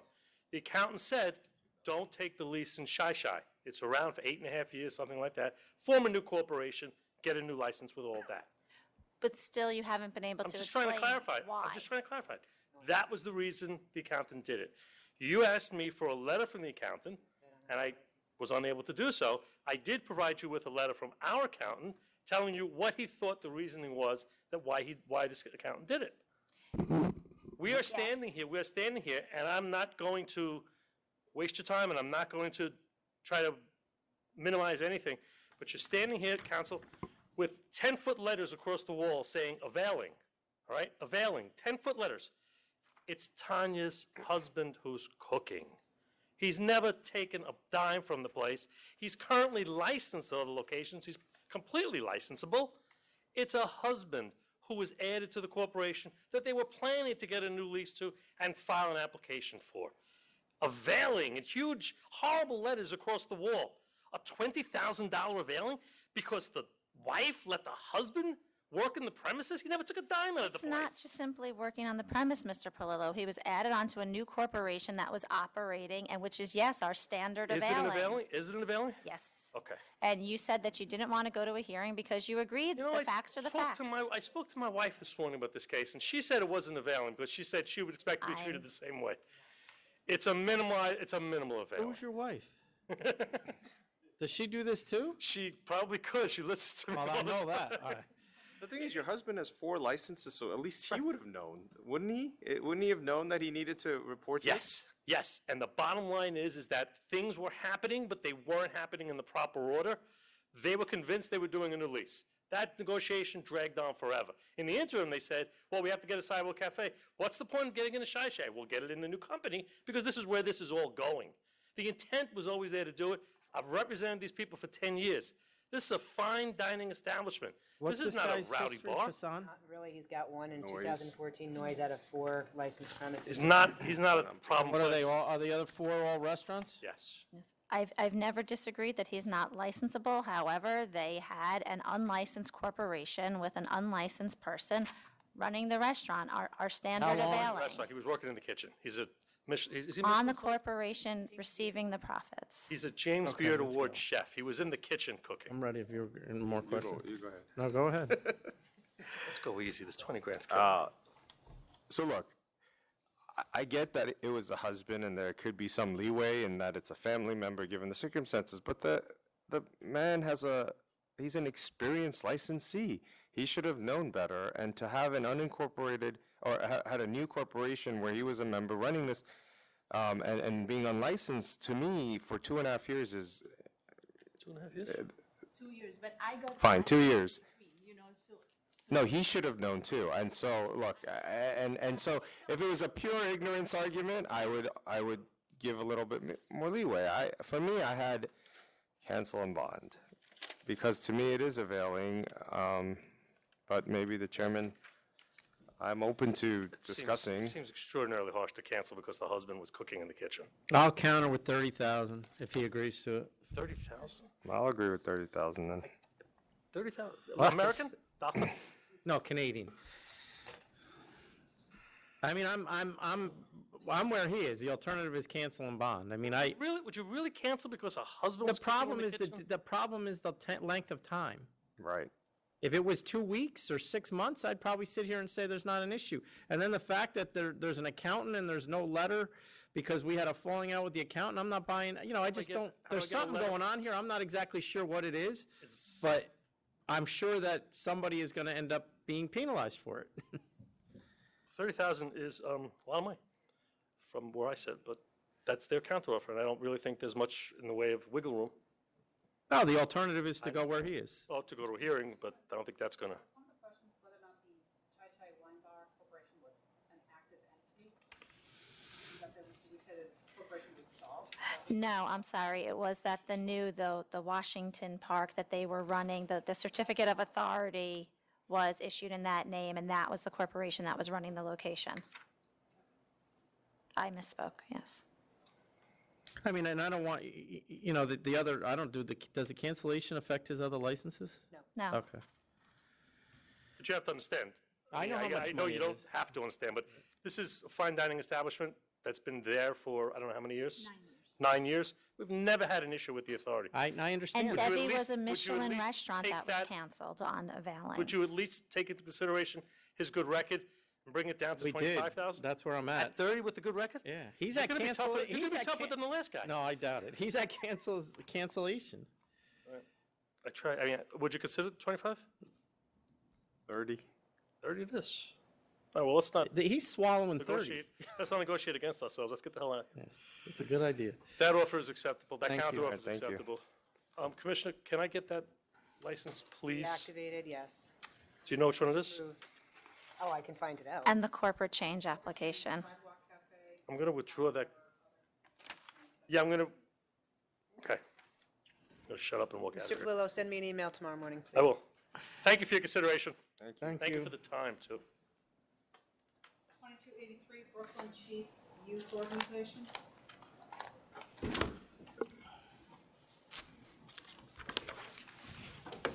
Oh, this was seasonal. I saw that. Hello. Good afternoon, Mr. Chairman and everyone. My name is Sasha Jackson, and I'm one of the officers. I would like to address the Community Board 18 objection. What number Hi, is this? can I ask you a question? 2283. Oh, 83. I'm in the wrong case. Okay. Can Go I ahead, ask a Jackie. I'm question? sorry. I saw on Eventbrite that you had an event called Sugar Rush with drink specials with Johnny Walker. And how was that done? Because a temporary one-day permit would have only been for beer and wine, and I didn't see that there was any other license at the location. So how was that event called Sugar Rush? How was that operated Sugar Rush from, at this location? Our outdoor venue. where did you see that one I from? saw it on the internet. For Seaside Restaurant and Yard at 8920 Avenue D. I'll pull it up right now.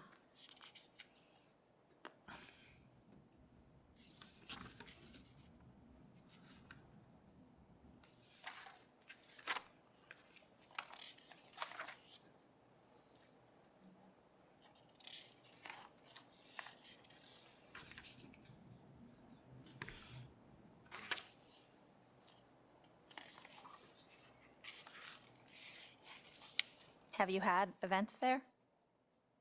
Fundraising event, I mean, not Sugar Rush. Have you had alcohol, where you served alcohol at the events? No, it's beer and wine. From the time I got the temporary beer, wine, and cider permit, I had those 4 fundraising events with One that. is called Skin to Skin Appreciation Party at Seaside Yard. Skin to Skin? Yeah, Skin to Skin Appreciation Party at Seaside Yard, 820 Avenue D, Brooklyn, on Saturday, August 29th.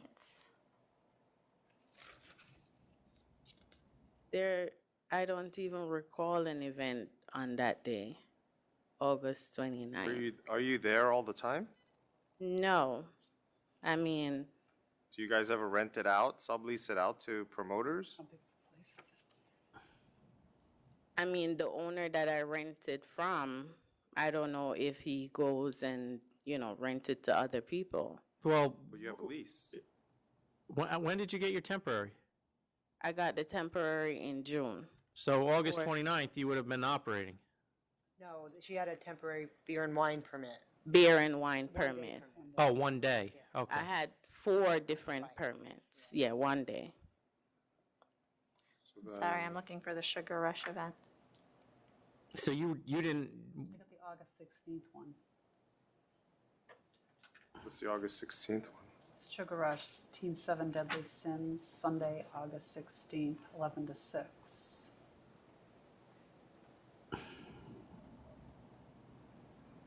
was a permit or a non-permit? No, this is the ad. We got to go look up on e-licensing if it's. So what was Skin to Skin Appreciation Party? It says 8920 Avenue D, Brooklyn, New York. Doors open from 10 p.m. to 4 a.m. Skin to Skin. Skin, the number 2, Skin Appreciation. Love, Life, ENT. No, These guys are, this organization is. Yeah, we don't know who we don't know who have the But that's what I mean. It sounds like a promoter because it was promoted on Eventbrite. But the address is 8920 Avenue D.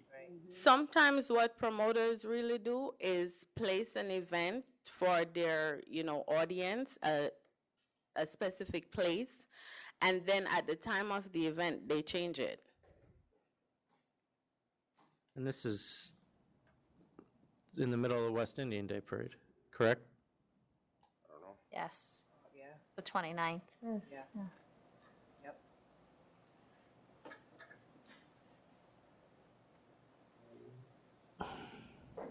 Were you in possession of that location on August 29th?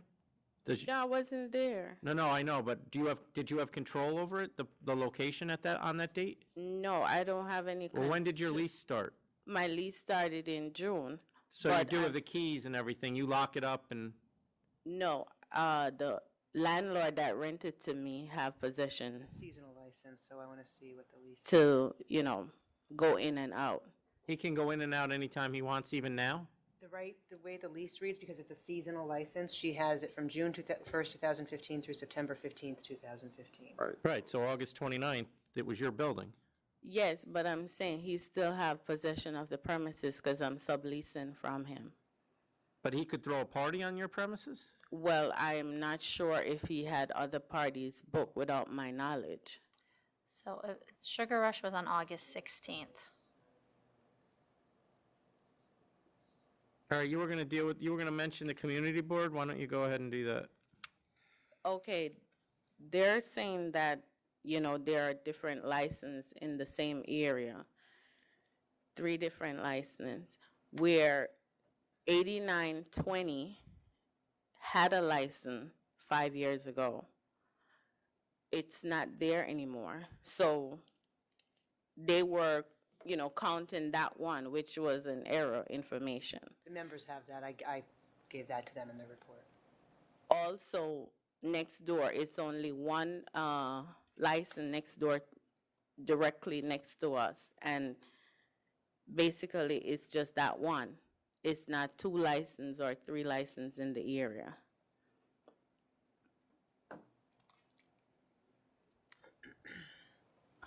So all of that was an error information. Now, you're looking for a license for next summer?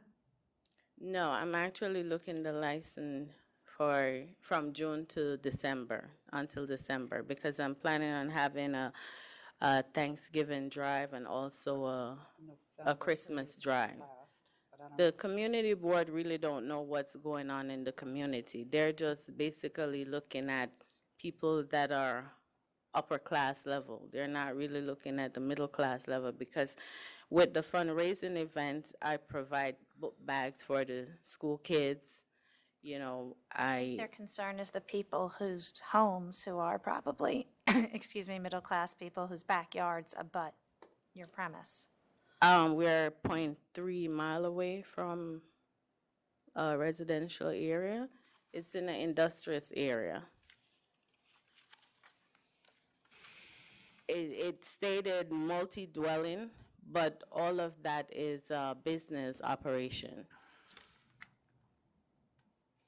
Summer liquor license, they can have up until November 30th. Did you hear that? The seasonal liquor license, you can have up until November 30th. That's the last day we can issue it for. So it can run any 6 to 9 consecutive months from March 1st through 11/30. So that would be the last day you could operate, would be 11/30 if it's approved. Okay. Well, based on this past summer, I didn't do so well because, you know, I wasn't granted. For the 4 temporary license that I got, it showed a significant increase in my funding. Based on the West Indian Day Carnival, it costed me a lot of money. You know, I had to put out of pocket. So I would really like to get an opportunity right now, you know, to at least make up some of what I'd spent until November 30th then. It's like these parties that are happening, it's weird. It's that Skin to Skin, they were serving exotic cocktails. The other one was Johnny Walker. Johnny Walker, the Sugar Walker, Rush. Rum Punch. Skin And to this Skin. Total Eclipse Bar, I don't know what this is. Honestly, I don't. Next door. Yeah, we need, Skin to Skin. Next door is Topless Lounge. So I don't know if it's cross Also, is connection. it share an address, maybe? What's the address for the Topless Lounge? 8922. 8922. That's Lori's Lounge. On But Avenue it D? says specifically on the Sugar Rush, it says Seaside. Side? 8920 Avenue D. I don't know. These are promoters going around, you know, putting up stuff, and then what they usually do, at the day of the event, they change the location. That's what they do. Because if you are granted a license, you have to make sure that you're the only one who has control over that premise, that nobody else Okay, can. definitely. You know, this is something I would have to talk to the person that is, you know, renting me, the landlord. I have to really, you know, say, okay, I need full possession of this premises because I don't want any, you know, Violating the law without. violating or The community board's violations. against it. Excuse me? The community board is very much against this because of the location, the type of area it is. The area that is in it's a business area. We have a plaza right across the street, which is BJ's, and in the evening, you know, at about 9 o'clock, this is where most of the people are gone. It's What are in the hours, proposed hours? the proposed hours of business Mhm. for the restaurant. It's from around 11 a.m. to 10. And then if I'm gonna have 11 a.m. to 10 p.m., 7 days a week? yes, You're or gonna close 6 a.m. to 2. Or 6 a.m. to 2? If I'm having a dinner function. What does that mean? I mean, she wants 10 a.m. to 2. 10 a.m. to 2. I don't know. Should I say something? I'm just looking at the event Lori's Lounge, the adverse there, and anything bad was dismissed. Where's your Refilling, partner? stained. Giovanni, she recently got a job. so she couldn't get the time off to come. There was some disorderly, but they were dismissed. Excuse me? No, I'm talking to the commissioner. In the area that we are, it's like I said, it's an industrious area. It's mostly business that is there, and 0.3 mile away is the residential area. We had invited them to come to our fundraising event. They had a lot of fun. The senator wrote me a letter thanking me for the 5,000, the book bags that I gave him. Harry, this goes just till the 30th? For this year, and then she would renew March, whenever she wanted to open next year, she would renew the license. Will that come in front of us? No. because Can I once you make issue- it and come in front of For us? the renewal, you can ask that the renewal comes before you. Okay. Yes. Absolutely. I'm looking at the place that was licensed prior to her to see what the history was. That was Eclipse. Yep. Eclipse. They had a sale to minor in 2012, and that's it. If Ms. Holder Downey, it says here that she was going to be involved all hours of operation. If she's not going to be involved, who is? Your partner. Well, basically, she was unemployed and she just recently got a position. So now she is willing to come and volunteer because Well, who's going to be operating at all hours of operation that she was supposed to be operating? she was operating. She just recently got a job. Oh, I know, but who will be once you? Who's going to be helping you should you get this license going forward? Giovanni. But she's not, she's got a job now. No, this is what I'm saying. She is flexible now to come to the organization because also she's a part of the football team. And we, the money that we get, we usually fund the football program, the Canarsie High School football program. Usually they have to, get gears, go on different trips, and all these different Her events. job is with the Canarsie football team? Well, basically, she benefit a lot from it. What she's doing right now is not what, she would want to do, so she's willing to come back to the organization to help out. So if you get a license, she's gonna quit her job that she just got? She's willing to come back to operate with me. That's what she's saying. It's like a, Quit her job. What does that mean? Is that a yes or a no? I mean, she says she's is she gonna willing be to with you come back. spiritually, or what are you talking Because about? Like, she- I don't get it. Right now, she is temporary on this. She's on probation. So she is willing to come to the organization to help out because this means a lot to us. Who else is going to work there? Yes. The chef to help prepare the food. And we're going to have the members, the parents, which is the members of the football program, come and volunteer, help out to whatever we have. And you have security there? The security was for the temporary beer, wine, and cider that we have. You're not going to have security now? No. They need to update. Yeah, well, All right, so look. So, and your hours again are 10 to 2 a.m.? That's what you're asking for? 10 to 2. 10 a.m. to 11, I'm sorry, 11 to 2 a.m. 11 a.m. to 2 a.m. Yes. 7 days a week? And there's no, Well, I think it depends on the event you have, correct? It all depends on the event because, So you're not going to be open full-time? it's seasonal. No, I'm saying you're not going to be open every day unless you have an event? Well, to serve food and stuff like that, yes. Yeah, they have to be. All right, so you're going to be open from 11 a.m. to 2 a.m. every 2 day? Yes. you're going to have food. The chef's going to Food? be there till 2 a.m.? No, usually what the chef do, the chef will come and prepare the food and leave. So is it more like a buffet, or what is it? Yeah, it's more like a buffet because the food is going to be on steamers. And if they run out of food, then what happens?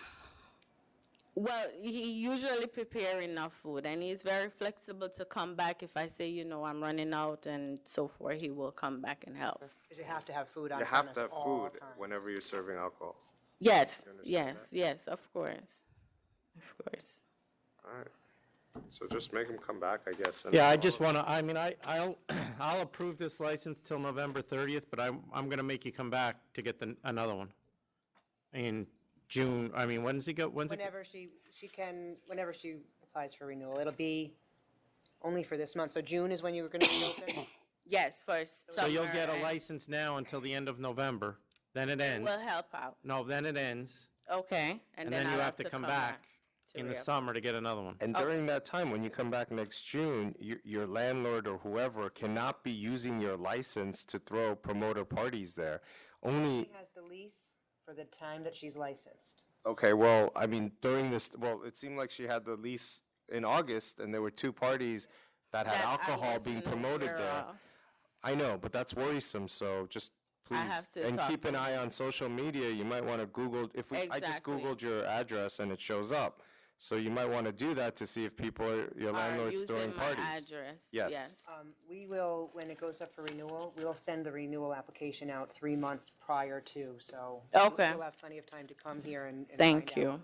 And if we do, this is a temporary license, so it's very easy to take it away from you. And I know. And we will, if there's a problem. I know. All right, good luck. I mean, only good. Thank you very much. 2226, Circle NYC. I know. I thought it'd be a lot faster too.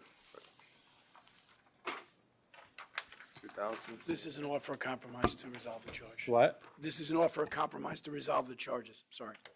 What number is this? Zach, does the guy that got arrested have any connection to the premises that we're aware of? That I know of. Okay. Who is it? Just a patron? He's just, it was an isolated incident, was a patron. Quite honestly, this is the type of case that you would want to try, except the counsel's office gave us a number that really financially doesn't make any sense to try. You get that much to try one of these? By the time we're finished, yeah. Depends how long the board meeting Was this in the circle goes. area or was this in the Pulse area? Which part of? You know, the- I don't know the answer to that question. I've been in there. I've Yeah. been to. Yeah, I don't know the answer to that It's question. karaoke. I've been to every karaoke place in the city after someone told me how bad it was. And it was I cheap. had to check it I out. watched that hearing. That was interesting. I can't answer. I don't know what part of the premise it I'll was in. accept I'm sorry. 2,000. I'll accept. Thank you very much. Have a nice weekend. Thank you. 2223, E&G Liquors. There's a hearing that was requested? We have a request to reopen the default. To send it for a All hearing. right, I agree, yeah. Send it back. Good afternoon, everyone. I'm Argelio Rodriguez on behalf of E&G Liquors. So as was just mentioned, this was a matter referred to the full board as a default. I actually sent the pleading form, notice of appearance, request for a bill of particulars. I thought I had sent it to the right number, to Mr. Buckley's fax number. I guess I accidentally sent it on 2 separate occasions to his telephone number instead. And it was my mistake. I spoke to Mr. Buckley about it, and I apologized. And we spoke, and Jackie, what's I would this case email it for? to him, and I did. And so I'm just hoping that this would get kicked back for a prompt hearing. I'm okay if it's very, very soon. I don't mean any delay. I just want to get this moving. Oh, this is a big deal. Okay. All right, I'll send it back to council's office. Yeah. Great, thank you. Thank you. And I have Unless they 2246, fix it. Pat's Palm Tree. I'm sorry, Jackie, which number? 46? 2246. What the heck is this? Put this over. It's after a hearing. I'd like to get the information regarding the security guard company. So when, what date? Tuesday, or you want the next one? Yeah, that's next week. Can I have the one after that? Yep. What's that date, Jackie? And the one after, there's the 20th and 11/3. And then 11, well, no, I don't know if you want to 11/3. go that far out. 11/3? 11/3? It's election day. It's election day. Yeah. We have a meeting. Are you running for something? I'm Kids deciding. are off from school that day. Is that fine, or we'll go to the next That's one? fine. Okay. Okay, thank you. This is to do what? Just Adjourned just adjourn, that's all? for him to get, Put info in. Information on the security guards. Security and Okay. the food. All right. Can we take 2 minutes? yes. I'm gonna, Don, take a short recess. Microphone? right back, I'm gonna go get it.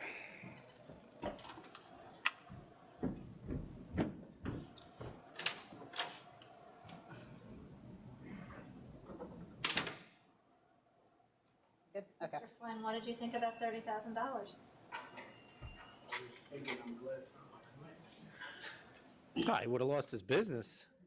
I thought I was being lenient. I didn't say it was inappropriate, I just said I'm glad it wasn't my client. I thought I was being lenient based on what Which one? Commissioner Kim said. In all honesty, if you give me an option between losing a license and paying, Well, it probably wasn't worth it. You might be right. Awesome, thank you. if it's a viable business, it's not a viable. Oh, yeah, that's true. They had 4 other licenses, so I'm assuming it was viable. It's still on, guys. The microphone is Now, turn the main, I would turn the main on. No.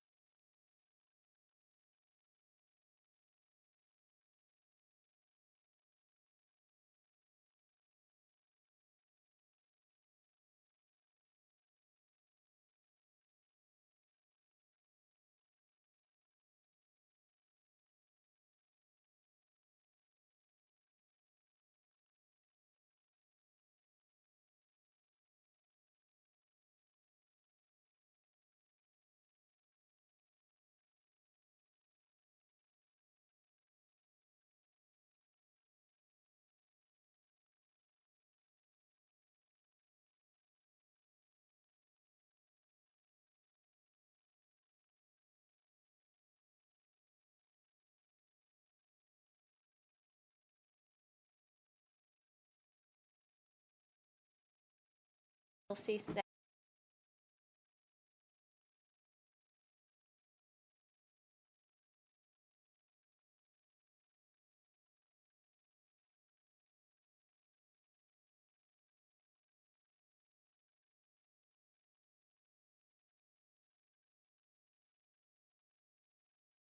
Go ahead. Okay.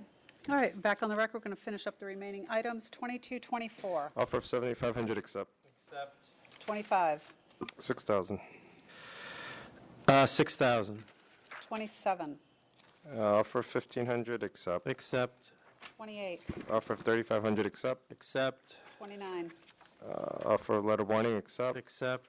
30, Offer of CMB, accept. Accept. civil. Oh, Not sorry, accepted, cancel yeah. and 1,000 civil penalty, accept. Are we going to get that? Yeah. Okay. If we don't, I take the bond. It's an alternate. Accept. 2231, Offer thank you. 250, accept. Accept. 2232, It's cancel and bond. This was, I mean, we A had, few issues here. yeah, go ahead. My first is that I don't think Mr. Pizetsky's letter of controversion is a letter of controversion, but more of just a rant. I was troubled not by the administrative mistake of the product. That didn't bother me, and I think the charge still can be sustained. It was the second to last paragraph in the judge's decision, I'm sorry, not the second to last, the last paragraph, where the judge was talking about somebody from the licensee not testifying. I don't think that could be taken into account into the decision. He doesn't say, he just says it is interesting. He doesn't say that he relied on that All for right. his decision. Okay. I Cancel sustain. that, we good? I have cancel and bond. Yeah, cancel and bond. Thank you. 2233, This is a workers' comp. What was the number we decided? Whatever that was. Oh, well, I had a problem with this decision too, that I felt that the ALJ shifted the burden in this case, where the ALJ writes, there is also the curious matter of the licensee failing to produce. She, who was the licensee declared, they didn't fail to do anything. They don't have to do anything. The burden is on us. So I was troubled by the decision. Again, I don't know if that was, Is that the same ALJ as the last case? no, they're two Okay. different ALJs. But the penalties were 500 from zero, from lapse until 3 months. How long was this guy out of, without workers' comp? I don't know. It doesn't say. It just says I that mean, it he was says his dated. brother was visiting, so, and it's the brother that set off the violation. Yes, but So I'll go 500 based on the, It says lapse of 4 months. oh, all right, so that's 2,000. No, it would be 1,000. 3 1,000? months to 6 months is 1,000. Okay. So I'll go 1,000. After a lapse, okay. 1,000. So sustain the charge in 1,000. got it. Agreed. 2234, Offer of letter of warning, accept. Accept. 35, Offer 5,500, accept. Accept. 36, Cancel and bond, no bond, cancel. cancel. Cancel. Thank you. 37, 3,000, Actually, I have 2,500. 3,500. It's an 18-year-old. Okay, but they were 18 years. Oh, 19 right, years, sorry, okay. that's why it came down. Yes, Yeah, 3,000. 3,000. 2238, we have a late CNC of 3,500 received. Accept. Like yesterday. Accept. 39, And cancel and bond. Cancel and bond. 40, Cancel. 41, 3,000, Accept. I'm sorry, 3,000. 22, cancel and bond. Cancel and bond. 2243, we have a late $2,000 CNC. 2,000, accept. Accept. 2244, 2,000, 2,000. 45, cancel. Cancel, no bond, okay. 47 to 49, Offer of cancel and bond, I said okay, but with a name and premise stop, please. It's a civil penalty, right? Oh, sorry, the cancel and 1,000 civil penalty, but you want a name and yes, front stop? yes. I'll agree to that, too. 2252, 3,000? 3,000. 53. So, Did we get a renewal application? As of when this was printed, no, hang on. Got it up. You got a work plan? Yep. Okay, thanks. so is it just, it's already expired? You can state that if they do file a renewal, that it come to the board. Okay, Stop doing that. don't do that? Okay, all right, then just, Well, my concern is, If you come to me, I'll accept the penalty, I just don't, they if did renew, they did, they They did did renew? renew, so, all right. 10-9. So what, are they gonna, they're gonna have to amend, right? I take it, or did they do that already? This is a principal that got arrested. yes, Or can he get it with a controlled substance? It's not, if it's not a felony, he can get it. Oh, they already did, removed from they the already did it, I'm license, sorry, they already did it. All right, I'll, Sorry, Was the removed. case, Okay. Terry. so I they're was gonna referring replace to the it. bond? No, it's because of the age of the violation.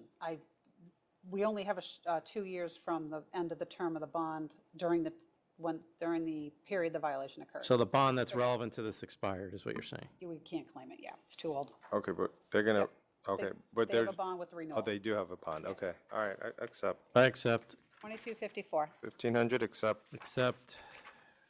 55, I thought this was low. Yeah, I had a counter. Actually, I would have given 9,500, but I came down to due to the cooperation and long, good history to 6,500. Counter offer 6,500. Oh, no, oh, yeah, counter offer 6,500. got it. 56, Offer of cancellation civil, 1,000 civil penalty, accept. Accept. Offer of 2257, 5,000, accept. Accept. 58 and 59, I have 9,000 because of long history. It would have been higher otherwise. So counter of 9,000. Counter of 9,000. 2260, Offer of 3,500, accept. Accept. 2261, Offer of 2,500, accept. Accept. 62, 3,000. 3,000. 63, 1,700. 17, Yeah. Or That's a strange number. 1,500. 1,700. It's up to you. I don't know what you had. 100 for each side. Yeah, 100 on. That's why. All right, 1,700. 64, Offer 5,000, accept. No renewal file, check right? that one. Yep, let me check. It doesn't matter, if they don't pay it, Okay. then we'll cancel the expired license. Right, 10 is done. They didn't renew it. All right, well, it'll go by its own terms. All right. 2265, 500. 500. 66 and 67, Offer of CMB, accept. Accept. 68, Offer of 8,500, accept. Accept. 69, Offer 4,000, accept. Accept. 73 and 74, Dismiss. Did we do 72? Oh, no, yeah, we did, Yeah, okay. dismiss the charges, all the charges. Yeah, I already talked to Jackie about this, so this is the one about we sent them back. Yeah, I guess dismiss all the charges. okay. Get that. 2275, Offer of 600, accept. Accept. 2276. Offer 5,000, accept. Accept. 77, Offer of 1,000, accept. Accept. 2285. We did ask them to come in, however, the license now is surrendered. If they said their appearance is mandatory, they request it to be adjourned. For a surrendered license? Then we just Well, we carried it over for them to appear. So the attorney indicated. But now they're surrendered, that's a change. Yeah, no, So we just accept the offer? Hey, can we get the bond or no? If they don't pay $4,500, I'll cancel and bond them, yeah. Oh, okay. I should, yeah. 2286B, I have a request to adjourn from Mr. Fogelman. He is out of town. To, He wants to come in and when do we do this? 11? regale us with his win. Charge is not sustained. We sent this back. Oh. We sent this back because the original ALJ decision didn't discuss whether they knew there was a house of worship there or not. The original ALJ decision just said that's not a legitimate house of worship because it's not properly filed with Department of Buildings, which wasn't the question before the ALJ, or how we decide whether a place is a house of worship. So this ALJ came to the same conclusion, but based upon the fact that they don't think that the licensee knew Which that I there was a didn't, house of and worship. I agree with the LJ. What's the date he wants, Jackie? The next board meeting. Tuesday? Oh, in a Okay. second. Hang And on, that- out of town. If you're going to dismiss it, I think Mr. Fogelman would be happy for you to dismiss it today. We are. So you Well, and what can- does he think is going to happen? This is 10:20? I don't know. I thought he wanted to come to, No, he just said he was out, I don't know. So what would this be? This would be a dismiss anyway? why don't we just If you're take it going off the to dismiss calendar? it, Yeah, you can we're just dismissing the dismiss it. charge, yeah. Dismiss. So he doesn't, if he Got it. wants to come in and talk about it, he can come, I'll he send him can an come email. beforehand. Okay, I have no other business. Anybody else? No, we're adjourned. Thank you.